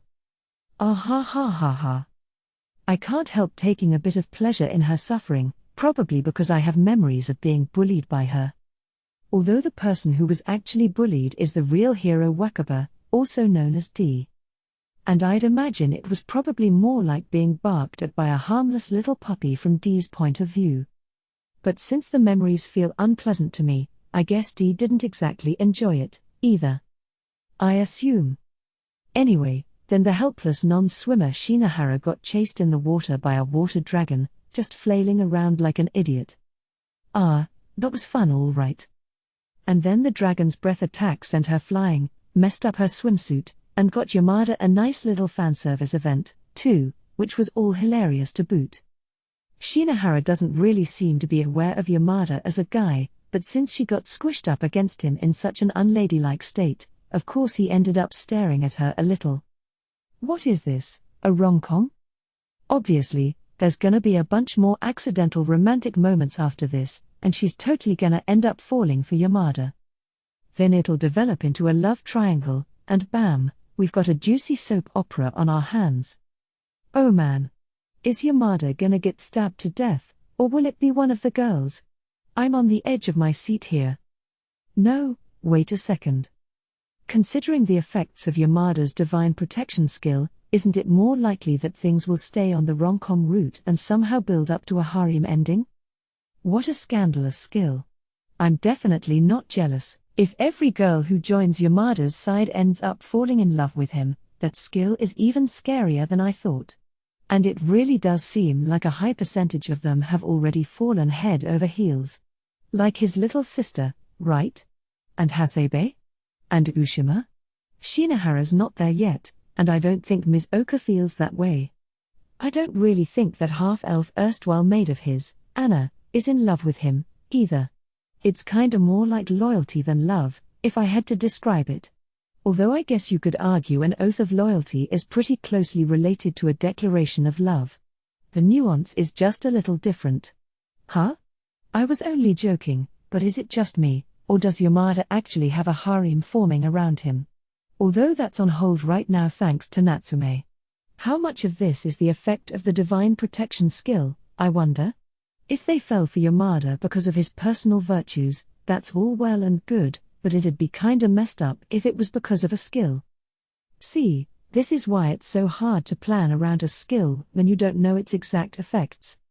What if that lucky lecher moment when they got blown away by the water dragon was due to divine protection, too? But if that's the case, wouldn't it mean that deep down, Yamada is secretly hoping for events like that to happen? Well, he is at that age, I guess. All jokes aside, though, it's definitely kinda heartwarming to watch Team Yamada's adventures. I guess you could say there's not much of a tragic tone to any of it. Lately, everyone I have to do with seems to have some level of desperation due to a tragic backstory of some kind, you know. There's the ones who try to fight against the grim fate of the demon race, like Augna, Balto, Walkies. Not to mention the Pontiff, who created a whole religion just to protect humanity and has been working his butt off basically forever. Plus, there's Black, who's basically stuck between several rocks and hard places. And of course, the Demon Lord, who rose up to save the goddess. Every last one of them has been driven to the depths of despair, and yet they keep fighting back without ever giving up. It's painful to watch. But Yamada and friends don't have that air of tragedy. Sure, they've been through a lot themselves, and it's not like they're taking this lightly. But still, they're just kinda lacking it somehow. The determination. I guess that's probably because they haven't gotten into one of those situations yet that really puts your determination to the test. Julius the hero, on the other hand, chose his own path in no small part because he had his determination constantly called into question. But since this crew hasn't experienced what I would call true suffering yet, it still doesn't feel like they've really got their feet on the ground. Not that you'd really want to get used to a violent, hack-and-slash world like this one, I guess, but this is the same world Julius the hero wanted to protect. So even though I'm sure these guys are totally serious, I can't help getting a kinda warm and fuzzy feeling when I watch over them. Watching guys like Augna was just stressful, and I ended up having to personally send him to his death, so that didn't help. But if Yamada and his merry band do reach the elf village, they're definitely gonna get caught up in the impending storm. I doubt things will stay heartwarming for them then. Because if they get involved in the battle at the elf village, they're gonna find out just how awful this world truly is. I was really hoping they would just sit tight and behave until it's all over, without having to learn any of that. But if the journey is going this smoothly for them, it means that's what Yamada himself really wants. At this point, I definitely have to suspect that divine protection is at play here. And if this is what Yamada wants, if they're going to get there no matter what's waiting up ahead, then they'll just have to accept whatever happens there. Even if it's something that goes against Yamada's wishes. Thus, we had some laughs, a few tears, and a little bit of sentimental rambling, to the point where I want to make fun of myself for going on such an emotional roller coaster, but the long and short of it is, sure, I'm keeping an eye on Yamada and friends. It seems like Herince doesn't want them to get to the elf village so quickly, either, as he appears to have planned an obstacle of his own. As soon as Team Yamada sets foot in the Great Elro Labyrinth, the craziest thing shows up. An earth dragon, to be specific. It's a freshly evolved one, so weak that it doesn't even compare to Araba. I guess he had a worm in the upper stratum quickly exterminate a bunch of monsters up there so it could level up and evolve. Man, way to mess up the whole ecosystem. Again. I roll my eyes as I watch Yamada's party do battle. A dragon is still a dragon, even if it's a relatively weak one. Its stats and skills are far beyond those of any ordinary monster. Even Julius never defeated a dragon. Although I bet he could have taken on a lesser dragon if he encountered one. But for Yamada and company, this thing is far and away the strongest monster they've ever encountered. Incidentally, if you don't worry about categories like monsters and stuff, the strongest foe Yamada has ever faced is our own Vampy. She'd be able to defeat an earth dragon like that without even breaking a sweat. In other words, if they can't even take on a baby earth dragon like this one, they definitely won't be able to beat Vampy. Still, Yamada's stats are high enough that he's probably not gonna lose, even if he might struggle a little. Plus, it's not like he's alone, he's got allies like Shinohara. Now that she's evolved into a light worm, Shinohara's stats are even higher than Yamada's. Monsters' stats seem to go up faster than humans, just like mine did back in the day. Even though she's technically still a worm, it looks like Shinohara's stats are on par with a full-fledged dragon. See? Just now, she sent that earth dragon flying. Imagine a dragon getting punched in the face by a little girl and going down hard. I mean, can you blame me for thinking it looks a little pathetic? It looks like I'm not the only one who thinks that was embarrassing. The earth dragon itself is practically steaming and charges at Shinohara in a rage. But Shinohara easily blocks the swipe of its claws. So much for the pride of earth dragons. After that, they use some kind of firestorm magic to pin the earth dragon, and Yamada delivers the finishing blow. Just like that, the earth dragon is done for. Farewell, sweet pride. Wow. Never mind slowing them down, didn't you basically just give Yamada some EXP and the Dragon Slayer title on a silver platter? Ah, maybe that's what Herince was after in the first place. Like, if it doesn't seem like we can stop him, we might as well make him a little stronger. Well, there's no way of knowing right now what Herince was really thinking, but this totally worked out in Yamada's favor. Divine protection doing its thing again, maybe. At this point, I'm incredibly tempted to just blame every stroke of luck Yamada comes by on his divine protection skill. Wait, what's this now? Hero? Making a surprise guest appearance while talking to Yamada and friends by way of telepathy is one of my spider babies. Huh? What are you guys doing here? Hang on a second, I don't want you to do anything weird. Crap. I've kinda got my hands full at the moment, so if the baby army decides to attack Team Yamada, I can't stop them. What do I do? Hero. Ruler. Ruler. Ruler. Ruler. Ruler. Ruler. Ruler. Oh geez, a whole bunch of babies are swarming around them now. cannot be appraised, cannot be appraised, cannot be appraised, cannot be appraised, cannot be appraised, cannot be appraised, cannot be appraised. Ruler, ruler, ruler, ruler, ruler, ruler, ruler. Reincarnation, reincarnation, reincarnation, reincarnation, reincarnation, reincarnation, reincarnation. But they're weak, weak, weak, weak, weak, weak, weak, weak, weak, weak, weak, weak, weak, weak, weak, weak, weak, weak, weak. Hey now. Just because they're weak doesn't mean you can attack them. You know about reincarnations? There goes Yamada. Is this guy totally fearless or what? I can't believe he's actually talking to the Spider Baby army. He's not worried they'll attack him? We do. We do. Of course we do. Why do you know that? Phew. It doesn't seem like they're gonna jump in right away, at least. Master. Master. Mother. Mother. Okay, you're talking about me, right? Is this master a reincarnation? You'll know soon enough. You'll find out soon enough. You'll find out. You'll know. Yeah, I guess that's true. If Yamada and friends end up reaching the elf village, we'll probably meet face to face. What do you mean? Proclamation. Pronouncement. The beginning of the end. The world begins. The world ends. Please wait. What does that mean? Yeah, seriously, what does that mean? Do these kids even know what they're saying? They're not just trying to sound cool and foreboding for no reason, are they? You don't need to know. You'll die anyway. You'll all die. Just struggle to survive. With that, the babies disappear, leaving Yamada and his party alone. Ugh, now what? Looks like my kids are going through an edgy phase right now.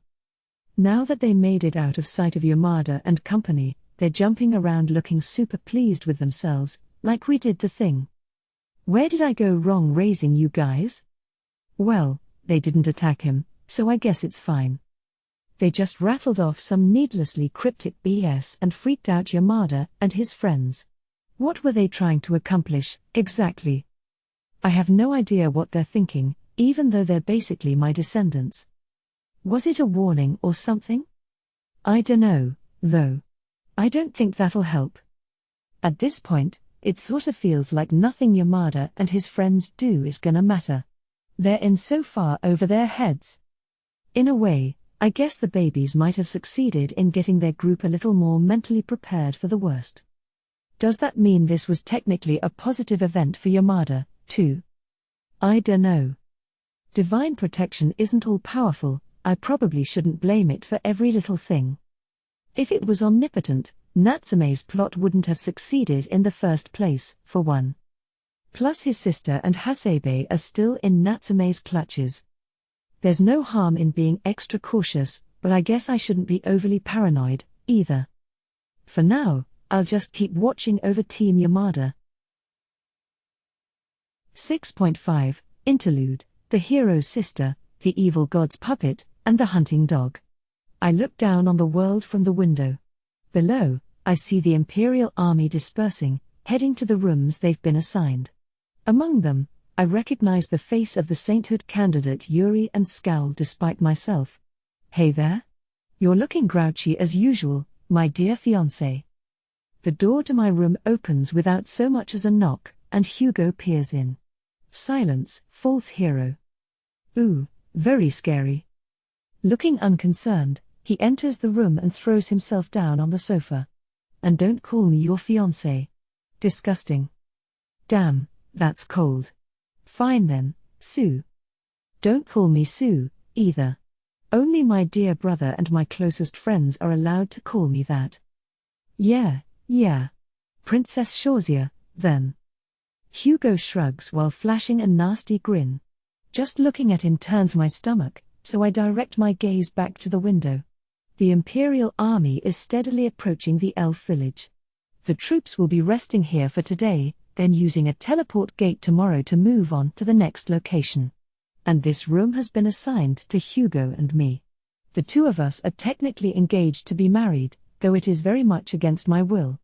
Most likely, this arrangement is only to make it seem natural for he and I to be seen working together. But even if it is only a farce, the idea of being engaged to this man makes me want to vomit. I would kill him right now were it not for the sake of my brother. Yes, all of this is entirely for my beloved elder brother's sake.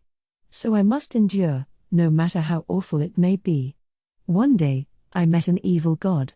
Despite her pure white appearance, she was utterly evil. When I went to punish the sinful fool named Hugo for attempting to harm my brother, delivering judgment with my own hands, I found that evil god doing something to Hugo instead. My instincts told me that I couldn't beat her. If I tried to defy her, I would die. As I stood frozen in true fear for the first time in my life, the evil god whispered to me, "Shall I spare your big brother from any harm?" From that moment on, I was enthralled to that god. She promised that so long as I followed her orders, she wouldn't lay a hand on my brother. For his sake, I swear I'll overcome any trial. We'll be at the elf village pretty soon. Even without looking, I can tell Hugo is smirking. He usually is, even though there's nothing funny about the situation. Heh. I can't wait. I wish he would simply be silent and stop fouling my ears. If my elder brother's voice is like a symphony from the heavens, this man's is like a grating performance on rusted strings. Oh, how I wish I could hear my brother's voice now. Even a few scant words would ease the fraying edges of my heart. I hope you don't mind if I join you. Ugh. Another pest has arrived. Hello there, little princess. This is the evil god's underling, Sophia Keren. What do you want? I came to see how you're doing, of course. Then you've already seen, have you not? So please go away. It's bad enough that I already have to put up with Hugo, the unbearable eyesore. If I'm made to endure any more, I might go mad with the stress. My, how rude. Couldn't we at least chat a little? I have nothing to say to the likes of you. Oh, I see. And here I thought I would comfort the poor, tearful little girl who pretended to be brainwashed and betrayed her precious big brother. Why, you. That's none of your concern. You're just a god's faithful hound. I wasn't pretending, I really was brainwashed that time. For some reason, probably by order of the evil god, I had no control over my body when I killed my father. Why would she do such a thing? This is just a guess, but I think she might have been giving me a way out. So that it wasn't my fault, I was just brainwashed.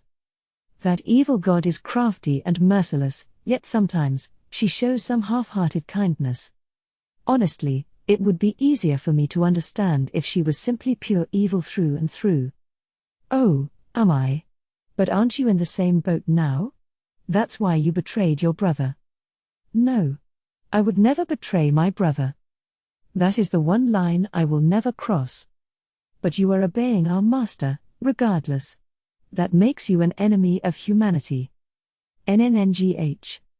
There we go. Now that's the face I wanted to see. Sophia's lips curl with pleasure. You're the worst. I'll take that as a compliment. What an awful person. She might even be viler than the evil god herself. I wish she would just die. Oi, Sophia. You're not even gonna say hi? Oh? I didn't realize you were here. Sophia glares at Hugo as if she were looking at a parasite. Don't make that face. I've got feelings, too, you know. Oh, do you? And what's wrong with looking at a worm like a worm? My eyes might rot out of my head, having to take in a worm and a she-devil at the same time. Well, have you managed to get one of the 7 deadly sins or 7 heavenly virtues skills yet, princess? No, not yet. Well, that's a shame. Have you forgotten your promise to master? NNNGH. I did make a promise with that evil god. I said I would help her and that I would acquire one of the 7 deadly sins or 7 heavenly virtues skills. If I can accomplish that, she'll guarantee my brother's freedom and set me free. But I haven't managed to do it yet. Well, I suppose it doesn't matter much. I don't think Master had very high hopes for you anyway. Ha! Guess some of us are just built different. I clench my fist. How humiliating. I can't bear to be looked down on by such filth. That face is even better. Sophia's smirk widens. A spoiled little princess who grew up wanting for nothing, trembling in humiliation. Now that's a sight for sore eyes. Scum. The absolute lowest of the low. See, even a massive scumbag like Hugo looks taken aback. Why should scum that alarms even other scum deserve to live? I wish they would die. Aside from my brother, what's the point in all the riffraff that persists in this world? I wish everyone but my brother and I would just die.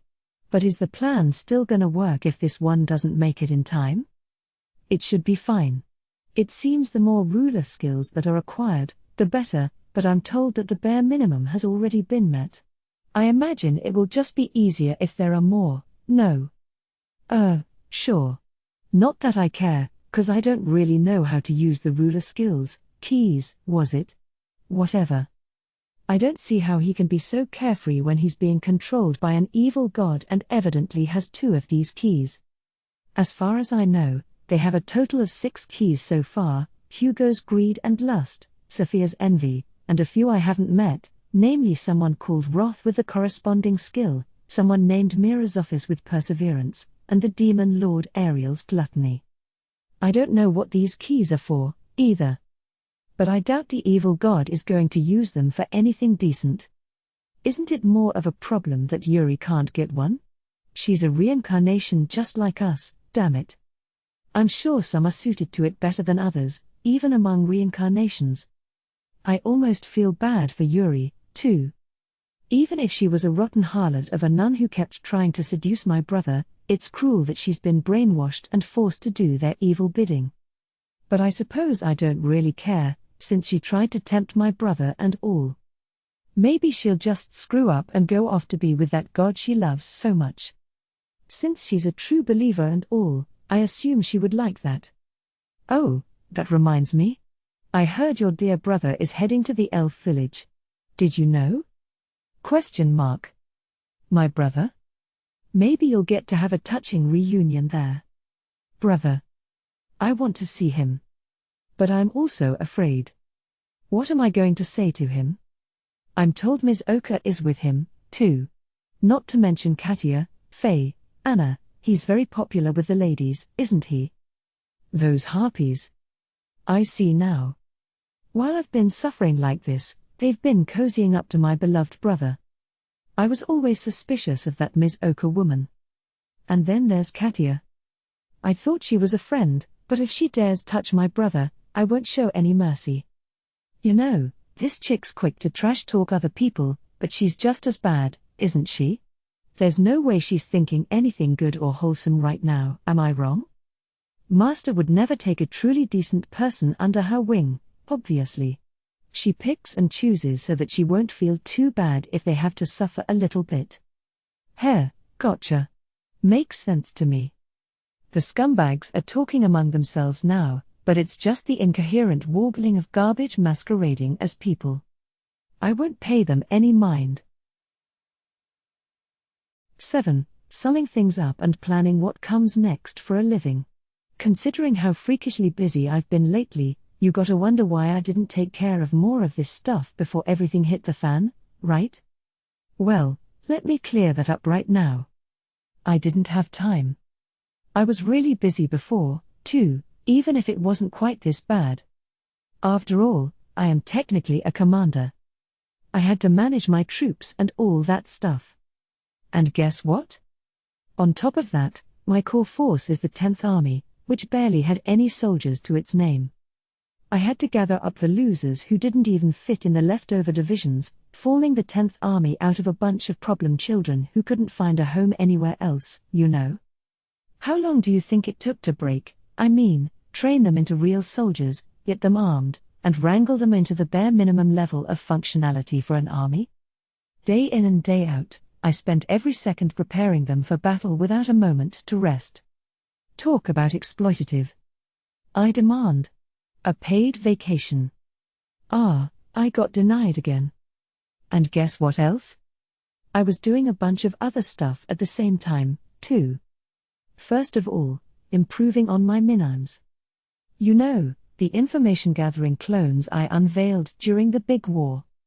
Basically, I took the palm-sized spider clones I created initially and made them stronger. They're still the same size, but they're stealthier, immune to any detection skills, and can even transmit everything they see and hear right back to me. I expanded on that feature even more during the war so that they can now transmit those images to special monitors, too. They're like super efficient self-driving mega cameras. I scattered thousands of them all over the planet, using them to gather all kinds of information in real time. That's how I got the deets on where all the elves are at, too. Not to mention their hidden teleport gates. Heh. The Word of God religion and the elves are both pretty keen on information gathering, but none of them hold a candle to me. That said, these little spy clones have zero firepower and can easily be crushed by a stray footstep, which is a bit of a bummer. That doesn't happen super often, since they're so stealthy and all, but once in a while, there are accidents and stuff like that. But I guess we'll just have to call that the cost of doing sneaky business. Even if it is a major pain to replace them when they get squished. So I was simultaneously operating a few thousand spiders while doing all this, right? And that's while producing a bunch of battle clones at the same time. As you might imagine, battle clones are minimes that are meant to be used for fighting instead of spying. Unlike the spy clones, they come in different shapes and sizes depending on their purpose. First, we've got the mass-produced all-purpose battle clones. These guys are about 3 feet in size. They look more or less like me in my Zana Horror days, the form I evolved into right before Arachne. Basically, a white body with scythes for the 2 front legs. And they're just about as strong as I was back then, too.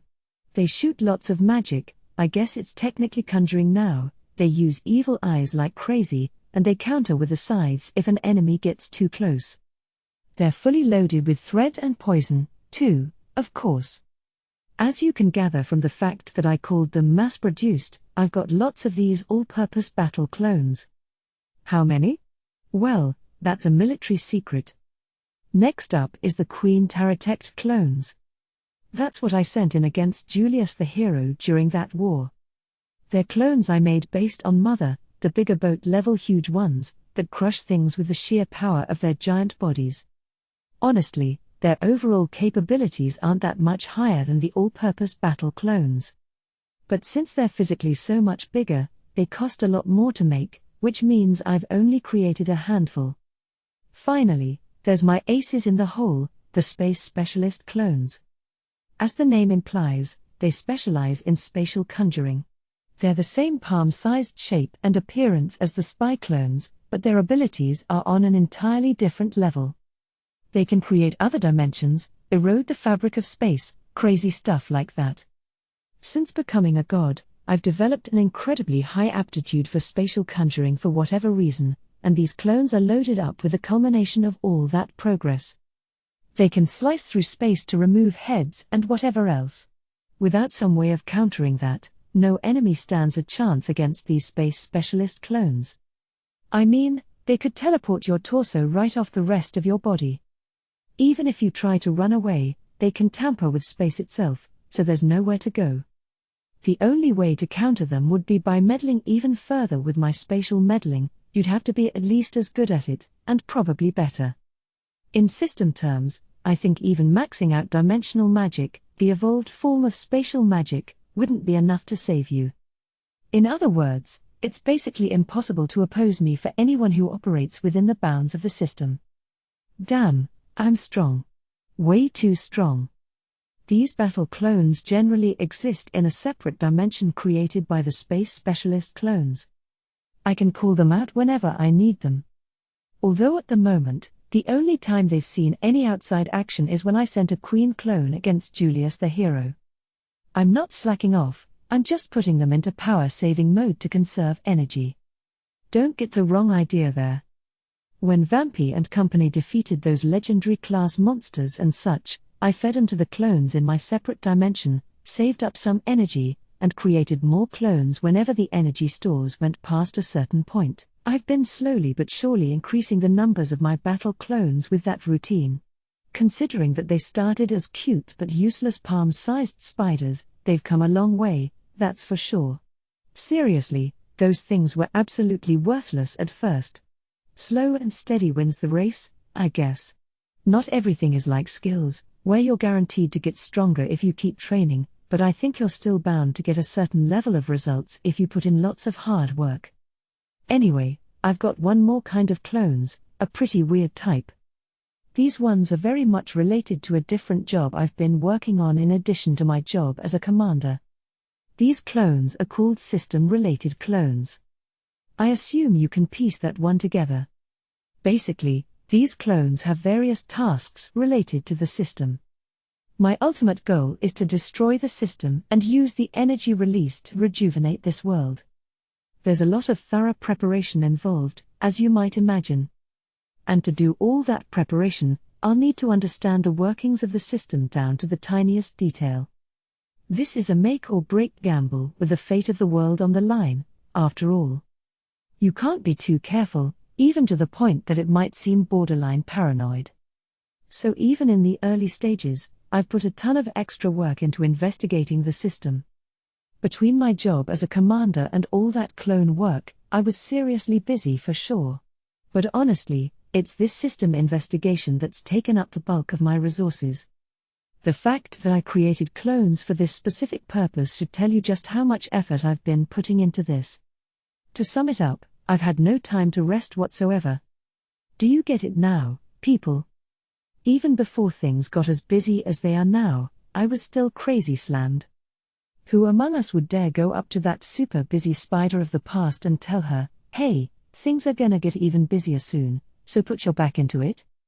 Even if I did know the future, I would have said, sorry, I'm already at my limit. Come on, Labor Standards Act, do your thing here. This is a different world, which means that doesn't exist here, right? This sucks. But I'm still gonna do it, since I'm the one who decided to take all this on in the first place. So let me give you the rundown on what we've learned about the system so far. First of all, what exactly is the system?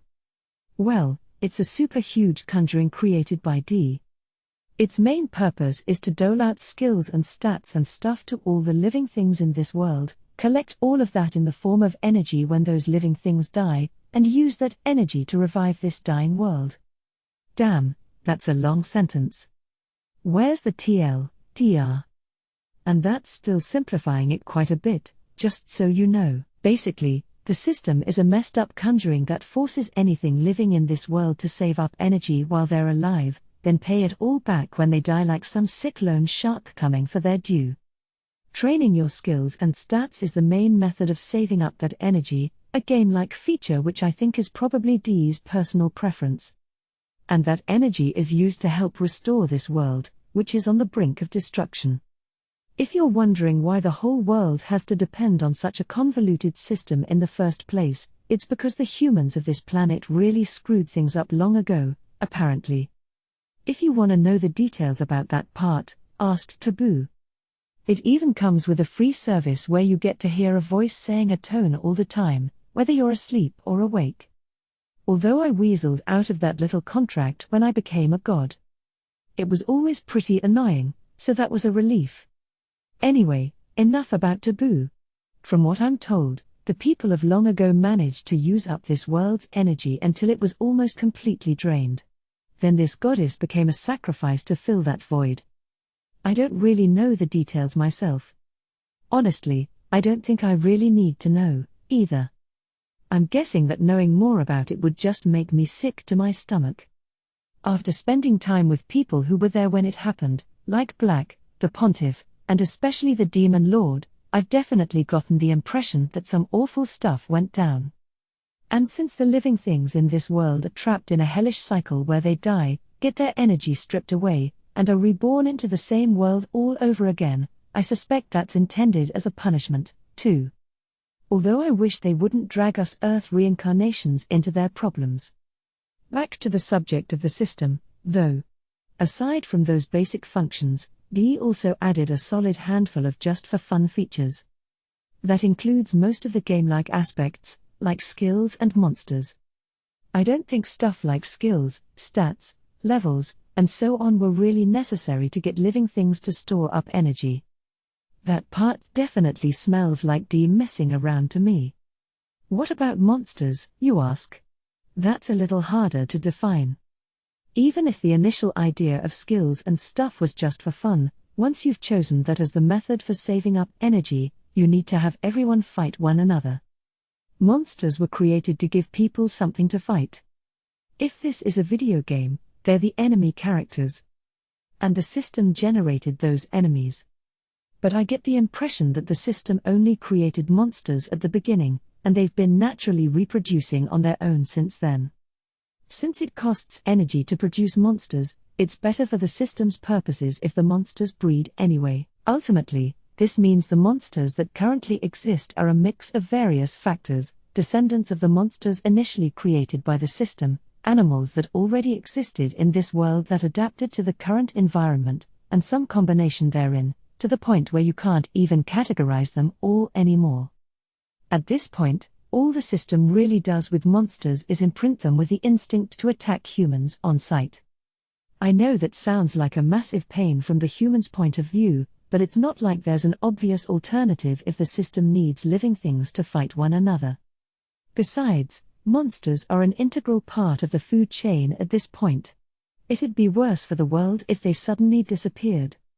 In addition to monsters, the system has other ways to make people fight one another. Namely, the hero and the demon lord. The hero is human. The demon lord, a demon. They each lead their respective peoples and fight each other. Both of them get titles with unusual perks and abilities, too.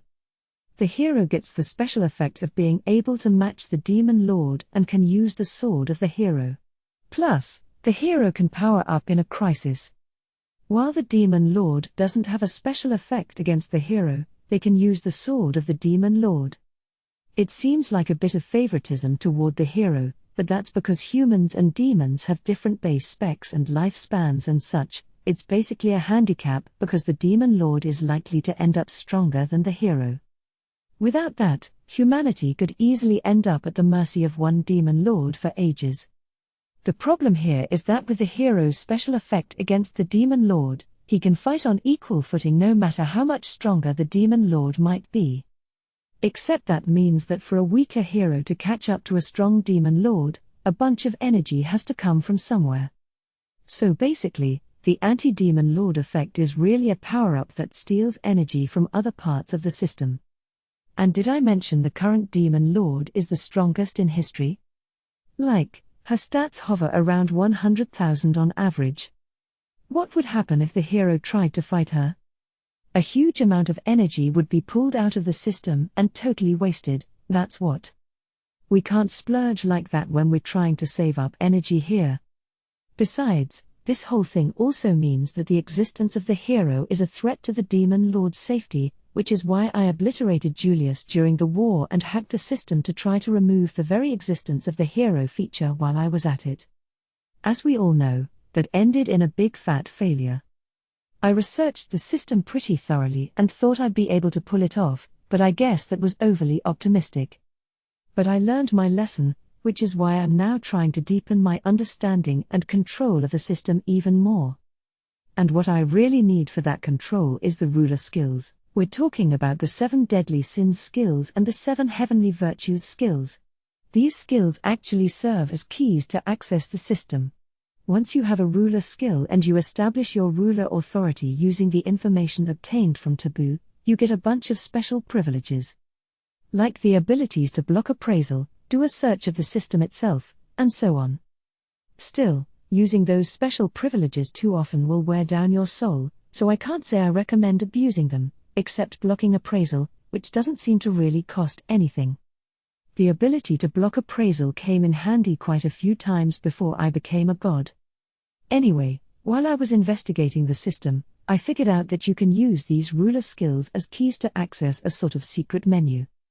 When you get your ruler authority confirmed, a list of things you can do is basically installed in your head, but this was most definitely not on that list. In other words, you'd have no way of knowing about it unless you've thoroughly inspected the system like I have. So I did all that and found out about the secret menu. And wouldn't you know it? It contained the system's self-destruct program. Just as I suspected, given the awful nature of Dee's personality, of course she would include a hidden backdoor. It even comes with a nice little README file explaining how to use it. You gotta laugh. Makes you wonder if there was any point slowly saving up energy through the official menu in the first place. And if I felt that way, I'm sure it was even worse for the likes of the Demon Lord and the Pontiff, who really have been slowly, carefully saving for all these years. But luckily, since the Demon Lord was on the verge of giving up, she was thrilled to see some light at the end of the tunnel at last. Although I'm sure she wishes she'd known about this method sooner. I mean, if they'd activated this right after the system was created, the world could have been saved already. They wouldn't have had to suffer through this long, drawn-out cycle of living, dying, and passing on energy through the official channels. I'm sure there have been more tragedies throughout history than you could count, and the Demon Lord and the Pontiff have probably seen all of them. So I imagine learning that those might not have needed to happen in the first place must have been tough. But you can't change the past, so I guess there's no point dwelling on it. I can't alter the tragedies that have already taken place. I can only try to make a better future. Let time travelers handle past crises, although I don't know if anyone even exists who can manage something like that. I mean, Dee has a crazy amount of knowledge, I wouldn't be surprised if she could do it. If nothing else, though, I certainly can't. I've got to focus on what I can do instead of dwelling on what I can't. But wait. There's one thing I can't do by myself. And that's increasing the amount of people with ruler skills. Ruler skills are the keys to the system. See, you actually need all the ruler skill keys to activate the self-destruct program in the system's secret menu. Every single key. Yep, that does it. This game is impossible. There are several ruler skills that aren't even held by anyone right now. Worse yet, one of the people who does have a ruler skill is someone who will absolutely never cooperate with us. You guessed it, Progenys. Honestly. Why does that guy have to get in our way at every turn? The dude's very existence is a thorn in my side. Do you have any idea how I felt when I figured out how to activate this secret menu? I wanted to run right into a wall. But it's just like that famous basketball coach once said, if you give up, the game's already over. I racked my brains over what I could possibly do, and in the end, I decided to cheat. Keys, doors, opening. Yeah, let's pick the lock. You there, the reader who just thought, what the hell does that mean? If the direct approach doesn't work, you've just got to use workarounds instead. Since this secret menu itself is already a workaround, there's nothing wrong with using yet another workaround on it, if you ask me. Besides, I've got no other choice, because I'll never be able to get the keys from all the ruler skill holders otherwise. At any rate, I sat down and made a list of people who might be able to get ruler skills. Then I decided to recruit as many as I could. We already started with 3 people with ruler skills on our side. The Demon Lord has Gluttony, Vampy has Envy, and Mr. Oni has Wrath. Next, I began conducting close surveillance on demon army commanders, famous humans, fellow reincarnations, and other important characters. My spy clones definitely came in handy there. And next thing you know, Mera picked up the Perseverance skill. That was a bit of a shocker. Mera was originally just a normal person, you know? He's had a pretty wild ride of life since then, especially since he turned into a vampire and all, but I still can't believe he came so far as to get a ruler skill. It's supposed to be super hard to get those skills, you know. I mean, even Julius the hero didn't have one. If even the appointed defender of humanity couldn't get any, that's definitely a rare set of skills.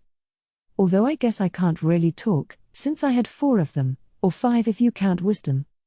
By the way, it seems like the wisdom skill was made specifically for me. I got it when I maxed out appraisal and detection, but the demon lord's done the same thing, and she didn't end up with wisdom. Oops, I'm getting off topic.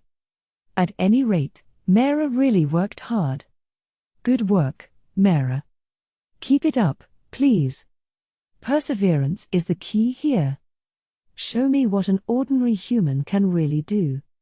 Although I guess he's a vampire, not a human anymore. Meanwhile, on the human side, Natsume really screwed things up. He tried to plot an assassination to get revenge on Yamada, although it ended in failure thanks to Ms. Oka.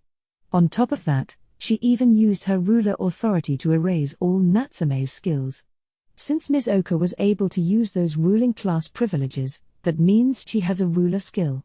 And she's even established her authority. There's no way Ms. Oka has maxed out her taboo skill, so Progenys must have told her how to do that. I'm sure he has his authority established, too, naturally. Most likely, Ms. Oka's ruler skill is charity, one of the 7 heavenly virtues. I used to have that one, too. I got it when I was saving tons of people's lives, it just randomly came with one of the titles I got. It's unclear whether Ms. Oka got it in the same way or if she used skill points to acquire it. But how she got the skill isn't that important, as long as she has it. As long as Progenys is around, though, I can't really go near her. So if Ms. Oka has a ruler skill, that also means there's one less key that I'll be able to use. That hurts, for sure. But there's nothing I can do there. It was always going to be impossible to get all the keys anyway. Man, though, Ms. Oka really overdid it. Out of all the ruler privileges, erasing skills eats up an especially large portion of your soul. Normally, that should have done some serious damage to her soul, enough that she could have lost a bunch of skills and had her stats seriously lowered in the process, too. Ironically, it might be thanks to Progenys that Ms. Oka came out unscathed. Part of Progenys' soul is attached to her like a parasite. Actually, that's true of all elves, not just Ms. Oka. I think this is an effect of Progenys' 7 heavenly virtues skill, diligence. He can take over people he's infected and use them as his own body doubles. Once someone's been taken over once, they can never go back to their old selves. In other words, Progenys was basically holding Ms. Oka hostage. Note the past tense, though. That was before the Natsume goes crazy incident. Ms. Oka used her ruler privileges in a way that should have consumed her soul, but miraculously, it consumed the soul of Progenys that was parasitically infecting her instead. I don't think even Progenys saw this coming. Thanks to that, the part of Progenys' soul that was attached to Ms. Oka got seriously weakened, making it much harder for him to take over her body. All that being said, it's only harder, not absolutely impossible, which is still concerning. But still, anytime Progenys is inconvenienced, I've got to celebrate. Besides, that wasn't even the only advantage we gained from this little incident. We also succeeded in recruiting Natsume to our side. Was I about to say brainwashing? No, you're imagining things. There's no such thing as the brainwashing clones that I conveniently didn't mention earlier. And there's definitely not a fingertip-sized spider inside of Natsume's brain or anything like that. What is this, a horror movie? Ha ha ha, look, if we just left him alone, he definitely would have gone crazy again and gotten himself executed this time for sure. So why shouldn't I use him to our advantage instead? And then I really hit the jackpot. He gained not 1 but 2 ruler skills, lust and greed. Talk about a bargain. We've pulled off all kinds of mischief thanks to lust's brainwashing effects, so now I can say for sure that I made the right choice. Although I wasn't expecting Yamada's little sister to attack while we were persuading Natsume. Gotta admit, the thought of keeping her quiet through violent means did cross my mind for a second, but when you really think about it, she's actually pretty smart and talented, enough that she did a respectable job holding her own alongside a reincarnation like Yamada. doesn't that mean she stands a chance of getting a ruler skill? That's why I very kindly approached her to suggest that she work with me in exchange for not doing any harm to Yamada. Since she's a little too obsessed with her brother, that threat, no, wait, I mean offer, definitely just an offer, worked on her right away. Unfortunately, she hasn't been able to get a ruler skill just yet. But considering that she still helped us out with some other small favors, I've kept my promise not to do any harm to Yamada. With my own hands, at least. I never promised that Natsume wouldn't hurt him, okay? And I've still made sure that he stays alive, okay? So I haven't broken my promise. Anyway, all jokes aside, I am planning on making sure she doesn't get caught up in the shock waves that'll inevitably come when we destroy the system, as thanks for helping us out. Especially since I did kind of make her kill her own father. I did have Natsume brainwash her and force her to do it, to make sure it was against her will at least, but it might have still been a teensy bit traumatic for her. Next, I used Natsume's brainwashing abilities to control other reincarnations like Ushima and Hasebe and check whether they had any ruler skills. If they did, I was planning to steal the keys from them while they were still brainwashed, but sadly, none of them had any.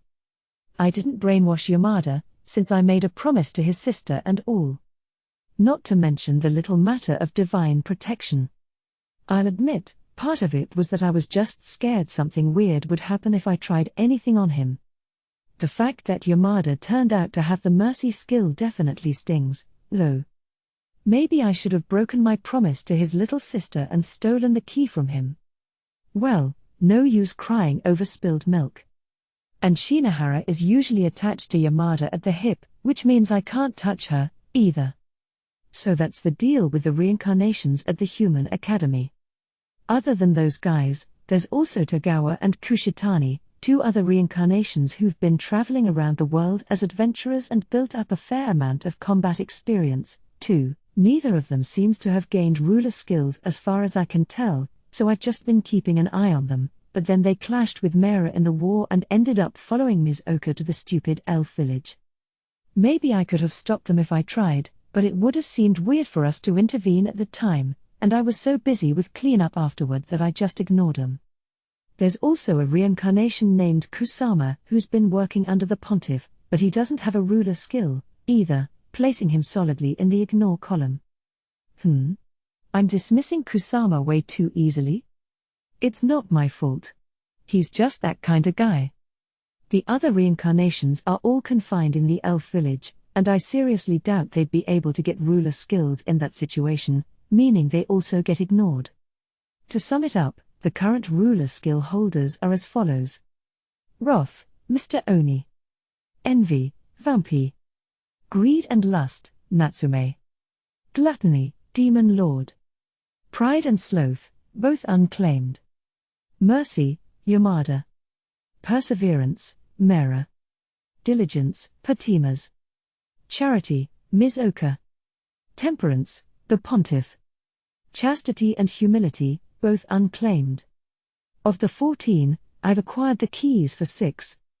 4 are unclaimed, and 4 belong to members of other factions. I would have liked to get at least half of them down, but this might be the best I can do. I'll just have to use lockpicking for the rest. So yeah. As far as that part goes, apparently, the difficulty varies based on the state of the ruler skill. Specifically, in order of highest difficulty to lowest, authority established more than authority not established more than unclaimed. Unclaimed skills are basically like the key is lying around undefended near the lock, but if someone has the corresponding ruler skill, it becomes a lot harder because someone else is basically carrying the key around. And if they've also established their ruler authority, it's kinda as if there are additional security measures around the lock itself. It's because of this range in difficulty that I was able to figure out someone already had the mercy skill. In other words, the hardest ones to contend with at the moment are diligence, temperance, and charity. Mercy takes 4th place. If I can just figure out these 4 somehow, the unclaimed ones should be easy enough. I'm gonna kill the crap out of Patimas soon, meaning diligence will go back to being unclaimed. So I'll just wait to pry it open until after all that. As for charity, I might be able to talk Ms. Oka into handing over the key once Progenys is good and dead. I don't know if she's going to agree or not, but if I have a chance of resolving it peacefully, I might as well wait until then. Which means that one's also on hold until I massacre Progenys. I'm not sure if there's much I can do about temperance. Let's just put that one aside for now. I can make a judgment call on it after I kill Progenys. That leaves mercy as the highest priority. It'd definitely be best to pick that lock before Yamada establishes his authority. Once he maxes out his taboo, it'd be great if he decided to help us. But if not, then it's gonna be a huge pain. Prying it open before then would be safer for sure. Same goes for the 4 unclaimed ones. I held out for as long as I could, but I doubt any of my players are gonna pick up a ruler skill anytime soon at this point, even if I put it off a little longer. If anything, the chances might be higher of someone on a different team getting one instead. Even among the people on our side who might get one, there's an all too real chance that they might lose their lives in the battle at the elf village. That even goes for the ones who already have a ruler skill, like Vampy and Mr. Oni. And if they die, then another ruler seat will be empty again. Better to at least use the keys that I already have now and open as many locks as I can before any of that happens. So yeah, I'm gonna go take care of that stuff real quick. You can't let those system-related clones of yours take care of it like usual? I report into the Demon Lord before I head out, since communication is important. We're in a horse-drawn, or rather spider-drawn, carriage. It's basically a fancy basket being carried on the backs of arch-Tara texts. The lap of luxury. Nope. It'd be too risky for me to control them remotely from afar for such an important job. Gotcha. I can understand why the Demon Lord would want me to hold off, though. We're right in the middle of preparing for battle with Progenys, which is clearly very important to her. I can gather information on the enemy faster than basically anyone else in the world. I can teleport anywhere at any time, and I can even deploy whole formations that way. Since I'm the strongest force on our side, it's no wonder she'd want to keep me close at hand. Huh? Wait, I'm so skilled it's scary. Is it just me, or am I too talented for my own good? Is this even allowed? I'm not gonna get banned for hacking, am I? I'm just that talented. It's almost creepy. White, you're lost in some stupid thoughts again, aren't you? I don't know what you're talking about. I'm pretty sure you only say that when I've hit the nail on the head. I don't know what you're talking about. The Demon Lord rolls her eyes and shrugs exaggeratedly. Grr. Offense taken. And I want to file a complaint against the super toxic work environment in the Demon Army, too. As the CEO, the Demon Lord should pay me a settlement. For some reason, the Demon Lord grabs my hand tightly and pulls me toward her. What? As I freeze in place, she lays me down and promptly bundles me up in her own thread. The thread is woven like cotton and wrapped around my entire body. What? You can take care of that tomorrow. For tonight, you sleep right here. Sleep? In this bundled up state? Okay, I'll admit that this is actually super soft and comfy, but still. If I sleep bundled up adorably in the Demon Lord's carriage, what about my dignity? White, do you even realize how exhausted you look right now? For real? Is it that obvious? I guess I have been working too much overtime lately. Even though I'm a god, I still have a physical body that can get tired. Maybe I've been pushing it a little too much. But there's not much time. It'd be worse if you doze off and mess something up. Fair. They say that since your performance gets worse when you're tired, it's actually more effective overall if you take regular breaks while working. All right, then. Good. Have all your clones and stuff rest, too, except for what's absolutely necessary. Okuman. But then my whole worldwide surveillance network will temporarily shut down. Well, I'm waiting. Fine. Sheesh, the Demon Lord's kinda pushy today. Seems like she's gonna force me to sleep by any means necessary. I am aware that I've been relying on you too much, you know. The demon lord murmurs something with a bit of a rueful expression. So when I see you looking this exhausted, well, you know. I want you to rest, that's all. I'm doing it because I want to, okay? Don't make that face. Sorry. No, wait. I guess what I should be saying right now is thank you. Yeah, exactly. Once it's all over, I really want to thank you again, properly this time. So don't fall out on me before then, okay? You got it, boss. In that case, I guess it's time to sleep. I'm gonna get drunk on sleep. Good night. 7.5, Special Chapter, A Grandma Admires Her Progeny's Hard Work. Within moments, White is snoozing quietly. It's been a long time since I saw her sleeping so defenselessly. In fact, she hardly ever sleeps this deeply at all. The only time I remember is after she became a god, when she lost her powers. Even then, she was heavily on guard at first and would wake up right away at the slightest sound or movement. But then either she came to trust us more, or perhaps she decided there was no point being on her guard since she had no powers left anyway. At any rate, she started to sleep more soundly. When she was staying in the Duke's mansion in the demon territory, she apparently slept like a log. But there was much less of that once she started getting her powers back.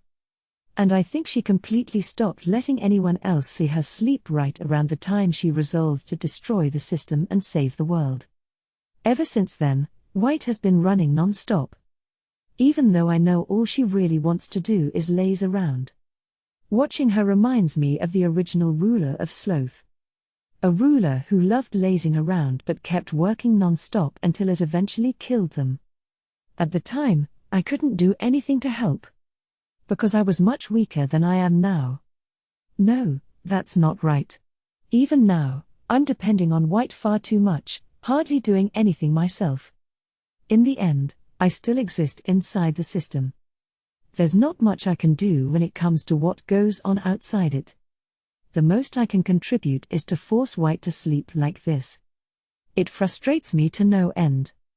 I want to help her more. In fact, the reality is even more painful. White is originally an outsider here, and we're forcing her to take on all these burdens. It's not just White, either. Sophia, Roth. Even Mira's office, though he's not a reincarnation.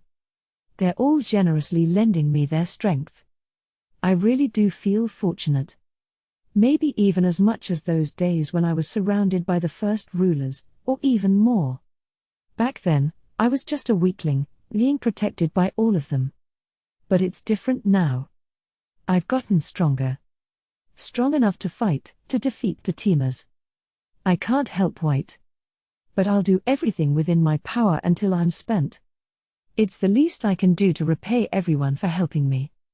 I'll express my ultimate gratitude by seeing it through to the end and making sure it all succeeds. Lady Sariel. The first rulers, who have long since passed on. Please watch over me. I'm going to save this world with my own two hands. I promise. And then, if possible, I want to celebrate with White and the others. So please, White. Don't push yourself too hard, okay? 8. Picking a fight with the system for a living. Ah, this is so nice and comfy. I slept well, all right. Now I'm nice and refreshed. Good morning. Morning. I crawl out of the fluffy bundle. Kai, this time I'm going for real. Right. Oh, but first, take this. The demon lord hands me something. Huh? You need that, right? Yes, the object she handed me is definitely something I need. Thanks.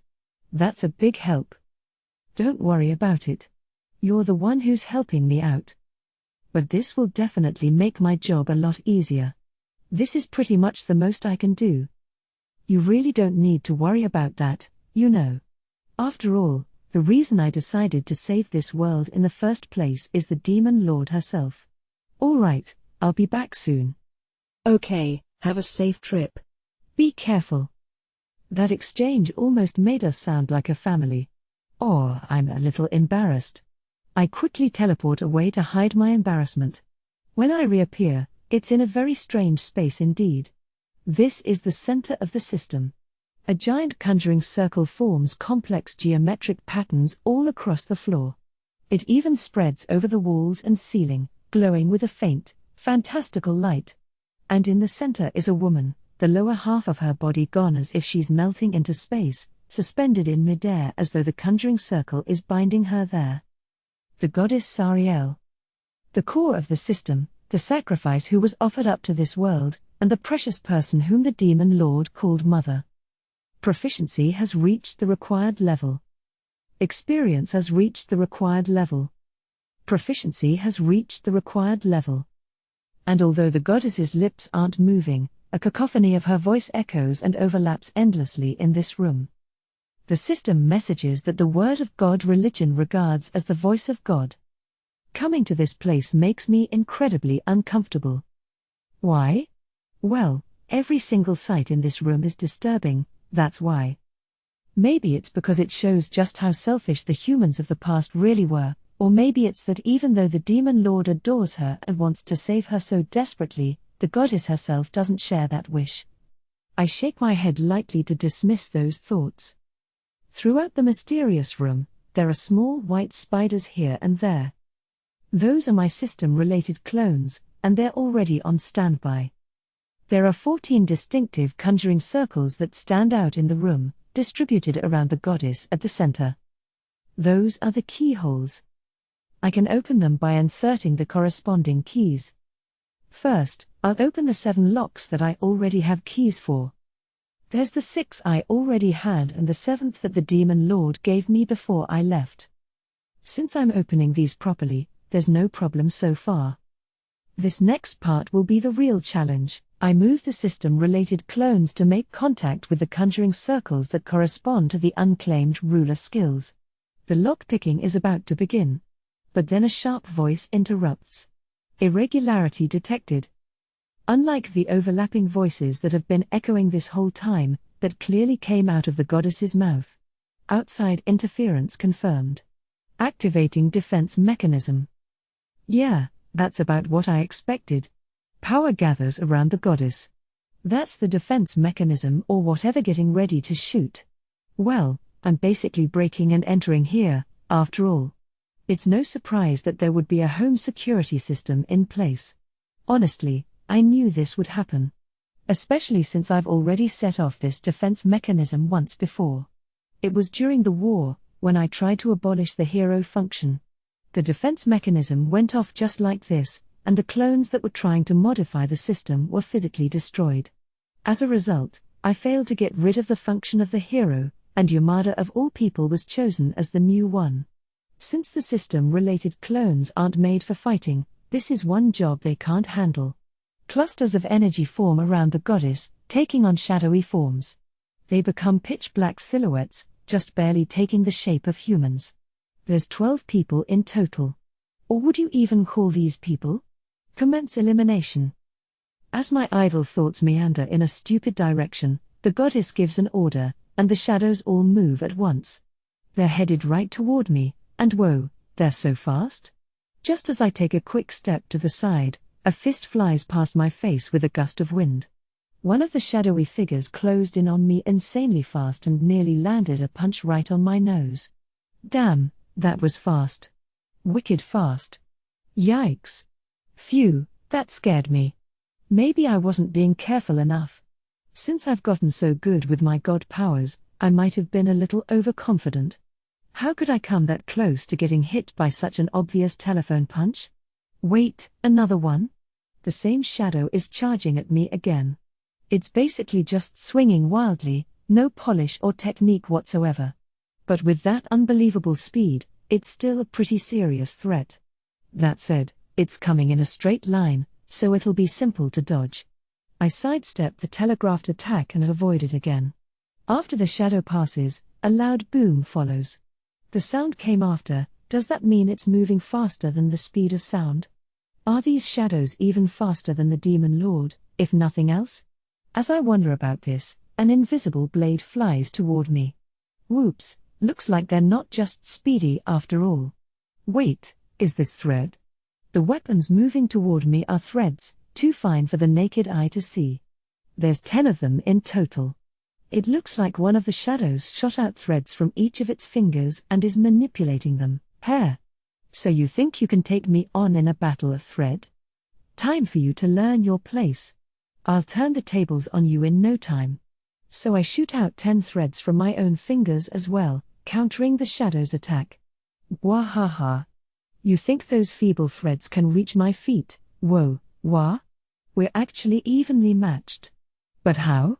You're telling me there's a thread user who can fight on equal footing with me? Our threads crack against each other like whips, whirling and feinting at each other with pulls and twists as we try to cut through each other's threads. It's an incredibly close contest. And then the speed shadow charges toward me. I put my fight with the thread shadow on hold to get some distance between us. Then another shadow suddenly appears behind me. When did you get there?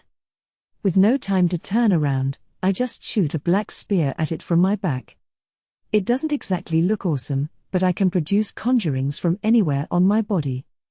The shadow that was trying to pull off a surprise attack on me is getting a surprise attack of its own.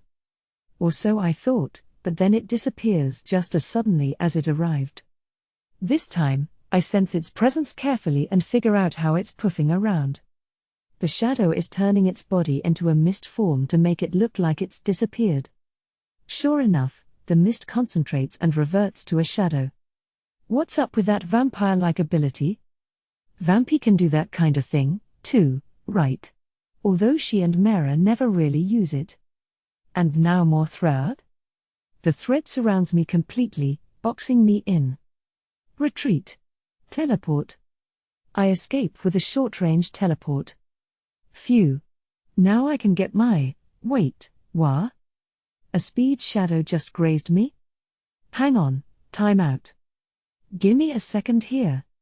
Spatial separation. I cut off the space all around me, creating a cube-shaped void barrier. Since the entire space is separated, no physical or magical attacks can pass through. You'd have to be on my level of spatial conjuring expertise to get in from the outside. In other words, it's practically invincible. The only downside is that it blocks out all light and sound, too, meaning I can't tell what's going around outside, either. At any rate, this will protect me from enemy attacks. I'll take that moment to calm down a little. Okay, so the defense mechanism shadows are way stronger than I expected. Maybe I was being careless or overconfident or whatever, but even then, isn't it awfully strange that they were able to corner me like this? I am a god, remember. In terms of abilities, I'm pretty sure I'm way stronger than I ever was as an arachne. Now, my current strength is spatial conjuring. In terms of stats, I would probably still fall short of the Demon Lord, I think. Even then, I would estimate that I've got the equivalent of stats in the 50,000 or 60,000 range. So what the heck does it mean if I still can barely keep up with these things? It's like I'm fighting a whole bunch of Demon Lord tier opponents. Nah, I guess they're probably individually weaker than the Demon Lord, but still. Maybe Vampy or Mr. Oni would be a better comparison? Yeah, that seems about right. And a dozen of them, no less. On top of that, thus far, I've only been able to confirm the abilities of 3 of them, the Speed Shadow, the Thread Shadow, and the Mist Shadow. I don't even know what the other 9 do yet. Considering how unique the first 3 have been, I seriously doubt the remaining 9 are just generic mass-produced fighters. It's probably best to assume they've got some crazy abilities, too. I guess I should have expected no less of the defense mechanism protecting the system itself. This isn't a hopeless situation by a long shot, but it's gonna be tougher than I was expecting, that's for sure. All right. I've calmed down a little. Let's give this another shot. First of all, it'd be dangerous to just deactivate the barrier right now. Instead, I'll teleport somewhere directly outside of the barrier. All at once, I'm free from the soundless, pitch-dark space. And the first thing I see is, yeesh, a whole big swarm of somethings. There are so many black silhouette creatures that you can't even see the spatial separation box I was inside a moment ago. I'm pretty sure those weren't there before. Where did these things come from? Oh, never mind. I see the source right there. One of the human-shaped shadows is producing a bunch of monsters. That guy over there's clearly the culprit. Is it just gonna keep churning out endless mobs if I don't stop it? Guess I better take that one down fast. But first, I produce a spatial separation wall right in front of me. Then the speed shadow slams right into it. If you keep trying the same attack over and over in such a short time, I'm gonna get used to it no matter how fast you are, dummy. The speed shadow collides with the spatial separation wall at the height of its impressive speed and absorbs all the recoil to boot. A normal wall would probably absorb part of the impact, but this is an actual separation in the fabric of space, not a physical wall. If you crash into it, you're taking every bit of that impact right to the face. The speed shadow crumples to the floor. One down. Or so I thought, until a blast of light coming from another shadow hits the wounded one in the back. The speed shadow hops right back up. Uck. They've got a healer, huh? If the healer shadow can restore the others, then I've got to crush that one, or it'll keep bringing the other shadows back. So the summoner shadow and the healer shadow. Those are my top priorities, but which one should I go after first? I guess probably the healer. There'd be no point beating the summoner shadow first if the healer shadow just brings him right back to life. Death to healers. No mercy. All I gotta do now is avoid the recovered speed shadow, the thread shadow, the mist shadow, the swarm of shadow beasts, and whatever else comes at me, all while targeting the healer shadow. The speed shadow only uses simple charge attacks, and the thread shadow is actually easier to avoid if I don't try to fight it with more thread. As long as I'm careful of the mist shadow, I can tell when it's about to appear. I couldn't react fast enough before because I wasn't expecting it and had to fend off an attack at the same time, but the cat's out of the bag now. As for the big swarm of beasts, they're not much to worry about. In fact, to be totally honest, these shadows are weak. I can even wipe them all out with some dark missiles that I conjured a bunch of as a smoke screen. Compared to the shadows, they're practically trivial. Although that's probably why the summoner shadow can crank them out so fast. As soon as I wipe out one wave, there's already a bunch more. It's extremely annoying. On top of that, they're actually working together against me pretty well. That's probably thanks to the shadow that's standing next to the summoner shadow, pointing at me and giving orders with gestures. Is that a command-related ability, maybe? It might be granting them some kind of ability-enhancing buff, too. Looks like it's giving all the shadows orders, including the beasts, which is why they're coordinating their attacks on me. That's kind of a pain, too. But still, the healer shadow comes first. Avoiding the intermittent attacks from the beasts, speed shadow, and so on, I send a dark spear flying toward the healer shadow. My attack hurtles at its target, but then a different shadow jumps in front of the healer and blocks it. This one's got a shield. I can't believe it blocked my conjuring. Guess this shadow is fairly strong, too. Each of them would probably have stats in the tens of thousands. Maybe they'd even be on par with legendary class monsters. It'd be nearly impossible to deal with a dozen of them if your strength was bound by the limits of the system, wouldn't it? The Demon Lord might be able to take them. No, I guess this would be tough to solo even for her, huh? Maybe she could do it if she brought the puppet spiders and some more backup? If it'd be this hard even for the Demon Lord, then this is normally an impossible level. Guess that means they really don't want you to cheat. But I'm gonna do it anyway. The healer shadow splits in two. I used spatial separation to cut it in half. Since I'm messing with the fabric of space itself, it's physically impossible to defend against. You'd have to be at least as good with spatial manipulation as I am, or else the only thing to do is dodge.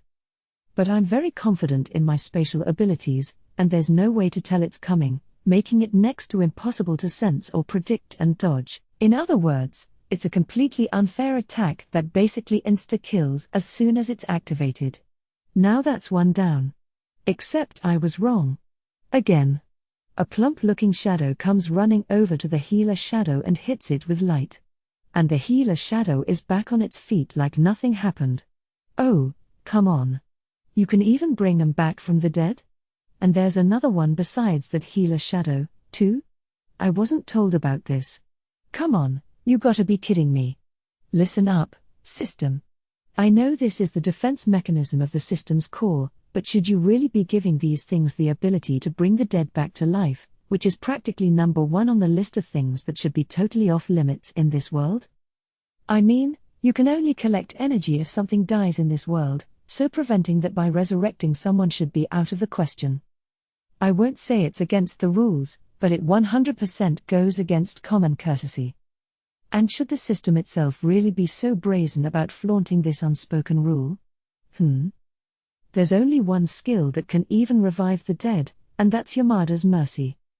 You're totally messing up the game balance, dude. Is this like a penalty from the moderators against a player who's broken a rule? Should be grateful that I didn't get my account banned on the spot. Knowing Dee's power, I'm sure she could impose a penalty that would instantly wipe me out if she really wanted to.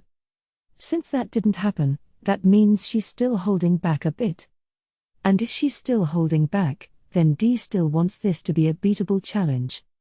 Although I'm pretty sure you seriously screwed up the difficulty level. Or was that on purpose? Is Dee demanding that I should be able to handle something this insane? Okay, actually, I could totally see that. Dee basically said that she was bored of this world and wanted to ditch it because it was at a standstill. In other words, the people of this world couldn't live up to Dee's standards. That's an evil god for you. Sticking them with an extreme difficulty mode, then getting bored and throwing them aside because they couldn't beat it. Isn't that a teensy bit too selfish? But I guess that just means she's so strong that people have to forgive her, or rather have no other choice but to let her do what she wants. Even I'm in no position to complain. I guess this is a real-world example of absolute power corrupts absolutely. Maybe it really is Dee's fault that this world ended up in such a mess, huh? Her standards were way too high, making it impossible to win. That would certainly explain why the Demon Lord, the Pontiff, and all of them were never rewarded in spite of all their hard work. You know, thinking about this is actually starting to piss me off. Why does the Demon Lord have to suffer because of that jerk's stupid demands? In fact, I'm suffering because of it right this second. I use spatial separation to cut the speed shadow in half. But then the thread shadow, the mist shadow, and a whole bunch of beasts all charge at me, forcing me to go on the defensive. And while I'm busy dodging, the resurrection shadow brings back the stupid speed shadow. We've just been repeating this cycle over and over. I've killed the speed shadow the most, but I brought down the thread shadow and the mist shadow a few times each, too. But every single time, they just get revived. If I kill them instantly with spatial separation, the resurrection shadow fixes them up. If I don't get a one-hit kill, the healer shadow does it instead. I feel like I'm playing an endless game of whack-a-mole here. It seems like the resurrection shadow is the only one that can bring back the dead, not the healer. So if I could just take that one down, things would get a hell of a lot easier, but obviously, my enemies are all too aware of that fact. So the other shadows have been aggressively protecting the resurrection shadow. The shield shadow and the barrier shadow are both guarding it non-stop. In theory, my spatial separation should be able to take out the target anyway, even if there are tanks in the way. But in practice, they've figured out a way to stop me. How the heck are they defending against an attack that insta-kills regardless of the distance or the enemy's defenses, you ask? It's similar in principle to the magic neutralizing effect that dragons have. Dragon scales and barrier-related skills interfere with the fundamental building blocks of magic, weakening the effect of spells. And the building part actually isn't any different for conjuring. In theory, any skill that can block magic should also be able to hinder my conjurings. It just happens to require a much higher output, since it's my conjuring that you have to stop. I'm a former magic expert who once had the height of occultism skill, you know? Even though it's conjuring now instead of magic, I'm still just as strong, I think. But now, my conjuring is being obstructed by the shield shadow and the barrier shadow. One obviously holds a simple shield, and the other creates simple transparent barriers. I think it's the latter that's blocking my conjurings. But it's hard to imagine that just one of them is single-handedly negating my powers, so I'm assuming the shield shadow has some kind of obstructing effect as well. Basically, the two of them are working together to crush my magic. Although spatial conjuring is my area of expertise, and I can produce it without much effort, it still uses high-level, super complex runes. So it's not my fault that I can't break through a blockade of two stupid shadows. At least, that's the excuse I'm going with.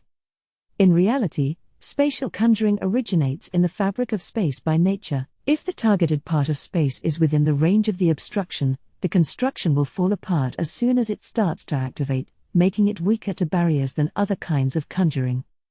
You'd think I could just shoot them from afar with other kinds of conjuring, then, but that doesn't work, either. I tried tossing some dark spheres, but they lost most of their power as soon as they touched the barrier, then got blocked by the shield shadow and dissipated completely. Grr. These guys' magic jamming abilities are crazy strong. They might even be on par with Vampy, no. Thanks to her Ruler of Envy title, Vampy has a maxed out skill called Divine Scales, the strongest of the dragon's anti-magic scale skills. Basically, it's the strongest magic blocking skill in existence. As far as I can tell, the shield and barrier shadows have magic obstructing abilities that are on par with Vampy's. In fact, is it just me, or is the barrier maybe even stronger than hers? Man, what a pain. What am I supposed to do about these guys? Seriously, every single one of them is strong enough to take on an army alone. How am I supposed to fight 12 of them? Now I'm really getting fed up. So far, we've got the Speed Shadow, Thread Shadow, Mist Shadow, Summoner Shadow, Commander Shadow, Healer Shadow, Resurrection Shadow, Shield Shadow, and Barrier Shadow. That's 9 in total. As for the other 3, one of them has just been standing in front of the goddess this whole time without moving. The other 2 are chasing my system-related clones around. One of them seems to have a bunch of different abilities. It's using all kinds of magic to sling attacks at my clones as they run around like crazy. And it also seems to have telekinesis or something, because there's a bunch of different swords, axes, spears, and other weapons floating around for no discernible reason. But the fact that they're floating there means it can probably use all of those, too. What a multi-talented bastard.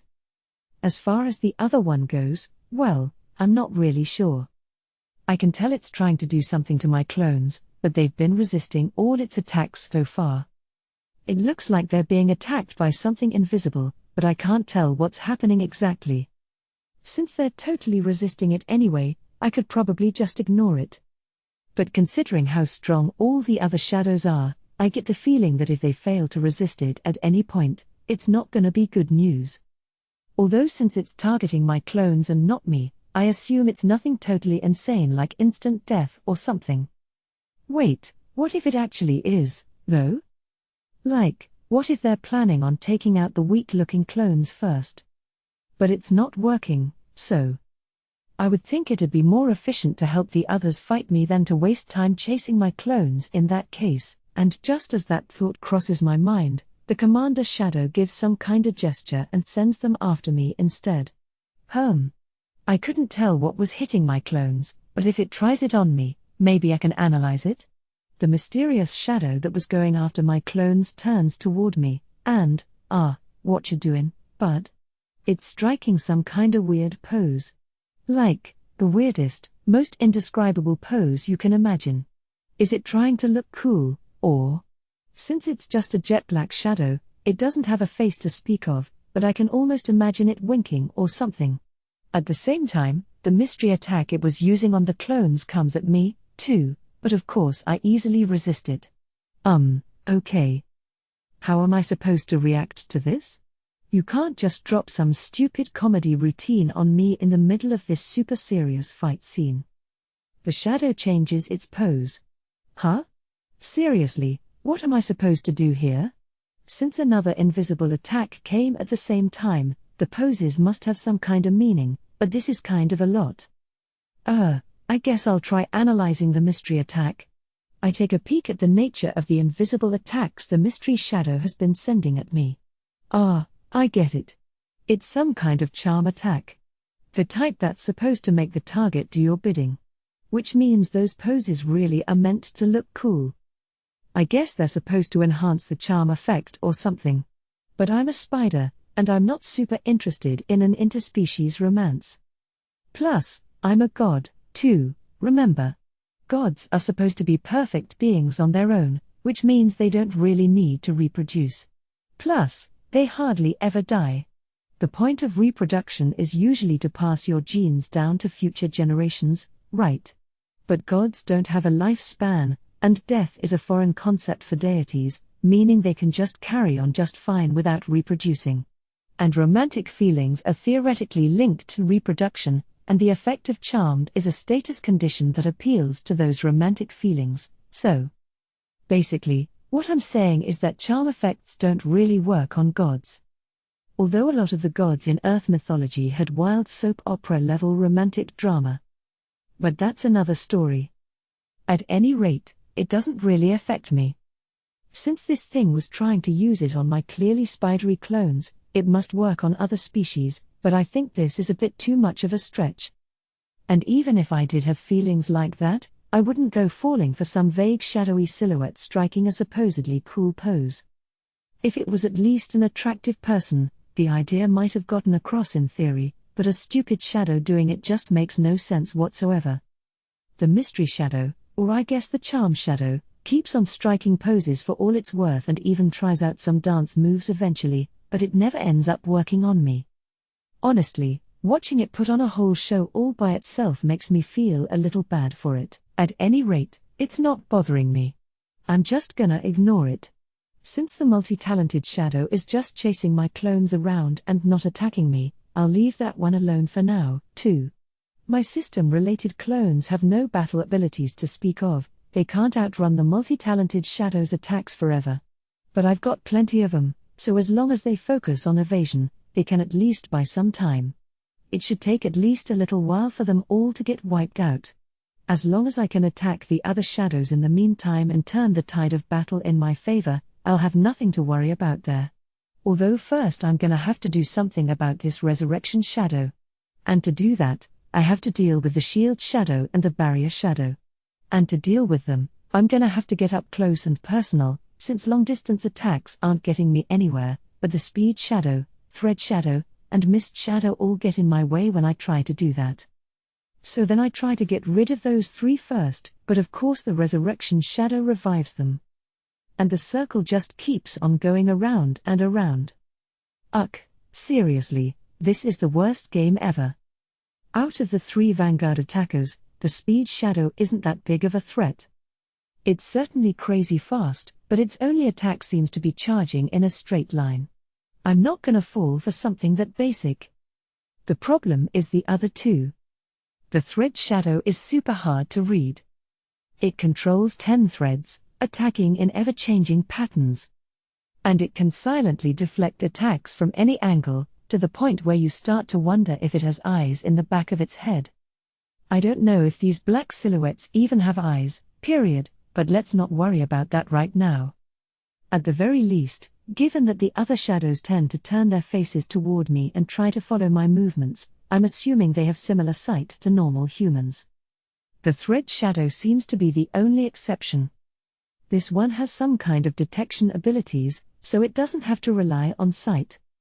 And yet, its attack method is these thin, stupidly hard to see threads. Thanks. I hate it. On top of that, whenever I decide to just throw caution to the wind and attack the stupid thing head-on, the result is a weird attack flying at my face. It's an invisible attack, like the kind the weirdo charm shadow uses. Probably an evil eye or something, the type of ability that activates when the user can see you. Whenever I get into the thread shadow's line of sight, I can feel my energy being slowly sapped away. My guess is it's something like Jinx's evil eye, which has the effect of slowly decreasing the target's HP, MP, and all-around stats. Now that I'm a god, I don't technically have stats and all that junk anymore, but it looks like it can just directly drain my internal energy levels instead. Because the amount lost is fairly insignificant, it's not doing much damage to speak of, but it still doesn't exactly feel great. I end up instinctively wanting to move out of the thread shadow's line of sight, making it that much easier for the enemy to read my movements. Since it's doing so little damage, I should just ignore it, and I really do try, but I still can't help instinctively wanting to avoid it instead. Thanks again. I hate all of this. And even worse, this thing can avoid spatial separation. I think it's probably because it has detection abilities that don't rely on sight. It picks up on some incredibly faint premonition and avoids my attacks somehow. So I can't take it out just by popping off an attack without thinking. I've got to include some feints or mix it in with other attacks. That adds an extra step to the process, giving my opponents that much more time. But wait. There's more. Once in a while, the thread shadow takes a hit from spatial separation and still doesn't die. I have no idea how that works, but somehow, it keeps moving even with what should very obviously be fatal wounds. When that happens, the healer shadow can fix it up from afar without the resurrection shadow needing to move. In other words, it's a huge freaking pain. It can avoid spatial separation and sometimes even survive if it gets hit. Basically, I hate it. But if I try to ignore it, I get a non-stop barrage of thread and evil eyes for my troubles. I hate you. Please die. This is the worst fight ever. It's strong, but what's worse is that it's a kind of strength I've never encountered before. For the most part, the toughest opponents I've faced have just been super strong, plain and simple. Types like this, who are tricky instead of just being strong, are a lot rarer. There are probably some humans with low stats who manage to be that tricky, but once your stats break the 10,000 mark, it's usually easier to get by with the sheer brute force of that strength. Even a martial arts master can't take on an Aegis cruiser, know what I mean? In which case, it'd be a whole lot easier to just get an Aegis cruiser of your own. But this thread shadow is a rare case of something that's got Aegis cruiser strength but still fights like a martial arts master. Okay, even I'm not sure anymore where I was going with that example. Anyway, on the opposite end of the tricky thread shadow, the mist shadow just relies entirely on its own strength. Surprise attacks from its mist form. Turning into a giant wolf and jumping at me. Throwing punches that rely on its stupid high stats. Darkness-based magic attacks. Reckless charges that depend on its own toughness and regenerative abilities. If the thread shadow fights with the clever strategies of a human, the mist shadow fights with the raw violence of a movie monster. More specifically, it's a vampire, really. Its fighting style is different from vampires and maras, but its range of abilities certainly feels familiar. Where vampire and mara use strategies similar to humans to maximize their power, this mist shadow is more like the pure strength of a vampire. Like a standard issue vampire, I guess. Although I don't know if any vampire can really be called standard. Given that it's basically a monster in humanoid form, maybe it's more like the demon lord than vampire or mara. You could say it's the tyrannical strength of stats and skills, I guess. This one's not nearly as skillful as the thread shadow, but it's got the pure strength to make up for that difference. Although since vampires are tricky by nature, I guess it's not quite as simple as pure strength. At any rate, it's undeniably strong. The thread shadow sometimes survives spatial separation through what seems to be sheer force of will, but sometimes the mist shadow manages to survive, too. In its case, though, I think it's more of a matter of just having super high vitality and regeneration ability. Who the hell can just stick themselves back together and heal right up when their body gets cut in half? Sometimes it even uses that insane regeneration to straight up charge at me without bothering to defend itself, which would be pretty damn impossible to deal with for anyone but me. You heard me. I can still deal with it, at least. As strong as it might be, it still doesn't hold a candle to the Demon Lord, and it might even be weaker than Vampy in a lot of ways. It'd still pose a serious threat to any modern-day human, though. But if it was just one on its own, I could handle it easily. The problem is that when they team up against me, it gets a whole lot harder, even if the Thread Shadow and the Mist Shadow wouldn't be so bad one-on-one. And to make matters worse, the Speed Shadow comes flying at me if I slow down for even a second. I could forget about it all too easily if I stay focused only on the Thread and Mist Shadows. Plus, the endless flood of beasts from the Summoner Shadow is vaguely annoying, too. They're not strong enough to be worth noting, but since there's so damn many of them, they're infuriatingly distracting. They're like a bunch of fruit flies buzzing past my face at every turn. What could be more annoying than that? Without a concrete plan to resolve all these various problems, I'm doing nothing but eating up time. But I'm not in danger of going down, either. I know I keep griping about how strong they are, but the Shadows still have far lower base specs than I do. Their teamwork is a pain in my butthole, and they're definitely stalling my plans, but they have no real way of finishing me off.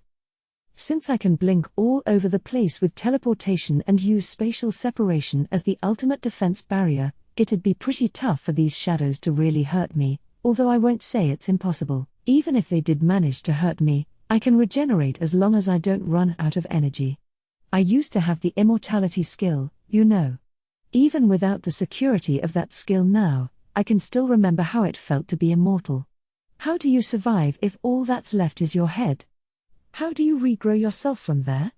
Yep, I've already figured out those methods and learned to reproduce them.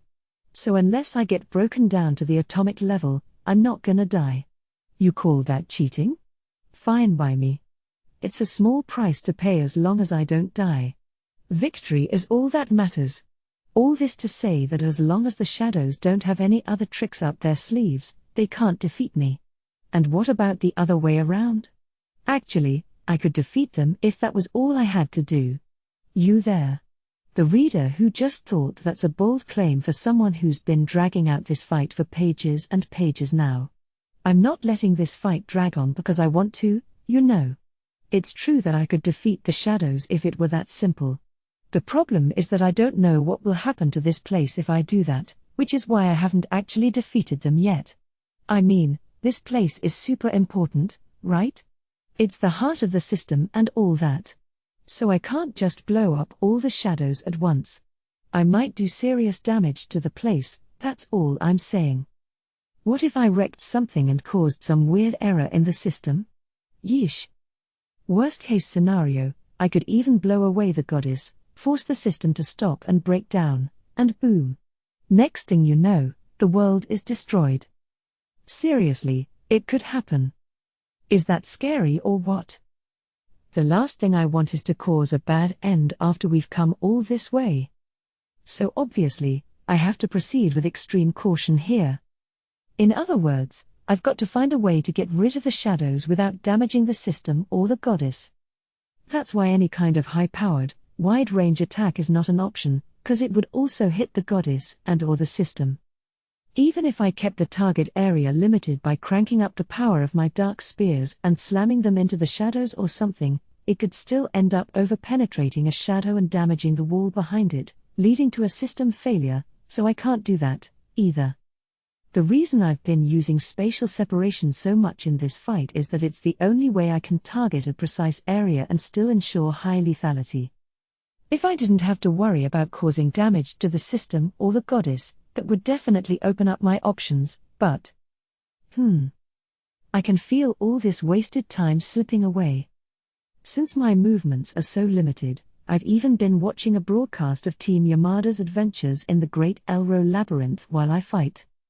Although obviously I can't spare the attention to do anything more than take a peek, this is a weird situation, I tell ya, being caught in this intense non-stop shootout but having nothing much to do at the same time. It's like my own personal 1,000-year war. Okay, it hasn't actually been 1,000 years, but a few days actually have passed since this battle started. Yamada and friends are breezing right along through the Great Elro Labyrinth, while I can't even manage to defeat a single shadow. Which means I haven't had time to try to slow them down, either. Wait. Don't tell me this is also because of divine protection? Am I stuck in this super long fight just so I won't be able to stop them?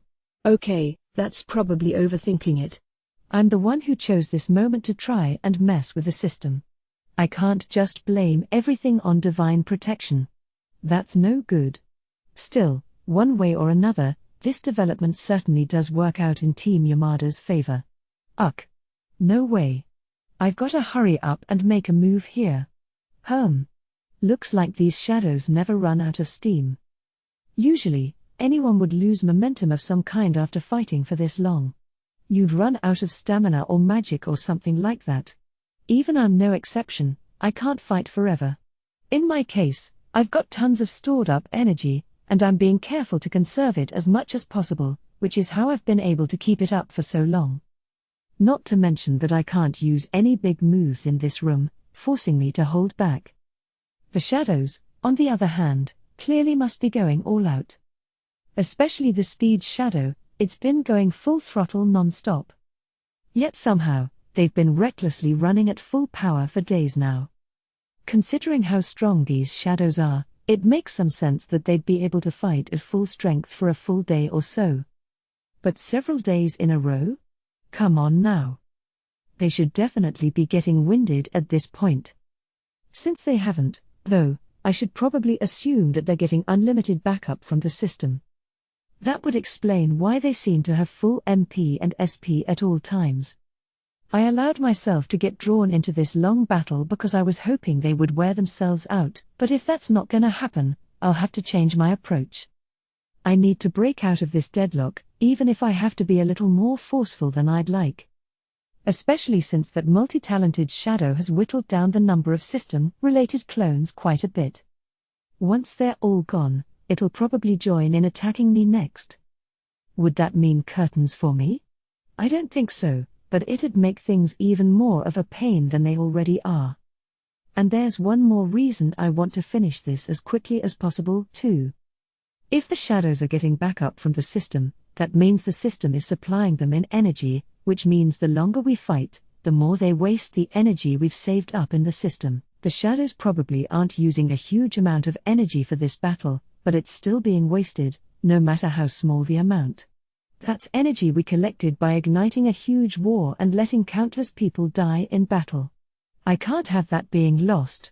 After all the sacrifices that created these energy stores, it would be wrong to let any more of it go to waste in this meaningless fight. So let's hurry up and end it. That being said, what am I gonna do, exactly? I could easily wipe out all the shadows in one go, sure. The problem is how to do it without causing any damage to the system or the goddess. Idea number 1, use a big wide-range blast to destroy them all and hope it doesn't cause any extra damage. Nope. It'd be way too dangerous to bet everything on a risky move full of unknown variables when failure could potentially result in the end of the whole world. Would the system really break so easily? Probably not, but the goddess is already gone from the waist down and looking like the rest of her could vanish at any moment now. By all appearances, she seems so weakened that a single stray missile hitting her by mistake might put her at death's door. If I killed her by such a stupid accident, I could never look the Demon Lord in the eye again. Idea number 2, slowly increase the firepower of my attacks and finish off the Resurrection Shadow once it outclasses the defenses of the Shield and Barrier Shadows. This plan sounds fairly practical, but it'd actually be pretty tough to pull off. Conjuring and magic are fairly similar. I mean, even the magic system itself is just one big conjuring anyway. In that way, you could say that magic is a part of conjuring. Just like magic, conjuring requires construction, which is basically the blueprints for a spell. You create a rune according to a pattern and fill it with energy to activate the conjuring. Now, those blueprints actually predetermine how strong the attack is gonna be and stuff like that. If you try to make a building bigger by just taking the blueprints and scaling them up as is, for instance, it's probably not gonna go very well. Because when you change the size of the building, you have to change stuff like the size of the support beams, the materials, and all that jazz. In the same way, if you want to make a conjuring stronger, you have to alter the construction. Usually, that holds true for magic, too, but back when I had the support of the height of occultism skill, I could mostly change things up however I wanted.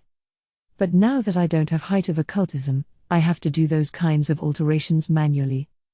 And that's not exactly easy. If I just have to let loose a bunch of constructions I've already completed, it's still not simple per se, but I've gotten the hang of it over these past few years by training myself. Like I keep saying, constructions for conjurings are basically like blueprints. You assemble the runes in accordance with the blueprints, then fill them with energy to activate them. If you make the same thing over and fill it with the same amount of energy every time, eventually, you'll memorize even the smallest details and get that much faster at completing it. It's like that thing where people practice putting together a gun that's been broken down into parts, loading it with bullets, and pulling the trigger. Guns always have a set amount of firepower, too. Solid example, if I do say so myself. If you want to make it stronger, you'd have to start by going back to the drawing board and reconsidering the fundamental structure of the gun itself. Frankly, it's a huge pain. If I really want to, I can tweak the power a little bit, you know? But only very roughly. Since I don't know how much power it would take to bust through my opponent's defenses, I would have to adjust my firepower very carefully. But right now, all I can do is really broad changes, like going from a pistol to a rifle, a bazooka, and then a wave cannon. That's the best I can do with the conjurings I have on hand. If I was gonna do it, I think the best way would be to try to slowly raise the power of my dark spears, but that would be like gradually increasing the amount of gunpowder you put into the bullets of a pistol. Something's bound to explode sooner or later. But changing the conjuring itself would be like trying to turn a pistol into a rifle. And if I shoot them with a rifle, and it ends up being too strong and plows right through and into the goddess. If I really took my time altering the construction of my dark spears and testing things out, I do think it's theoretically possible, but that could end up taking ages. Yeah, let's table that idea, too. Idea number 3, summon some battle clones. If I brought in the battle clones here, I could wipe out these stupid shadows with the strength of numbers. There's 12 of them, but I could call in way more than that and probably win with ease. This method would be the easiest and most guaranteed way to wipe out the shadows. I just have 2 concerns here. 1, because of my own mental capacity, I would have to temporarily stop all my information gathering clones to concentrate on moving the battle clones. Believe it or not, there is a limit to how many clones I can control at the same time, despite how amazingly awesome I am. So for whatever amount of battle clones I bring in, I would have to stop managing the same amount of information gathering clones. On that note, the multi-talented shadow has taken out a few of my system-related clones, freeing up a few of those spaces. Plus, as long as I can wipe out all the shadows in a short period of time, I don't have to stop the spy clones for too long, and I can choose which ones to shut down from places that I probably don't need to watch too closely. So this one isn't actually that big of a deal. It's the other concern that might be really serious. But it might end up being an unfounded worry, too. This might not sound super important, but basically, I've got a sneaking suspicion about something. Namely, if I bring in reinforcements, won't they do the same thing? I mean, these guys totally look like mass-produced goods, you know. When you actually fight them, each of the shadows has totally unique individual abilities, but who could tell that at a glance? They all look the same, except maybe the resurrection shadow being kinda pudgy. And given how cookie-cutter they look, who's to say they can't just pop out more? And who says that won't be exactly what happens when they see that I'm bringing in enemy reinforcements from their point of view? I mean, ramping up your forces to match the number of enemies is just common sense in battle. I could try summoning just one to see what happens, but I'm afraid to do that in case they immediately double in number or something. Hopefully I'm overthinking it, and these are the only shadows they have in store. But this defense mechanism was created by D, so you never know what might happen. It's kind of impressive that she's so dependably untrustworthy. This could even turn into an all-out war between my clones and the shadows. What a creepy image. But this is the most realistic plan I've come up with so far, and as long as there aren't any more shadows lying in wait, it'd be an easy win. Well, just worrying about it won't get me anywhere, so maybe I should just go for broke and summon a clone. But I guess I spent too long thinking about it, because suddenly, the speed shadow is right on top of me. Oh shit. It's actually gonna hit me. Without thinking at all, I throw out my arm in a totally instinctive reaction. That's not gonna stop it from crashing into me.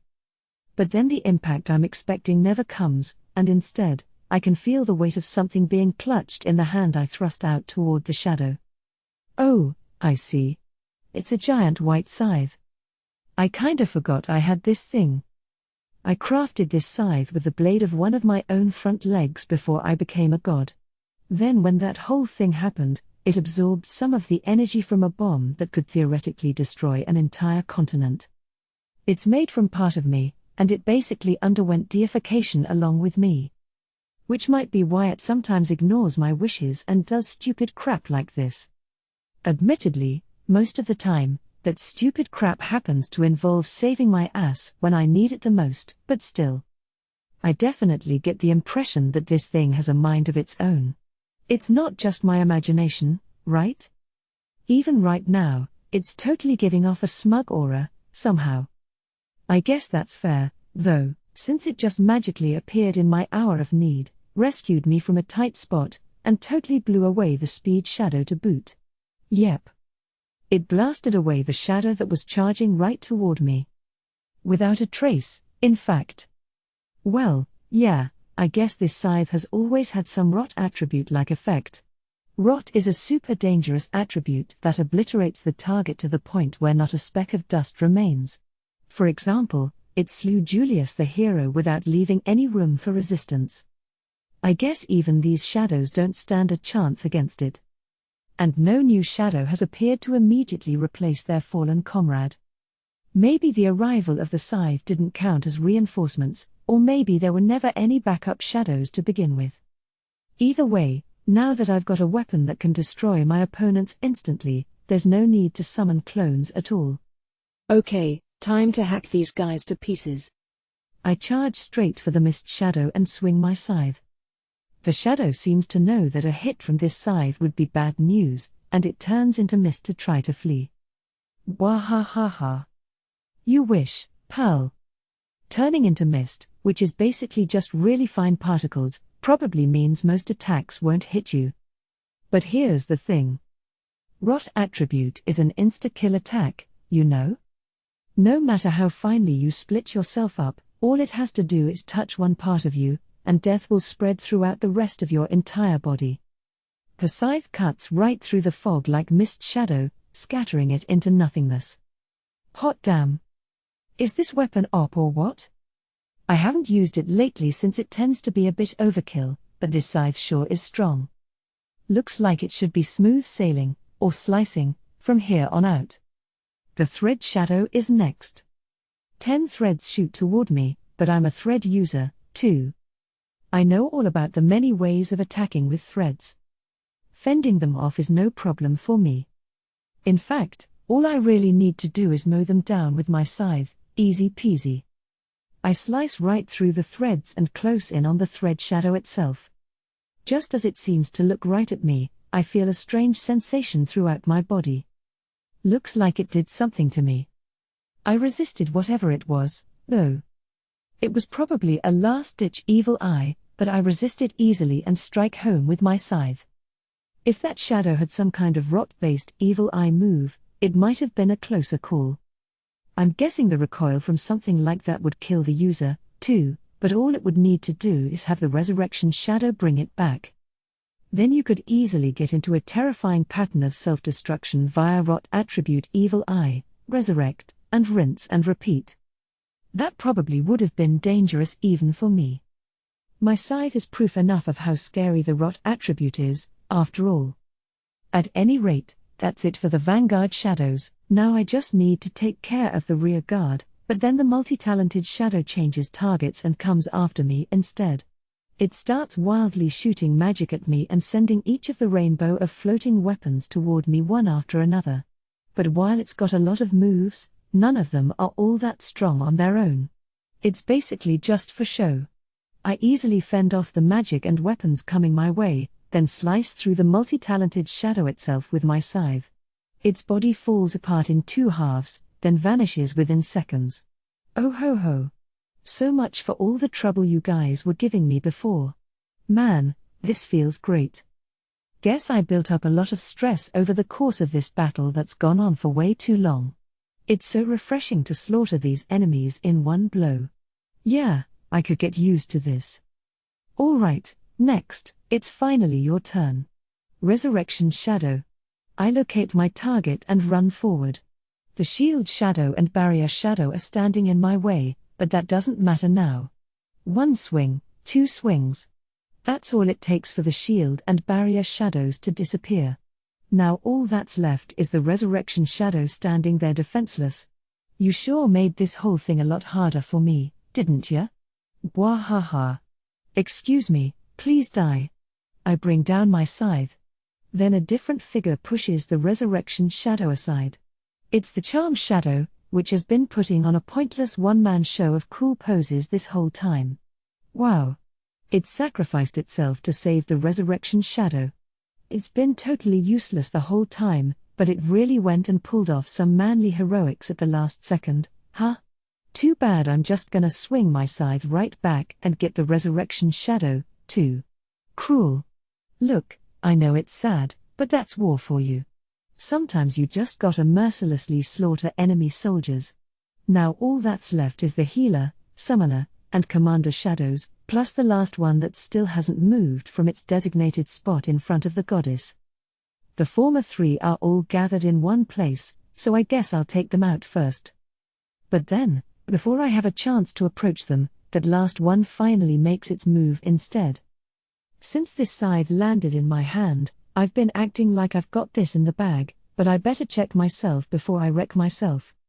Somehow, I just get the feeling that I should be extra careful of this last guy. The last shadow holds out its hand toward me. A bad feeling prickles my skin. Ooh, this thing's definitely trouble. I brace myself. And then, the last shadow shoots a beam of light out of its hand. Well, shit. That's some crazy concentrated energy coming right at me. Even I won't escape unscathed if I get hit by that. I gotta dodge. Wait, no. If I move aside, it'll hit the wall behind me. Then it might damage the system.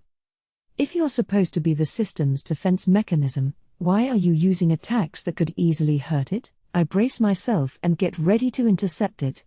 Holding my scythe out in front of me, I slash through the beam with its blade. A heavy impact ripples through my hands. The scythe's wrought power and the beam's intense energy are clashing, cancelling each other out. I grip the handle tightly, pushing back to make sure my scythe doesn't get knocked aside. NGH. What kind of insane energy levels must this thing be putting out that it can resist the powers of my scythe?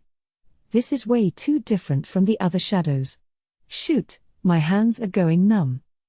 Right before I hit my limit, the beam finally stops. Phew, thank goodness. If it had gone on for one more second, my scythe was about to slip right out of my hand. Then I would have taken a direct hit from the beam, and I bet it would have blown my body to bits. That was way too close. Once it stops emitting the beam, the last shadow doesn't take a defensive stance, it just collapses on the spot. Its body fades into nothing. Wait, did that guy just put all the energy that comprised its own body into that beam of light? Yikes, that's a scary move. It was crazy strong, for sure, but I dunno about throwing your life away in a literal one-shot suicide attack like that. Now I know why that shadow didn't move until the last minute. If it used its attack, it would die. That's why it waited for the crucial moment.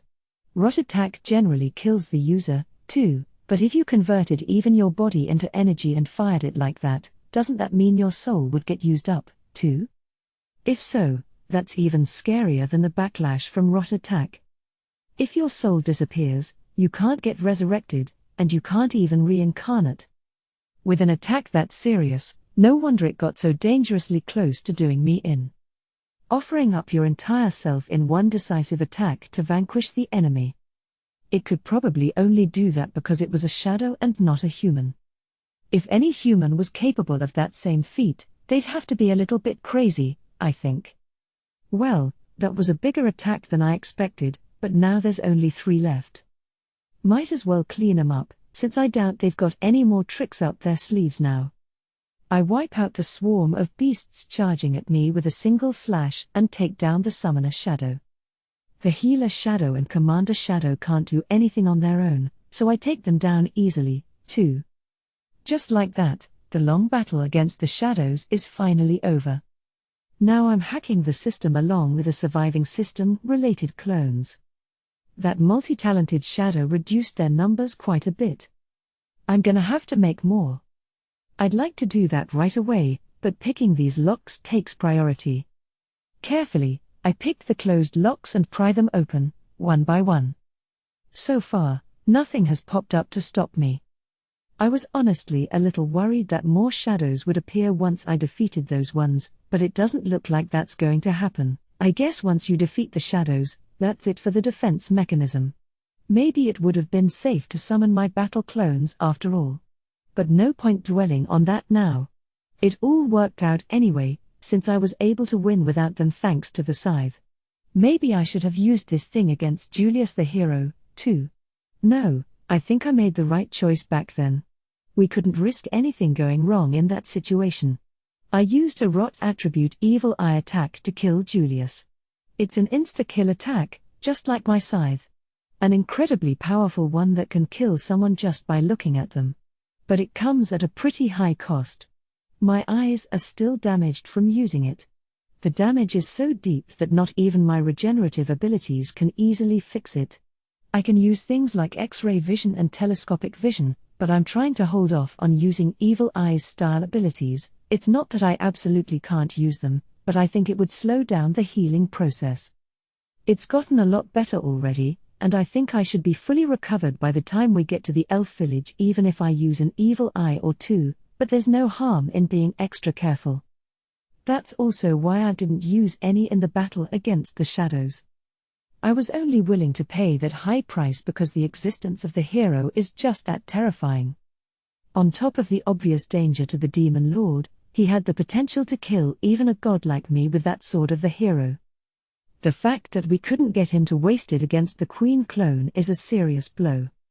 Harint said he'd get rid of the sword of the hero, so I gave it to him, but it somehow still seems to have ended up at Yamada's waist. Hello? Harintz gave it to the third Prince Leston as Julius the hero's last request, and then Leston passed it on to Yamada as part of Julius's will in turn. He at least honored his promise not to reveal the nature of Julius's sword of the hero to anyone else and didn't explain it to Yamada, but still. Leston is all well and good.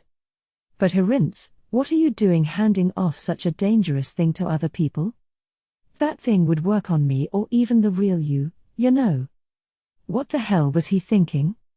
Or did all that happen because of divine protection, too? Did it activate just to make sure Yamada got a powerful weapon? No, that's dumb. I refuse to believe it. Otherwise, my divine protection all-powerful theory would actually be true. I don't know what Harintz's motive was, but it sure makes it a hell of a lot more dangerous to risk interfering with Yamada myself. I guess that might even be why he did it, to make sure I don't try anything too overt on Yamada and his friends. Well, I suppose I can't blame him for being wary of me, since I did murder Julius with my own hands. If only I had succeeded in getting rid of the hero feature, this would all be a lot easier. I leave the system-related clones in charge of all the work for a moment and walk up to the goddess. Proficiency has reached the required level. Experience has reached the required level. Proficiency has reached the required level. Her mouth isn't moving, yet her voice echoes endlessly throughout the room. All of the world's system messages, from level ups to skill ups, are sent out to every individual from this room. The voice that relays these notices sounds flat and emotionless.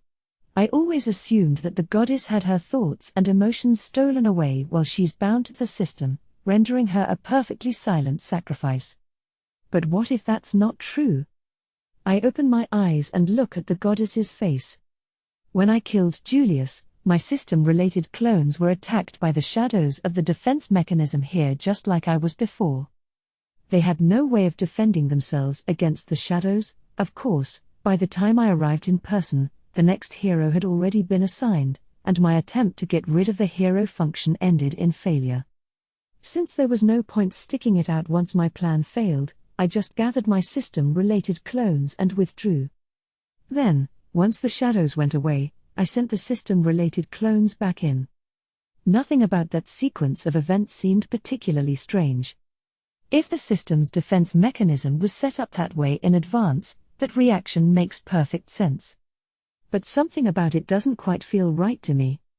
Specifically, Yamada himself.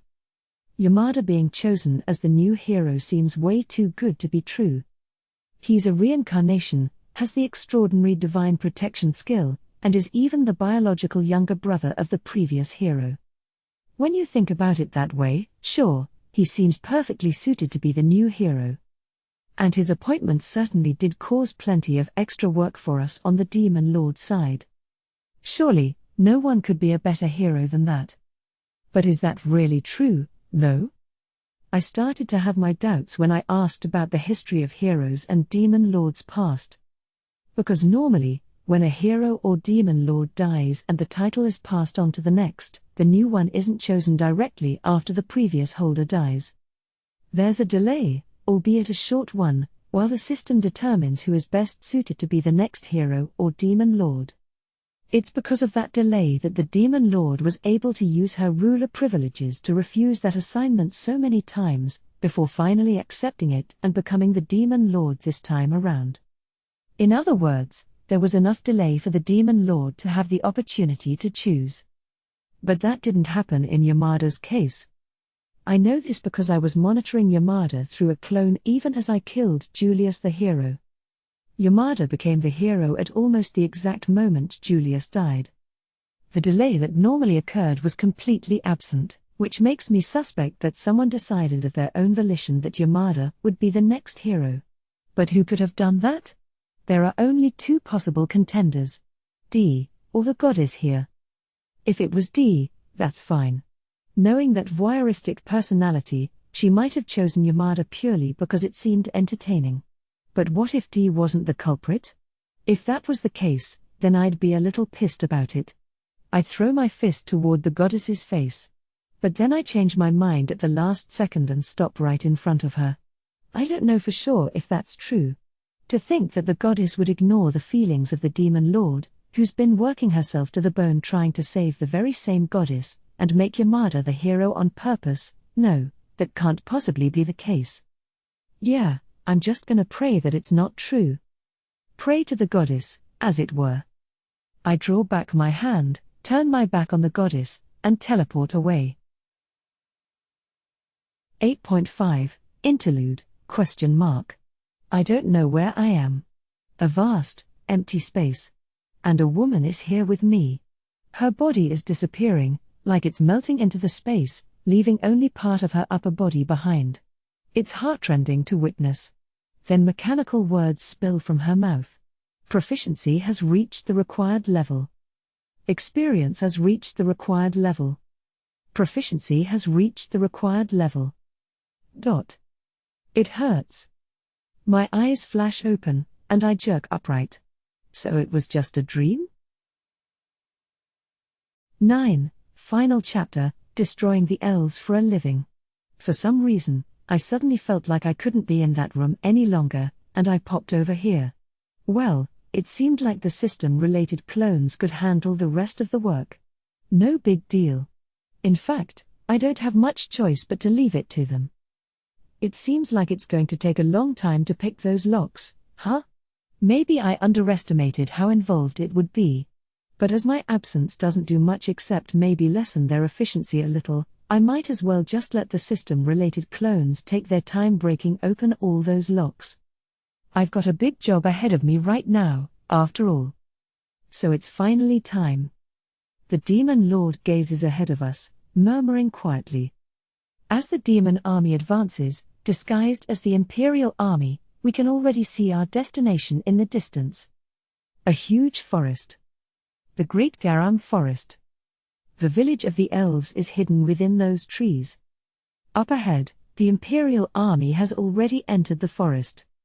They're moving slowly, since they're cutting down trees and branches as they advance to clear an easier path. It shouldn't be long before the demon army catches up to the Imperial army. And by the time that happens, we should reach the elf village shortly thereafter. It's time. At long last, the time has come to settle things with Progenys. In the end, Yamada and friends made it to the elf village in time without a hitch, despite my efforts. Depending on how the unknown factor of Team Yamada comes into play, the flow of the battle will probably change. But this much I can say for sure. It's all over for Progenys. Hare. You're right. The demon lord smiles and nods. Yes, it's been a long, long time. Let's finally put an end to that story. Yeah. Now, time for the first big step in our plan to save the world. Let's get rid of the malignant parasite called Progenys. He's leeched off this world for too long. Shall we go, then? Yeah. 10. Afterward. Is everyone doing well? I certainly am. Yes, hello, I'm Okanababa, doing well as usual. This is volume 13. The number 13 is considered unlucky, and this year certainly has been that kind of year. In my case, since I'm an author, I can still work from home, so that wasn't particularly a problem. Fortunately, no one in my family has gotten the illness. I can't say it's been peaceful, but we've been getting by. But while I've still been able to write, it's not as if it hasn't affected me at all. There have been a handful of unexpected obstacles. The local bookstore was voluntarily closed for a while, for instance. And because this is all so unprecedented, the industry itself has been fumbling, too. All I can really do to help is keep on writing as best I can, though. I hope I can bring people even a little bit of energy with my books. Now, a few thank yous. To Tsukasa Kiryu for such wonderful illustrations as always. Even in this situation, no, especially because of this situation, looking at Kiryu's artwork soothes my soul more than ever. When I see those illustrations, I feel like I can keep on going. To Asahiro Kakashi, who draws the manga adaptation. Again, when I see the manga version of the protagonist doing her best, whether the situation is comical or serious, I'm inspired to do my best, too. And Grattenbird, who's handling the spin-off comic. Reading the absurd hijinks of the four sisters makes me smile, warms my heart, and puts me in a happy mood.